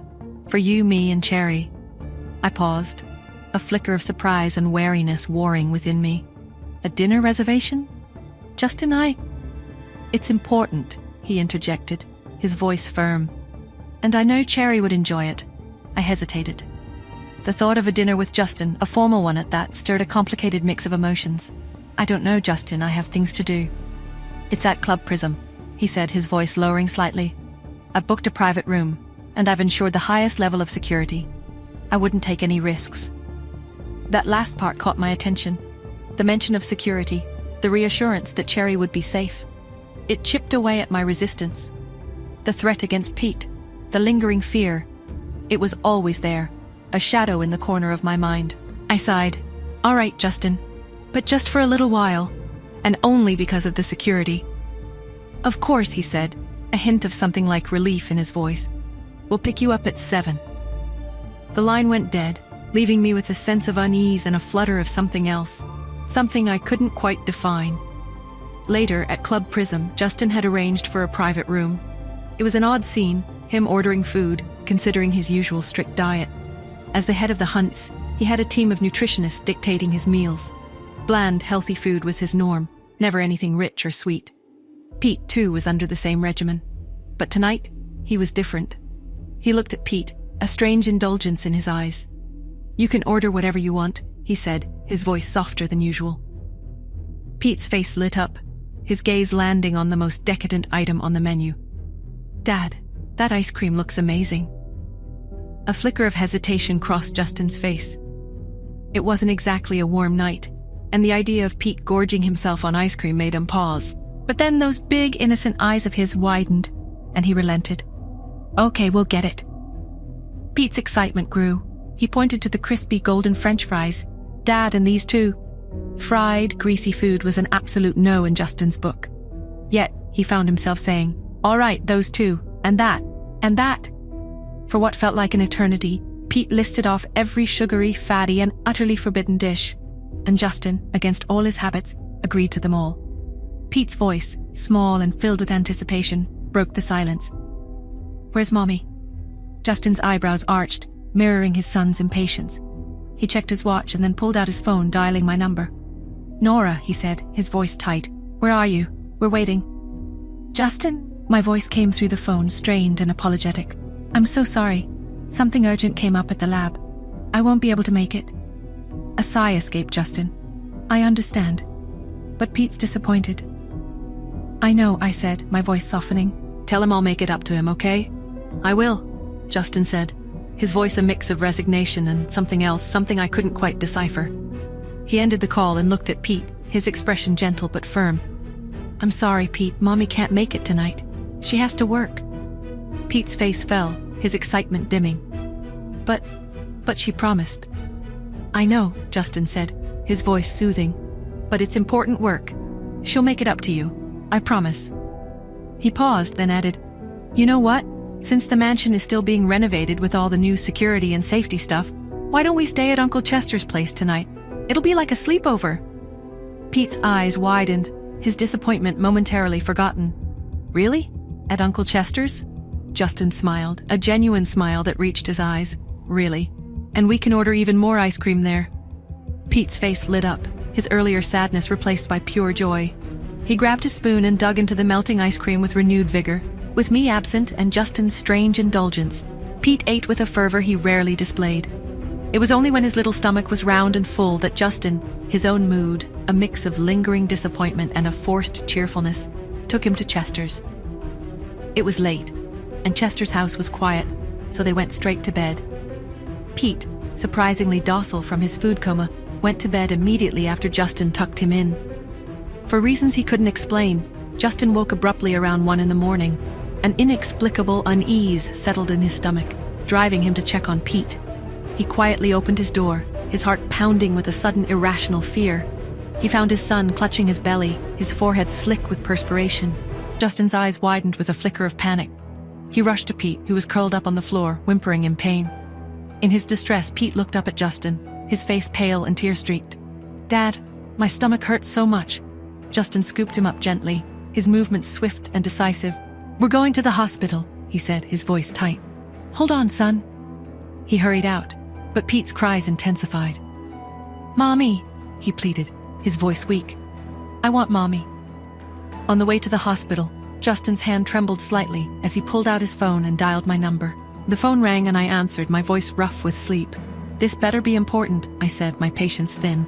"It's Pete," Justin said, his voice strained. "He's having a stomachache. I'm taking him to the hospital." There was a fraction of a second's pause. Then his voice became clearer, more alert. "I'll be there as soon as I can," I said, pushing aside my lingering annoyance. In the sterile, brightly lit VIP ward at NYC General Hospital, Justin sat anxiously beside Pete's bed. The door swung open, and a figure, dressed in black, hurried in. It was me. I checked Pete's pupils, then his pulse. I examined the IV drip and the monitor readings. After a thorough assessment, I straightened up, my face still tight with concern. "It looks like a severe case of gastroenteritis," I said, my voice calm, but my eyes betrayed my worry. I reached into my bag and retrieved a small vial of medication. I carefully administered a dose, placing it gently under Pete's tongue. The medicine worked quickly. Pete stirred, his eyes fluttering open. When he saw me, a soft mommy escaped his lips, a sound that tugged at my heart. He seemed to relax, his breathing easier now. With Pete's condition stabilized, I abruptly turned to Justin. I beckoned him with a sharp gesture and strode out of the ward, heading for the quieter stairwell. I turned into the stairwell, and he followed. But before he could fully enter, I spun around, grabbing his collar and pinning him against the wall. He didn't resist, leaning back against the wall, a bemused smile playing on his lips. My face was close to his, my eyes blazing up at him. "Mr. Hunt," I demanded, my voice low and fierce, "why did you call me when your son got sick?" The amusement in Justin's eyes deepened. Was he testing me? Did he suspect I knew about Pete and Cherry? He replied calmly, "Aren't you a doctor?" Of course I was a doctor, but his calmness felt suspicious. He was hiding something, and I couldn't quite decipher his intent. "There are many excellent doctors at this hospital," I countered, my grip on his collar unwavering. "Why me?" His voice was low and resonant, vibrating slightly against my hand. "But none of them are you." I grimaced, a flicker of annoyance crossing my face. It seemed he was still trying to flirt, even in this situation. But the scent of him, a subtle warm vanilla, filled my senses. We were standing so close. My grip on his collar loosened slightly, and I stepped back, trying to regain my composure. But a hint of resentment still lingered in my eyes. "What exactly did Pete eat this evening?" I asked, my voice sharp. Justin, sensing my anger, didn't dare to be flippant. He listed the dishes one by one: ice cream, French fries, mousse cake, iced watermelon juice, and... As he casually recited the menu, my lips tightened. "Children have delicate digestive systems," I snapped. "They can't eat that much, especially so late. And mixing hot and cold food like that? Even an adult would struggle. How have you managed to keep him healthy until now, Mr. Hunt?" Since Cherry and Pete had switched, I'd had the opportunity to spend more time with Pete to observe his health. He was a bit thin, but otherwise he seemed fine. But hearing about the sugary, rich, and chaotic meal Justin had allowed him to consume, it made me question his judgment. Justin scratched his nose awkwardly. He usually was strict about Pete's diet. But when he was around Cherry, well, he found it hard to say no to her. However, he knew he was in the wrong this time. The usually intimidating man actually backed down, his voice sincere. It was my mistake. Only then did I relax slightly. But the next moment, Justin's lips curved into a soft chuckle, and he added, "We originally ordered all that food for you, though. Since you didn't come, Pete and I had to eat it. After all, it's not good to waste food." I stared at him, my astonishment returning. Was he actually blaming me for his son's stomachache? "You have some nerve, Mr. Hunt," I said, my voice low and dangerous. To imply that Pete's illness was my fault? After you let him gorge himself on junk food? Justin straightened up, his expression surprised, then wary. Nora, I didn't mean it that way. Oh, really? I cut him off, taking a step closer, because it sure sounded like you were trying to shift the blame. Before he could respond, I acted. Years of training and a lifetime of pent-up frustration fueled my strike. My fist connected with his left shoulder, the impact echoing in the relatively quiet hallway. Justin gasped, his eyes widening in shock. He instinctively cradled his injured limb. That's for your careless parenting, I snarled. He looked at me, a mix of pain and disbelief in his eyes. Then his lips curved into a slow, infuriatingly charming smile. You're quite something when you're angry, Miss Smith. Don't, I warned, taking another step forward. Don't you dare try to sweet-talk your way out of this. But he ignored my warning. He reached out, his hand snaking around my waist, and pulled me close. My reaction was swift and decisive. My punch, fueled by a renewed surge of fury, landed on the same spot as before. Justin cried out, this time in genuine pain, his eyes flashing with a mixture of agony and something akin to awe. Now I glared at him, my fists clenched at my sides, my chest heaving. If that ever happens again, Mr. Hunt, I said, my voice a chilling promise, I swear you'll regret it. With that pronouncement, I turned on my heel and strode back into Pete's room, leaving Justin alone in the hallway with his throbbing shoulder and a strange mix of emotions I couldn't quite decipher. 10 minutes later, Chester arrived, his face a mask of concern. He carefully examined Justin's shoulder in the hallway. Well, Chester said, his voice laced with amusement. Looks like someone roughed you up, big brother. Justin grunted, cradling his injured limb. A doctor would be preferable right now, Chester. Chester chuckled. Oh, come on. You know I'm practically a medical marvel. Besides, who needs a fancy doctor when you have me? He prodded Justin's shoulder gently. Seriously, though, who did this? There aren't many who can. He was right. Justin was a formidable opponent. It was. Worth it, Justin replied, a strange smile playing on his lips. Chester blinked, thoroughly perplexed. Worth it? You're happy about being injured? You're a weirdo, Justin. He shook his head, a mixture of concern and disbelief in his eyes, and proceeded to try and fix Justin's shoulder. Once his joint was back in place, Justin began the slow, careful walk back to Pete's ward. He cautiously rotated his arm, testing its range of motion. As expected, when he reached the room, he found me still there. I had fallen asleep on the sofa beside Pete's bed. My eyes were closed, my dark hair spread out against the cushions. Curled up on the sofa, I appeared almost fragile, a stark contrast to the fierce woman he'd just encountered in the hallway. A wave of something unreadable passed over Justin's face. He had a sudden urge to protect me, to care for me. Yet he knew that the moment I opened my eyes, that fragile facade would vanish, replaced by my usual sharp intelligence and unwavering strength. Justin softened his steps, his gaze lingering on me. He checked on Pete first. His son was sleeping soundly, his breathing even. After ensuring Pete was comfortable, Justin hesitated, then removed his jacket, walked over to the sofa, and gently draped it over me. It was bright and sunny when I finally woke up. Pete was sitting up in bed, obediently eating his cereal. I stretched, feeling the stiffness in my muscles, and started to get up. But as I shifted, the jacket on my shoulders slipped off and fell to the floor. The sight of the black, impeccably tailored suit jacket made me pause, a flicker of recognition in my eyes. I yawned and stood up, trying to shake off the lingering grogginess. Pete looked at me, his voice small. Dad had a meeting this morning, so he left early. Where are you going now, Mommy? I stretched again, my movements slow and deliberate as I shuffled towards the door. I'm going home. Pete gave me a pleading look. Can you really leave me here all alone in the hospital, Mommy? I glanced back at him, a hint of amusement in my eyes. You're such a little actor. Pete gasped dramatically, clutching his chest. Then he dissolved into giggles. Take care, Mommy. Now that I was leaving, he knew he could indulge in all the forbidden games on his tablet. As I left the ward, a nagging worry tugged at me. I still hadn't been able to reach Solo. I hoped everything was all right. I had just turned the corner when a familiar figure approached. Are you free for a quick chat, Miss Smith? I raised an eyebrow. I nodded, curious. The man asked, What's your relationship with Mr. Hunt? My eyes widened in surprise. Are you free for a quick chat, Miss Smith? He asked, his voice polite but firm. I raised an eyebrow, a flicker of irritation at the delay. "Who are you?" I asked, my tone cool. He offered a small, almost apologetic smile.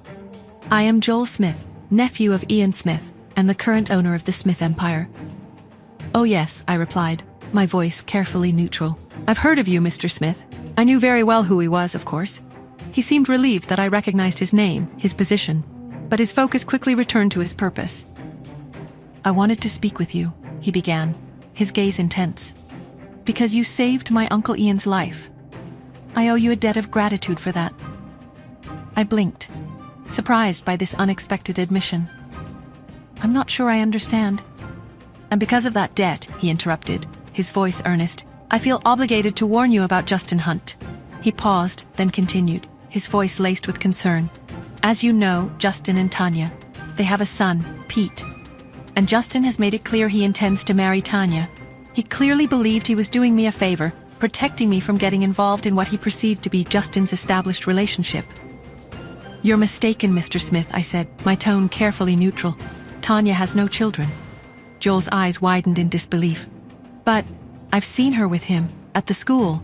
"You've seen her with Pete," I clarified. "But Pete is not her son." A look of confusion crossed Joel's face. He clearly struggled to reconcile my statement with what he believed to be true.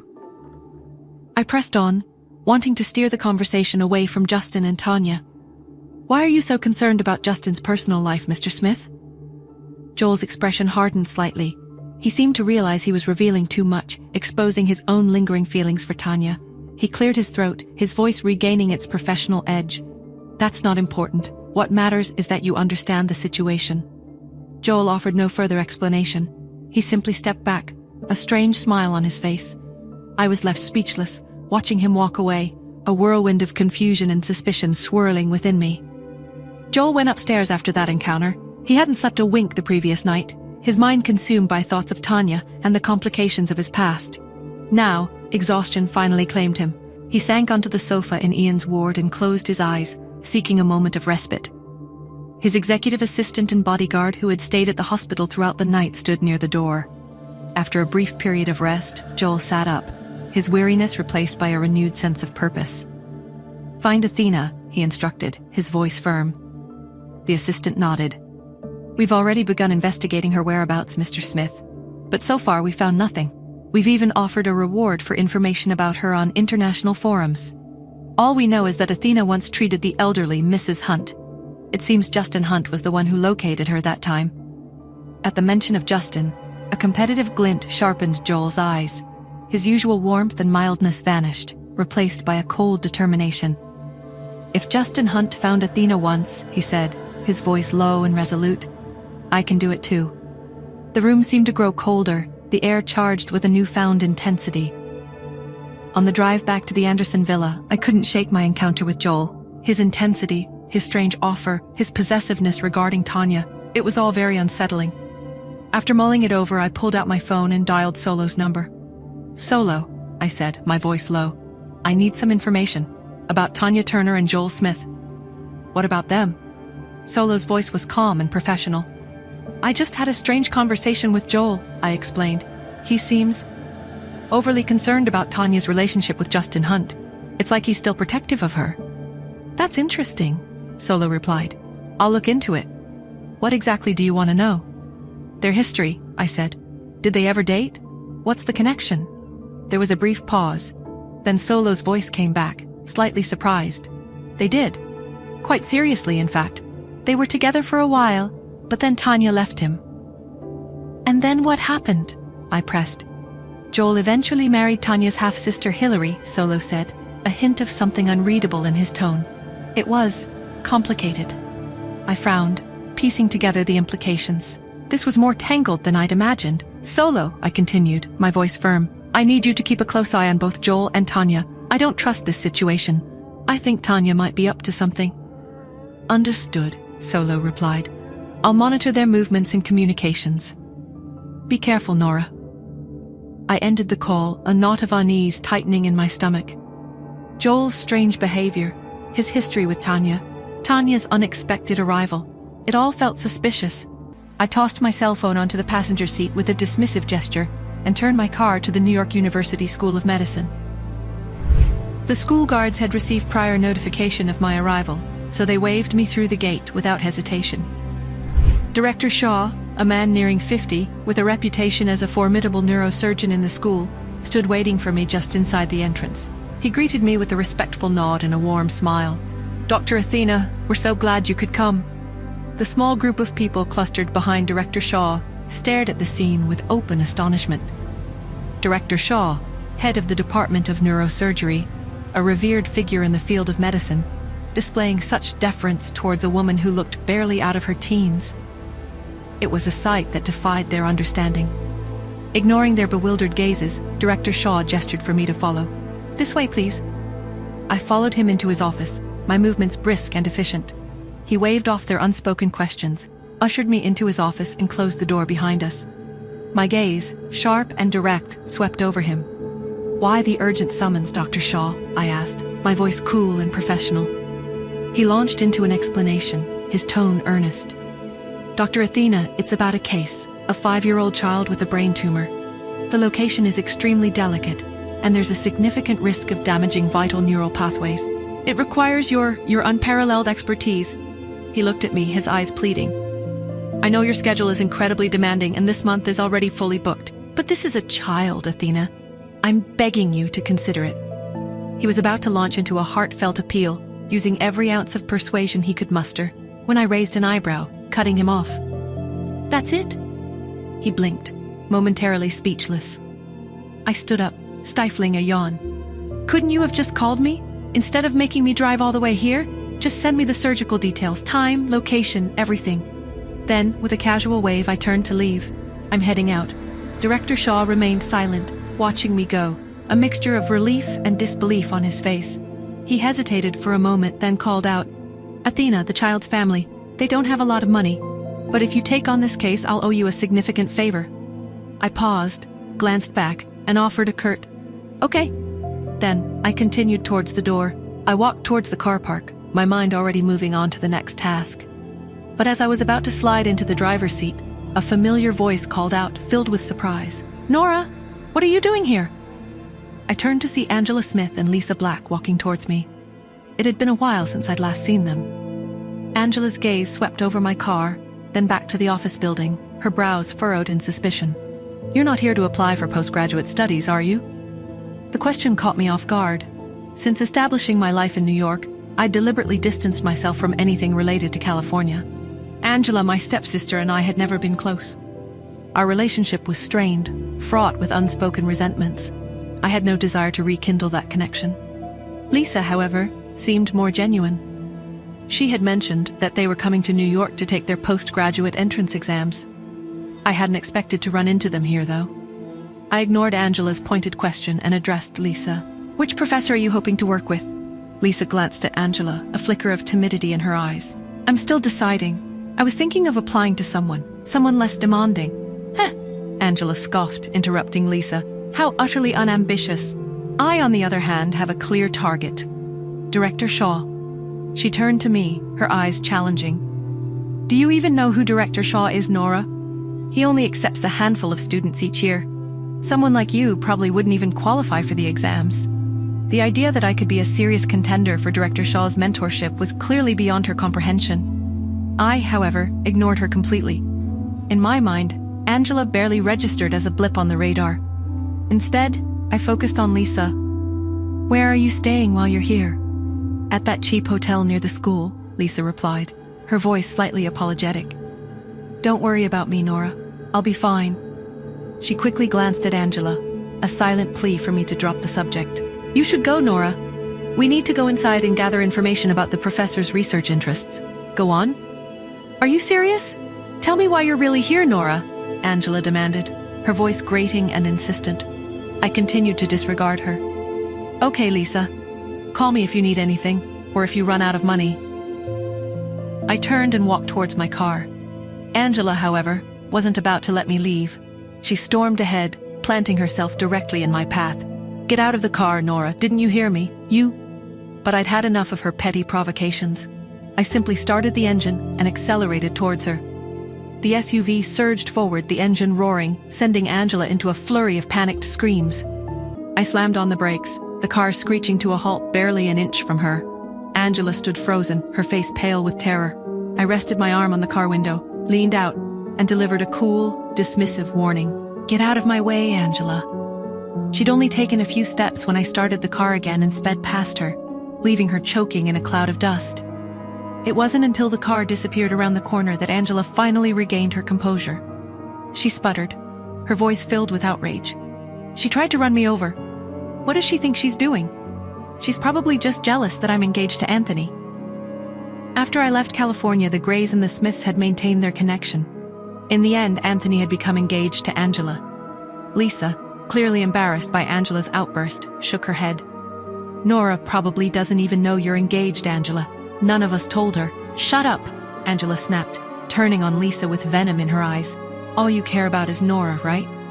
Why don't you go live with her instead of sticking to me then?" Lisa bit her lip. Her expression hurt. "In that case, give me back the money that Uncle Henry lent me." Their family had drained their savings caring for their mother's illness. Her mother had borrowed money from Angela's father, Henry, to cover Lisa's travel and accommodation expenses for the trip to New York. But Henry had transferred all the money to Angela, making Lisa completely dependent on her. Angela's lips tightened. "You're borrowing money from Dad, which means you're borrowing money from me. Since you owe me, try to be a little nicer." She frowned again, her thoughts returning to my car. Nora was driving a really expensive SUV, right? I didn't expect the Andersons to be so generous. Do you think they're helping her with her studies or something? A greedy light sparked in Angela's eyes. She pulled out her phone and dialed Henry's number in California. When he answered, she said, her voice dripping with false sweetness, "Dad, I think Nora has a way to get me in with Director Shaw. Could you ask her to help me?" Henry replied immediately, his voice eager. "Of course. Anything for you, Angela." I was nearing the Anderson mansion when my cell phone suddenly rang. The caller ID displayed an unknown number. I picked up the call. Henry's voice immediately assaulted my ears from the other end. "Nora, it's your father. I'm the one who raised you, and it's time you help me out now that I'm getting older.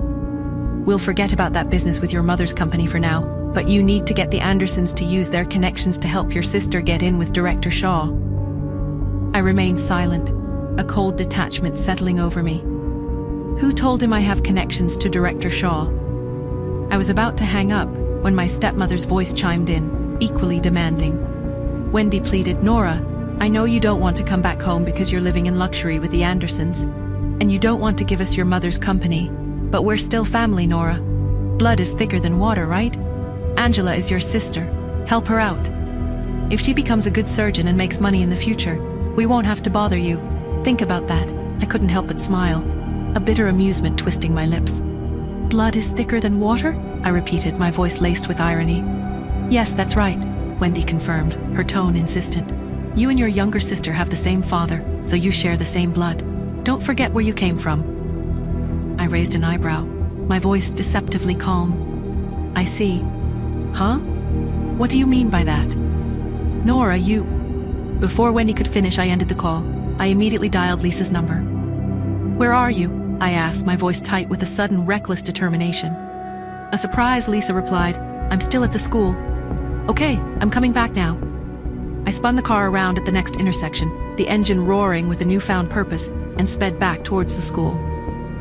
10 minutes later, the SUV screeched to a halt in front of the office building. I hopped out of the car with a fluid, almost predatory grace, and walked straight towards Angela and Lisa. Angela, still basking in her self-importance, greeted me with a smug smile. "Ha! Dad called you, right? Nora, I'll tell you this." But she never finished her sentence. Before she could utter another word, I grabbed a handful of her hair, my grip firm and merciless. I felt a slight resistance, a brief tug, and then I pulled. A small clump of golden strands came free in my hand. My voice was cool and indifferent, belying the fury simmering beneath the surface. "Let me borrow this for a sec." Angela immediately recoiled, clutching her head in pain. "What are you doing, Nora?" she shrieked, her voice high and indignant. While Angela was still reeling, I coolly placed the strands of golden hair into a small plastic bag and slipped it into my pocket. I raised an eyebrow, my expression utterly indifferent. "What do you mean?" Angela's face contorted with fury. "You obviously pulled my hair, you little..." A flicker of impatience crossed my eyes. "Yes, and..." Angela was beyond words. She stumbled back, tears welling in her eyes, her voice trembling with self-pity. "I'm going to tell Dad. You'll be sorry for this, Nora." I waved her off dismissively, turning to leave. I had no time for these childish theatrics. "Where are you going?" Angela's voice rose in panic as she saw me walking away. "Dad told you to take me to Director Shaw so we could discuss my application. Didn't he tell you?" I simply got into my car and drove off, pointedly ignoring her. This time, Angela didn't dare to obstruct my path. She stamped her foot in impotent rage and glared at the office building, her earlier confidence replaced by a simmering fury. As they were about to exit, a voice called out from behind. "Excuse me, please wait a moment. Director Shaw would like to see you." Director Shaw watched from his office window, astonishment etched on his face, as I returned to my car and drove away. Then he saw the interaction between Angela and Lisa, their voices carrying even from that distance. Athena was an internationally renowned surgeon. Her agreement to perform the operation was a significant favor, and he was still contemplating how best to express his gratitude. An idea sparked in his mind as he observed the two young women below. He quickly instructed his assistant to bring them upstairs. The usually stern and serious Director Shaw greeted Lisa and Angela with an uncharacteristic, almost boyish smile. "How are the two of you related to?" "To Miss Smith," he asked, his tone carefully casual. Angela's eyes lit up with opportunistic glee. She beamed, her voice saccharine sweet. "I'm her younger sister." Director Shaw's reaction was precisely as she'd hoped. His smile widened and his eyes sparkled with interest. "Her younger sister? Are you also a medical student?" Angela shook her head quickly, eager to seize this chance. "No, I'm not. I recently completed my undergraduate studies at the California University of Medicine. I've brought my exam results. I'm planning to apply as a postgraduate student under your esteemed tutelage this year." Director Shaw's enthusiasm grew. He eagerly picked up Angela's transcripts, his expression impressed as he scanned the pages. Director Shaw's voice was filled with praise. "Your grades are outstanding. And how did you fare in the postgraduate entrance exams?" Angela's excitement reached fever pitch. "I passed with flying colors. I'm just waiting for the interview." "Excellent, excellent," Director Shaw murmured, his gaze still fixed on her transcripts. "I'll certainly keep you in mind." Then, he turned his attention to Lisa, his smile faltering slightly. "And you are—" Before he could finish the sentence, Angela stepped directly in front of Lisa, effectively blocking her from Director Shaw's view. "She's just a classmate who came with me," Angela interjected, her voice dismissive. "Director Shaw, if you grant me this opportunity, my sister and the Andersons will be eternally grateful." Athena only needed to utter a single word, and he would gladly accept as many postgraduate students as she desired. Angela's eyes narrowed as she registered Director Shaw's reaction. She couldn't suppress a growing suspicion that the Andersons' influence, and by extension Nora's, was far more significant than she'd ever imagined. But she quickly pushed aside those doubts, focusing on her immediate goal. She forced a bright smile. "If that's all, Director Shaw, we'll be going now." He nodded, relieved to escape the awkward situation. "Of course. You'll hear from us soon regarding the interview." As soon as they exited the office, Angela's facade crumbled. She rounded on Lisa, her voice sharp and vindictive. "Why are you walking so slowly? Don't tell me you were hoping I'd introduce you to Director Shaw. Ha! Were you really that proud a few minutes ago? Didn't you preach about earning things through merit?" Lisa lowered her head, her expression pained by Angela's cruelty. You said you were Nora's younger sister just now. It's not right to use the Andersons' name without their permission." Angela's eyes flashed with anger. "I am Nora's younger sister. What's the big deal if I use her name? You're just our cousin. You don't have the same right." After the two women left, Director Shaw massaged his temples, a headache throbbing behind his eyes. For some reason, he couldn't shake the unease he'd felt during his interaction with Angela. He picked up his phone and dialed my number, his voice carefully neutral. "Dr. Athena," he began, just confirming the details for the operation. "It's scheduled for..." He went on to provide the time and location. I replied almost instantly. "Understood, Director." He hesitated, then continued, his voice slightly hesitant. "There's also something else I wanted to ask. Do you happen to have a younger sister named Angela? She mentioned she's applying to be my student." I paused, a flicker of surprise and annoyance crossing my face. He waited, his breath held, for my reaction. Director Shaw hesitated, then continued, his voice slightly hesitant.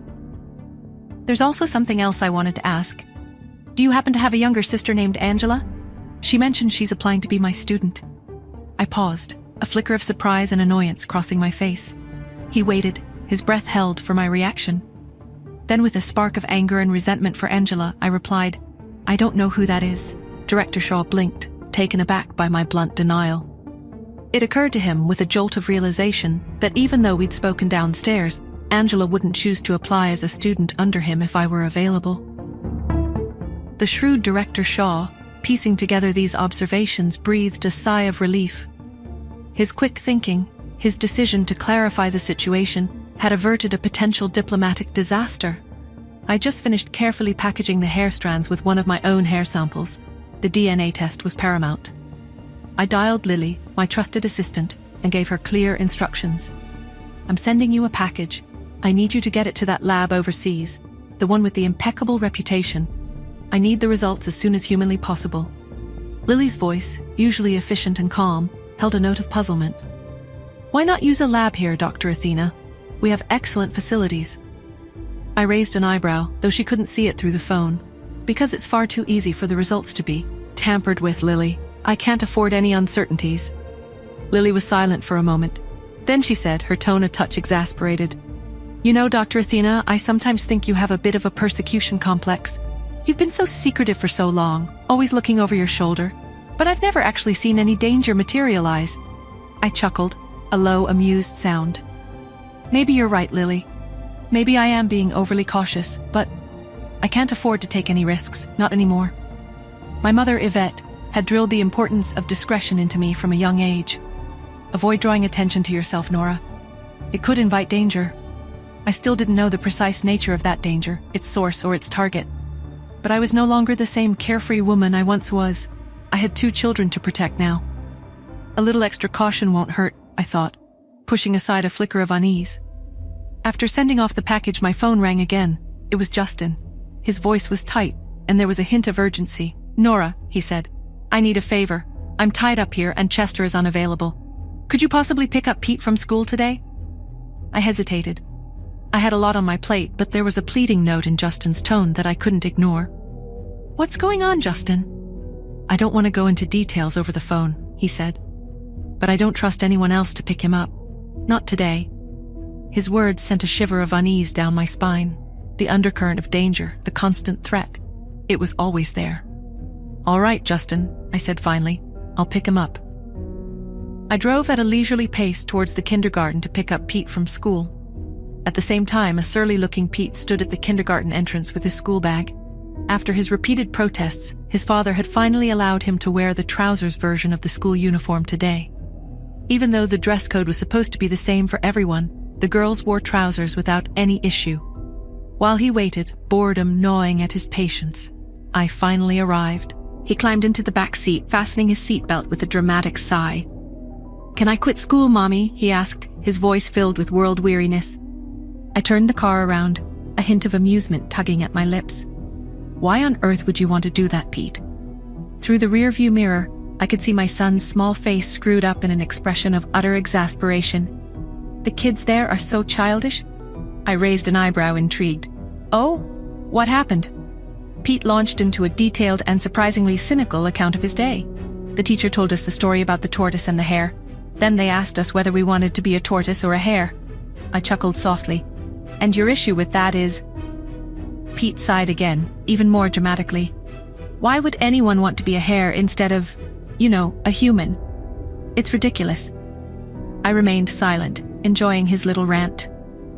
"Also," he continued, his voice picking up speed, "Brandon drank from a girl's yogurt, and then she drank from it after him. She got all scared and said her mom and dad told her she could get pregnant from kissing a boy. Then she asked what she should do if that happened." My amusement grew. This was rich. "Okay, go on," I encouraged him. Pete's expression turned even more incredulous.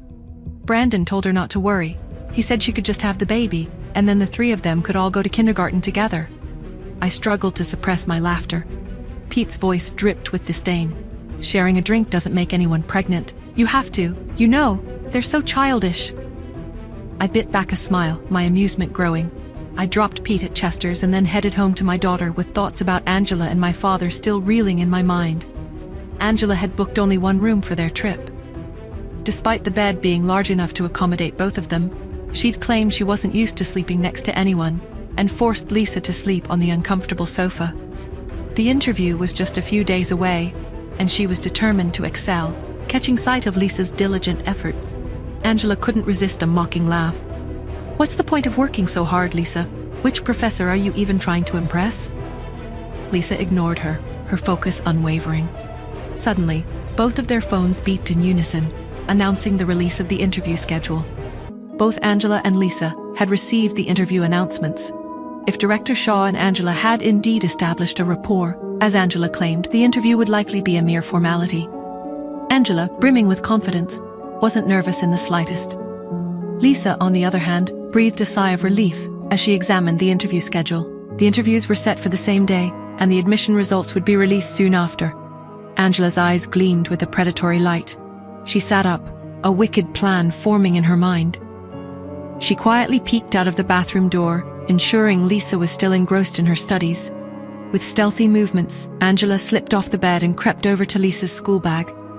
She rummaged through its contents, her heart pounding with a mixture of excitement and guilt.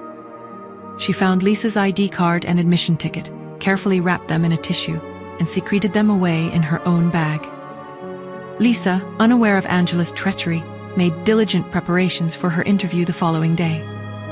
The hotel was conveniently located near the university, so the walk to the interview venue took only 10 minutes. Upon entering the university building, they navigated the crowded hallways and finally arrived at the designated interview room.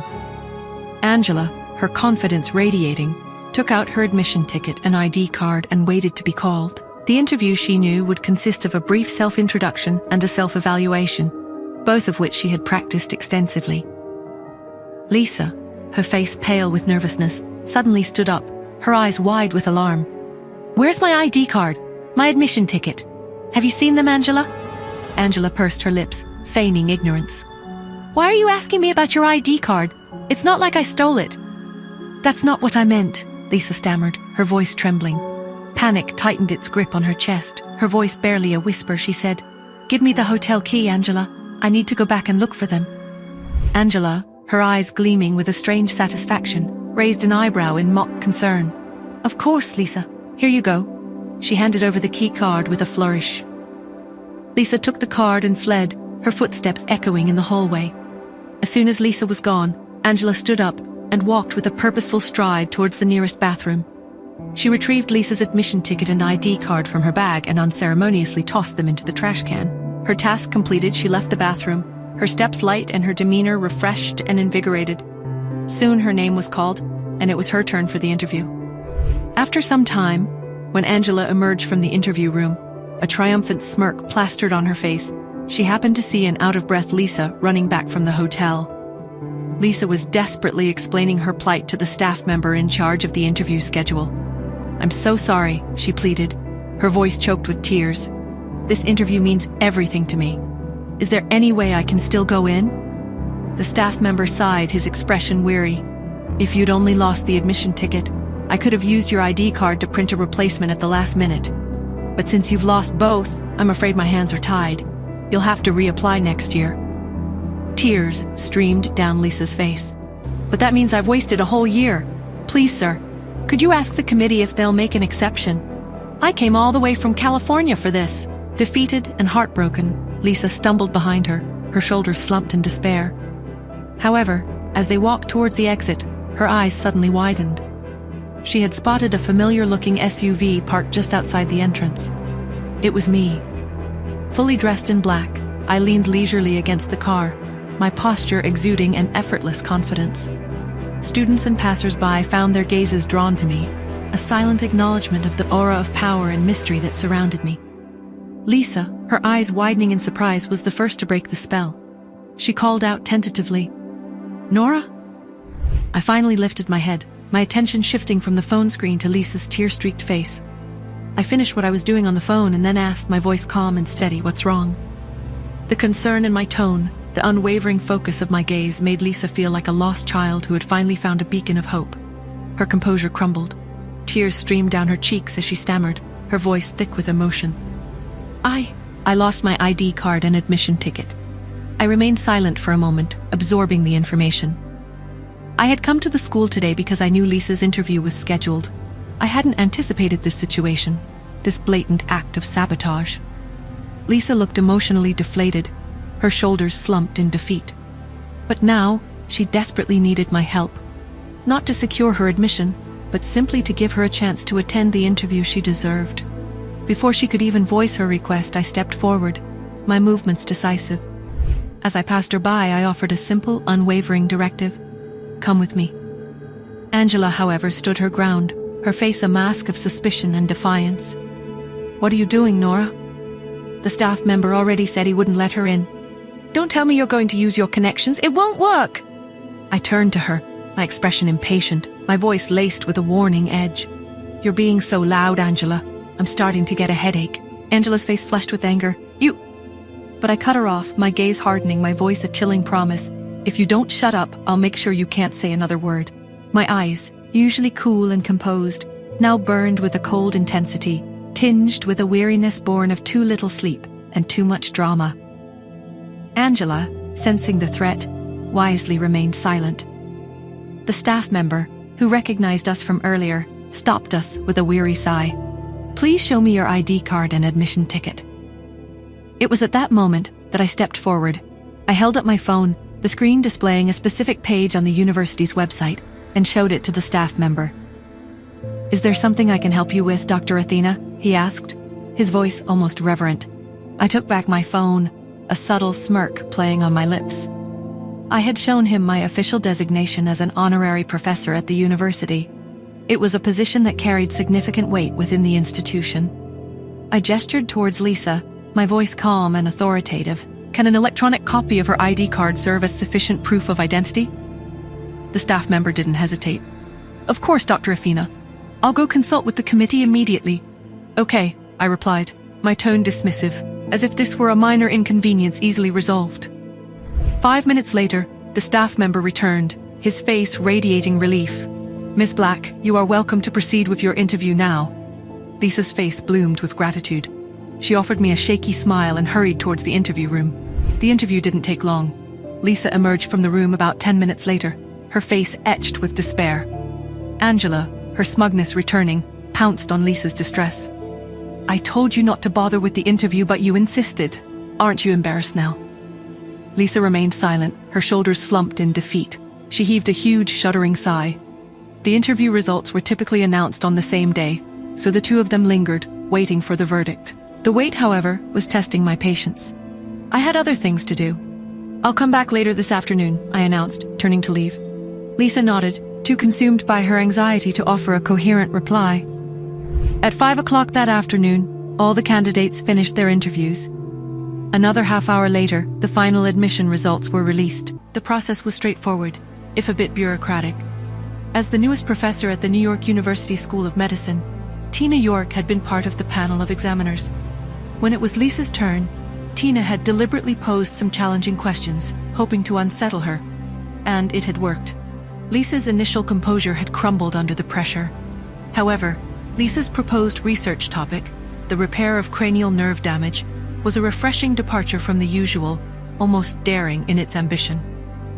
After her interview, the 4 examiners debated her suitability, their opinions sharply divided. Some of the teachers, pragmatic and experienced, argued, while her interview performance wasn't stellar, her written exam results are impressive. Those can compensate. We can always guide her towards a more manageable research area. Tina, her voice laced with disdain, countered, the qualities of a surgeon are meticulousness and unwavering composure. She lost her ID card, her admission ticket, and her answers were disorganized. She clearly panicked. This girl lacks the necessary mental fortitude. Another teacher, his expression thoughtful, disagreed.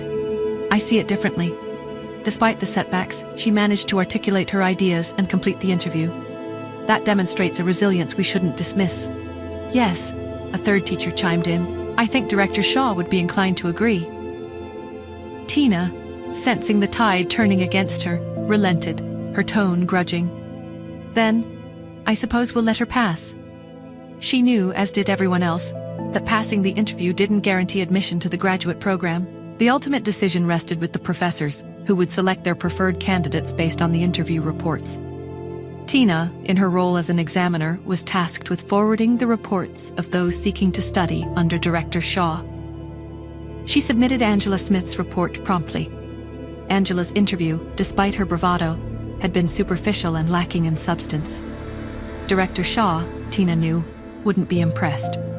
But Angela had claimed to have already secured his favor, so Tina sent the report to avoid any awkward questions from Director Shaw.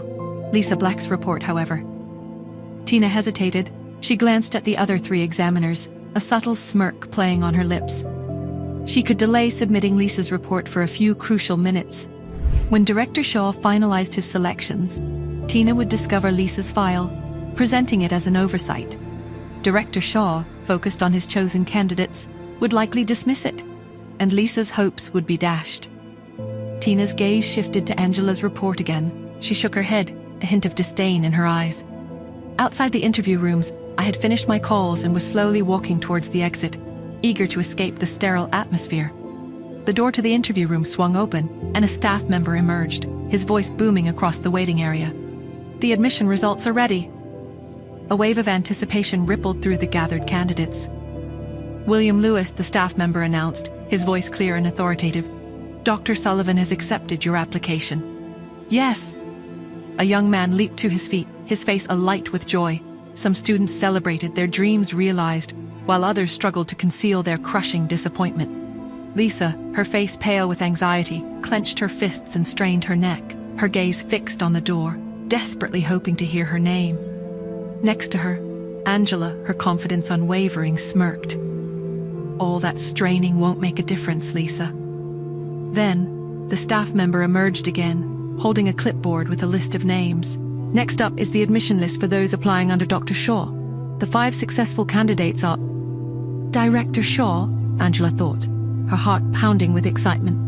She sat up straight, her smile wide and triumphant.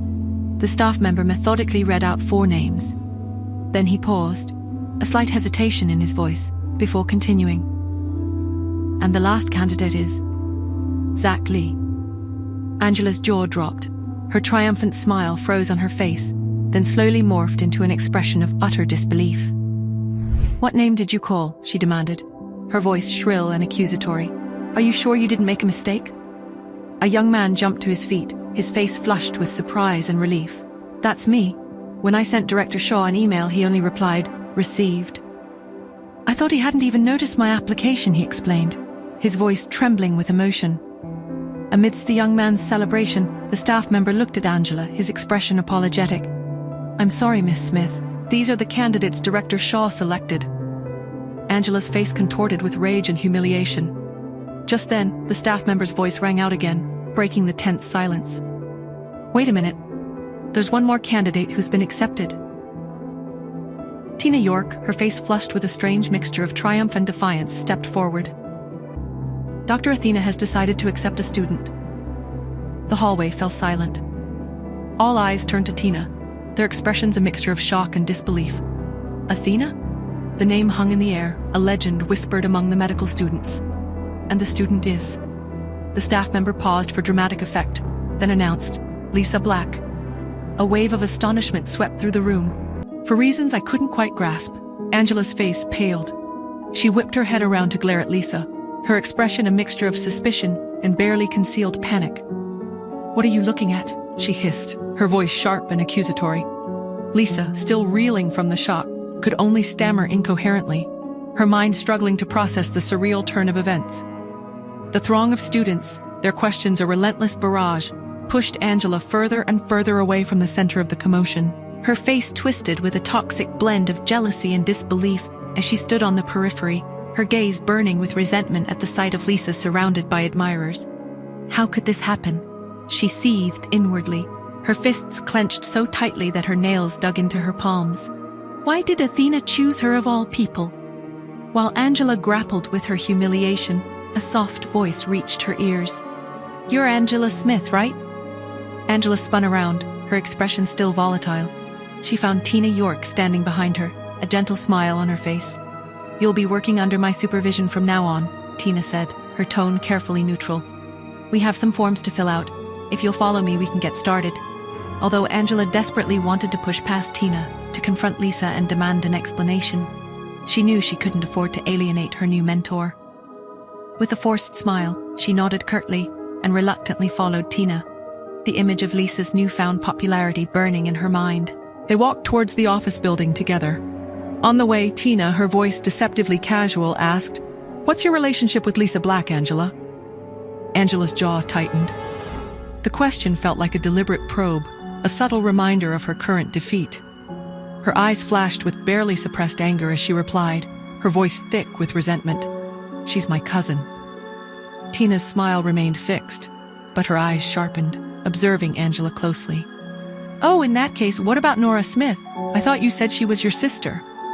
Angela's anger momentarily gave way to confusion. She struggled to maintain her composure. "We both have the last name Smith, so of course she's my sister. Lisa's last name is Black." Tina's gaze lingered on Angela, her expression thoughtful. Then she offered a small, almost conspiratorial smile. "Oh, of course. It's just that with all the excitement of the admission results, some people got the impression that she was Lisa's sister instead." Tina deliberately emphasized she, drawing attention to the ambiguous pronoun. Angela, who had always possessed a keen sense for hidden meanings, instantly picked up on Tina's subtle cues. She felt a prickle of unease. What is Miss York implying, she wondered, her mind racing. Does she know something about Nora and Lisa's relationship? Her frustration boiled over. "What do you mean by that, Miss York?" she demanded, her voice sharp. Tina's smile widened, but her eyes held a hint of amusement. "Oh, never mind. Since we're going to be working together, how about we head to my office? I can explain everything there." They continued their conversation in Tina's office. "Did you just say that Nora knows Professor Athena?" Angela's voice was shrill with disbelief, barely containing her outrage. She stared at Tina, her eyes wide with a mixture of shock and fury. "Is that really true, Miss York?" Tina raised an eyebrow, her expression carefully neutral. "Well, I saw them together once before," she admitted, her tone casual. "I always thought you and Nora were close," Tina said, her voice laced with a carefully crafted sympathy. "But I guess, well, now it all makes sense. Why she didn't introduce you to Athena or Director Shaw. I only took you in because I felt sorry for you. Otherwise, you would have failed the admission interview." Angela shook with suppressed rage. She spun around and stormed out of the office, her carefully constructed composure shattered. She pulled out her phone, her hands trembling, and dialed her parents in California. Henry and Wendy answered in unison, their voices filled with concern. Wendy sighed dramatically, her voice laced with self-righteous indignation. "I can't believe Nora would do such a thing. No matter what, Angela is still her sister." Henry slammed his fist on the table, his voice booming with fury. "I'm booking the next flight to New York. I won't let her get away with this. What kind of daughter did I raise?" Wendy's expression hardened. "Henry," she said, her voice low and firm, "if you don't go to New York and fix this for Angela, if you let Nora get away with this, then Angela and I won't forgive you. Not this time. You remember what happened last time. You were lucky then, but don't count on our forgiveness again."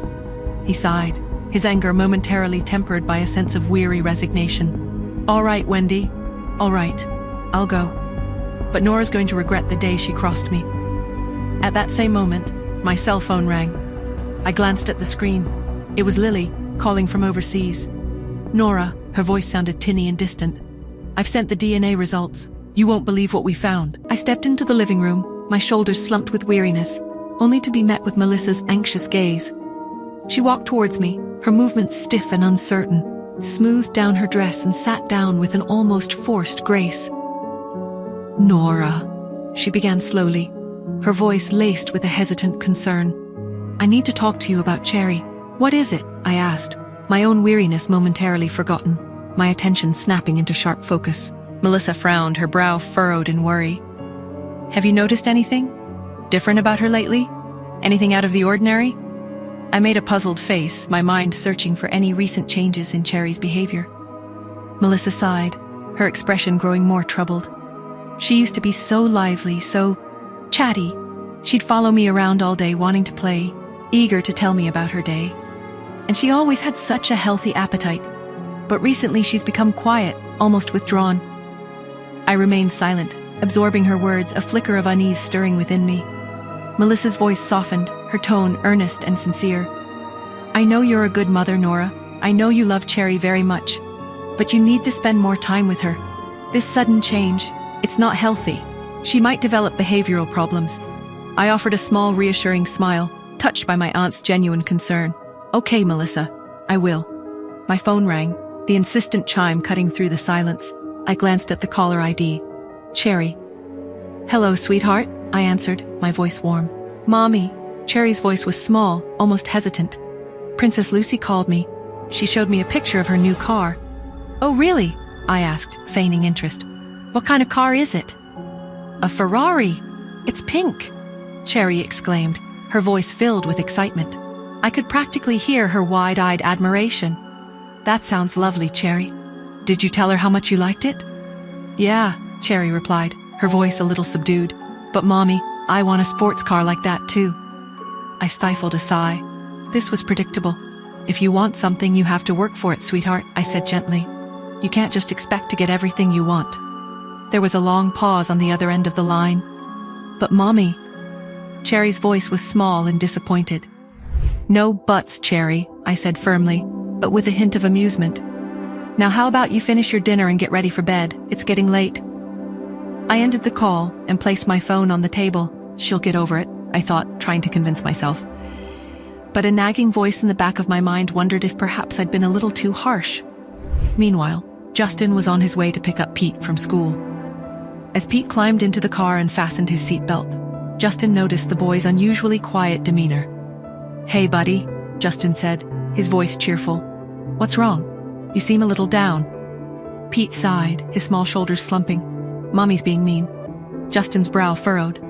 Mean? What did she do? Pete launched into a dramatic retelling of his morning. She won't buy Cherry that pink Ferrari she wants. It's so unfair. Justin chuckled. A pink Ferrari, huh? That's quite a request. He pulled out his phone and dialed Cherry's number. Hey, Cherry, he said, his voice warm and playful. What's this I hear about a pink Ferrari? Cherry's voice, usually bright and energetic, sounded subdued. Mommy says I have to buy it myself. But it's super rare, Daddy, and really expensive.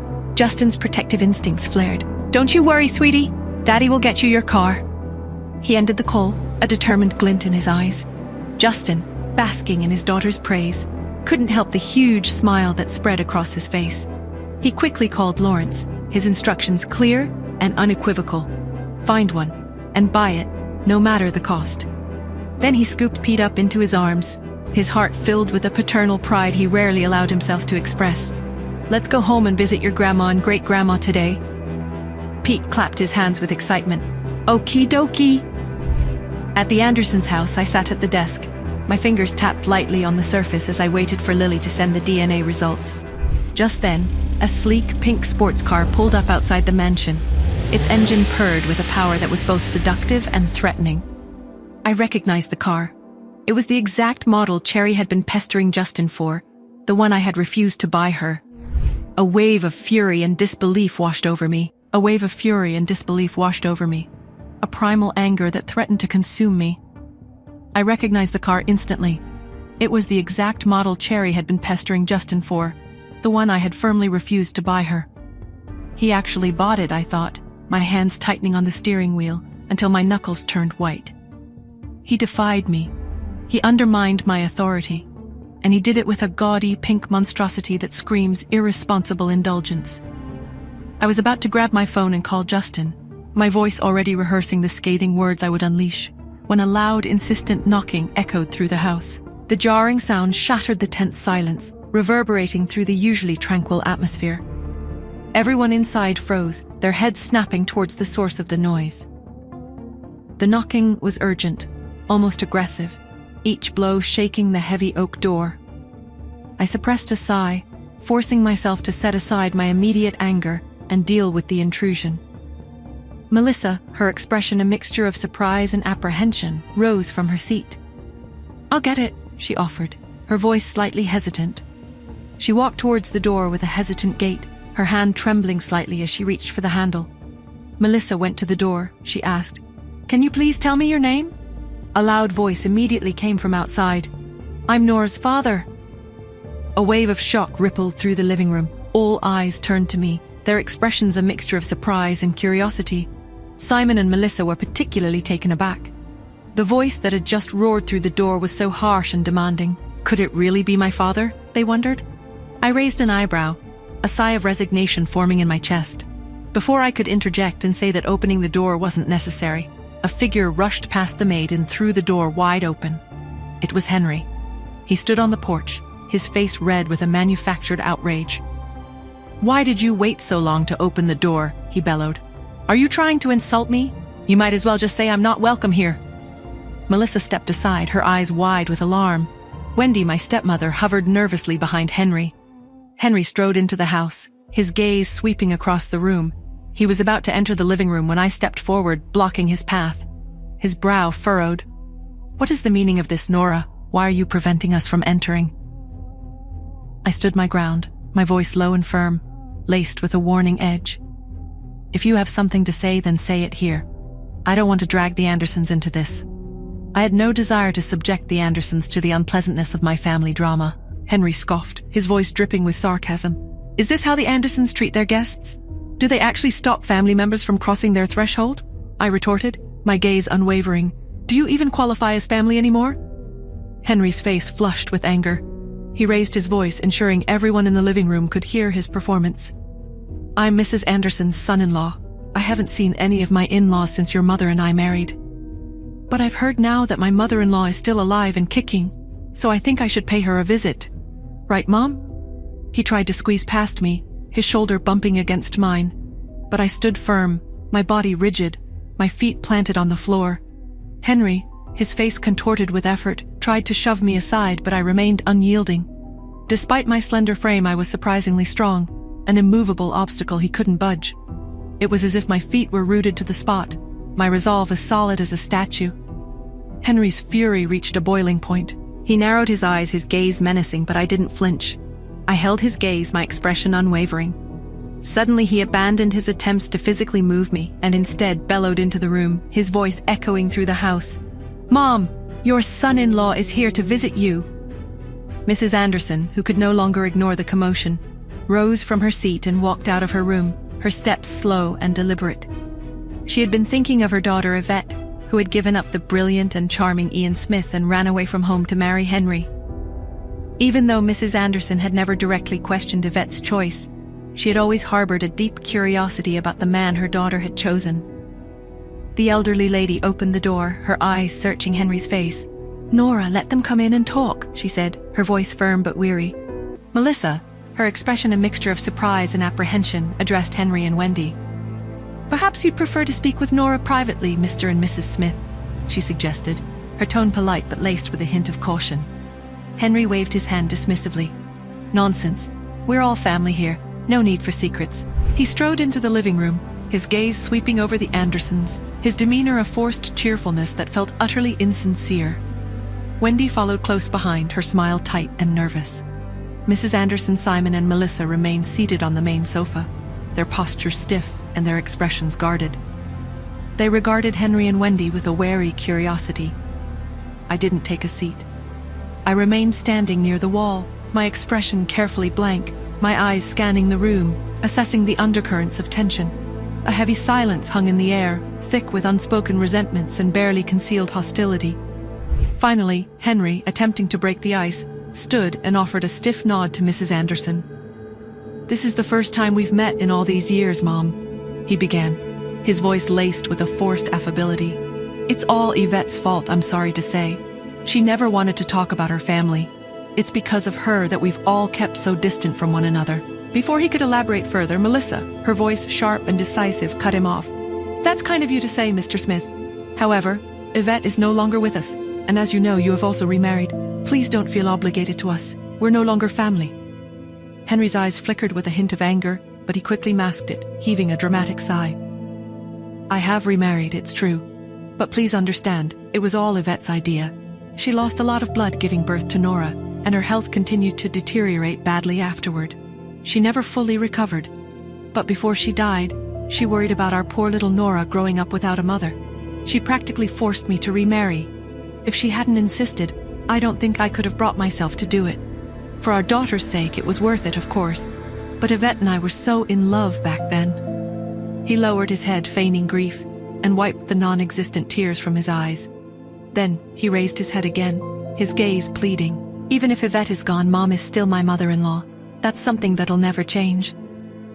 Wendy, sensing his desperation, hurriedly chimed in, her voice artificially sweet. Yes, that's right. I had the honor of meeting Yvette when she was still alive. Our family may be small, and I know I could never replace her. But I hope you'll look at me as a daughter in the future, Mrs. Anderson.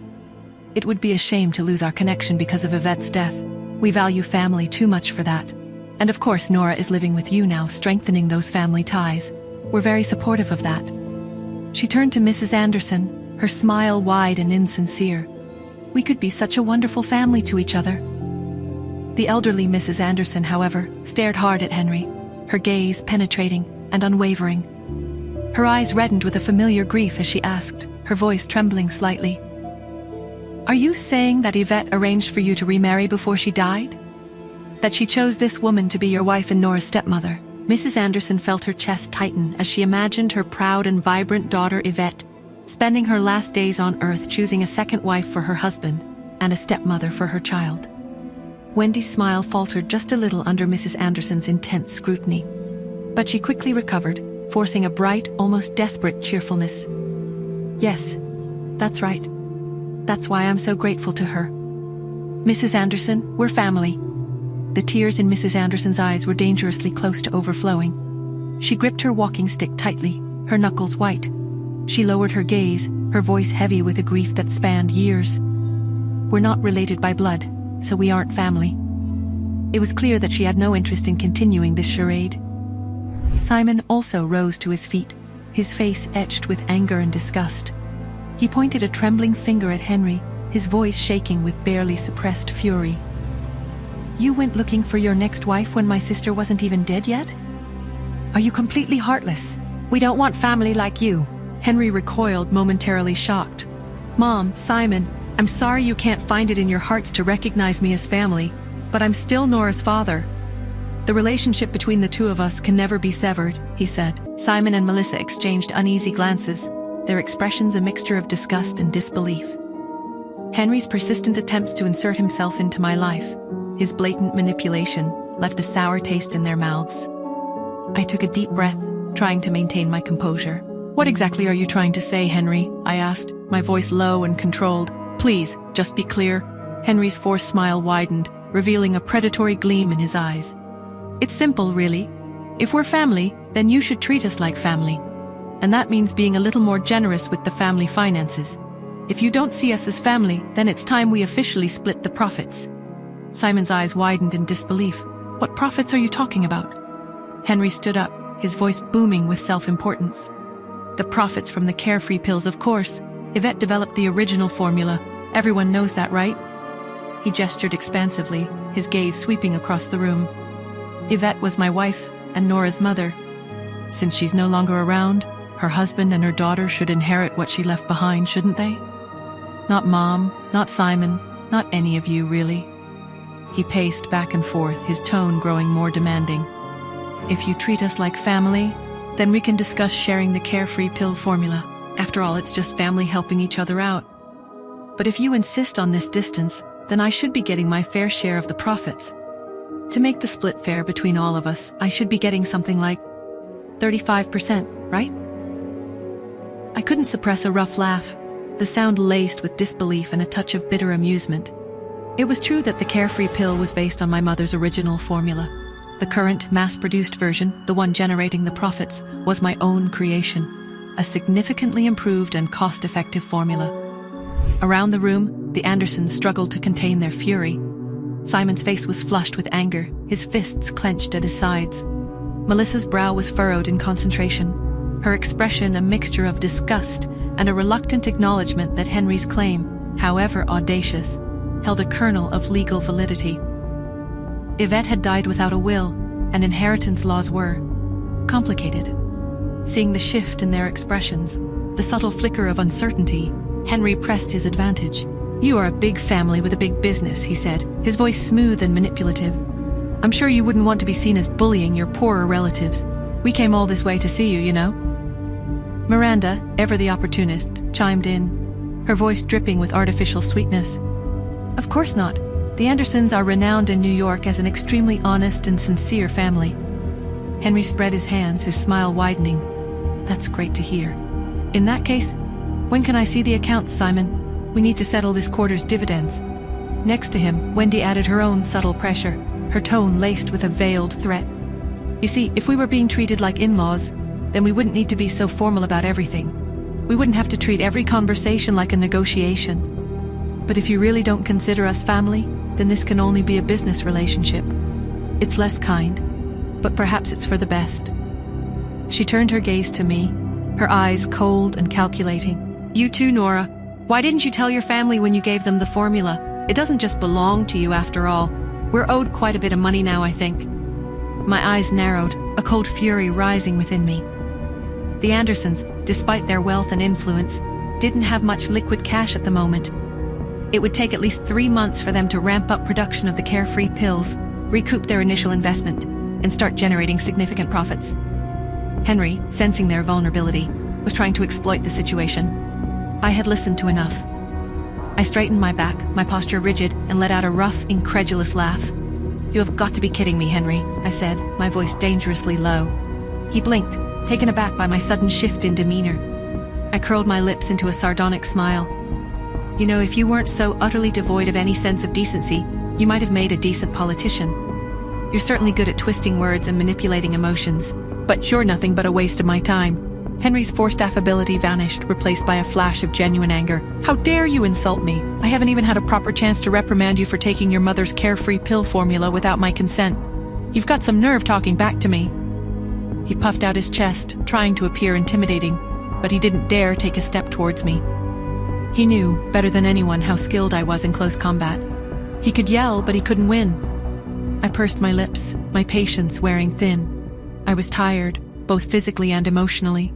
I decided it was time to end this charade, to get rid of Henry and Wendy as quickly and efficiently as possible. Henry, his face flushed with anger, the veins on his forehead bulging, stood up and bellowed, his voice raw with fury. Nora, I'm your father. That is something that will never change. You can't just abandon me to go off and live the high life on your own. You have a responsibility to take care of me. He spun around, his gaze shifting to Simon, his tone demanding. We're not waiting. We need a resolution today. Either draft a contract outlining our share of the carefree pills profits and give us the money right now, or get Athena to mentor my daughter. Pick one. Simon's brow furrowed, his expression a mixture of anger and disbelief.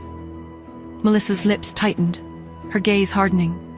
She could sense the manipulative intent behind Henry's outburst. I, however, remained calm, my voice steady and laced with a hint of warning. Henry, I suggest you lower your voice and take a few deep breaths. Henry scoffed, his eyes flashing with a dangerous light. Oh, really? And what are you going to do about it? You'll see. The public will be on my side. You're hogging the profits of my wife's creation. I raised an eyebrow, my gaze cool and challenging. Who says the carefree pill is your wife's creation, Henry? Henry's face contorted with rage. What did you just say? He demanded, his voice a low growl. I glanced at the shattered remains of the antique cups, my tone deceptively casual. The carefree pill belongs to the Andersons. It has nothing to do with you. Henry leaped to his feet, his chair scraping loudly against the floor. How can that be? It obviously belongs to your mother. If my mother had truly developed this miracle drug, I interjected, my voice sharp and decisive, then why didn't you open a pharmaceutical factory years ago? Why didn't you capitalize on it? Why did you keep it a secret? Henry's face cycled through a series of emotions, anger, frustration, a flicker of something akin to guilt. My voice, sharp and unwavering, cut through his self-pitying thoughts. Of course, I obviously found the formula when I came to live here. Henry's temper flared anew. Of course! Nora was deliberately twisting the truth, trying to erase his family's connection to the carefree pill. Nora, you're so ungrateful, he roared. How dare you lie to my face? My voice, cool and dismissive, broke through his internal fury. So Henry, do you have any evidence? Any at all? Henry's face contorted. That's ridiculous. You're being deliberately obtuse, Nora. Really? I asked, my voice deceptively sweet. I pulled out my phone, my fingers hovering over the keypad. In that case, I guess we should call the police. And by the way, those cups you just broke, They're antiques from the 1600s, worth hundreds of thousands of dollars. I suppose you'll be paying for those as well, he sputtered, his face flushed with a mixture of rage and fear. Nora, you're trying to blackmail me. I raised my phone higher, my expression utterly indifferent. So, shall I call them? Henry's shoulders slumped. He had felt so powerful, so confident just moments ago. Simon rose to his feet, his voice firm and unwavering. The carefree pill may have originated with Yvette, but we developed it ourselves.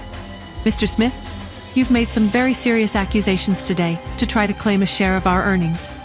Do you have any evidence to support those accusations? If not, then this is nothing but slander. Melissa, her voice gentle but firm, added her own warning. If you continue to harass us, Mr. Smith, we will have no choice but to involve the authorities. Henry found himself on the back foot, his earlier aggression evaporating in the face of our united front. He coughed, forcing a semblance of composure. No matter who the carefree pill belongs to, he said, his voice laced with a forced reasonableness. We're ultimately still family. What's wrong with helping my second daughter find a new mentor? He turned to me, his smile returning, though it now lacked its earlier confidence. You'd rather help your cousin than your own younger sister, Nora. How can you be so narrow-minded? I pointed towards the door, my tone leaving no room for argument. Are you going to leave by yourself, or do you want me to make you go? As he reached the threshold, he managed a weak snort, attempting to salvage a shred of dignity. Don't be too smug about this, Nora. I'm still your father. You can't get rid of me that easily. The door slammed shut behind them, the sound echoing through the suddenly silent house. Finally, they were gone. I went upstairs, my body heavy with exhaustion, my mind still reeling from the confrontation. As soon as I entered my bedroom, my cell phone rang. I glanced at the screen. It was Lily, calling from overseas. I answered, my voice weary. Lily? Athena? Her voice crackled through the speaker, filled with a strange mixture of excitement and caution. The DNA test results are back. You won't believe what we found. My breath caught in my throat. Lily laughed, a nervous, almost incredulous sound. It's tough to say exactly what it means without more context, but, well, it's definitive. Is it you who's not your father's biological daughter, or is it your younger sister who isn't really related to him? Either way, your DNA doesn't match Angela's. You're not related by blood,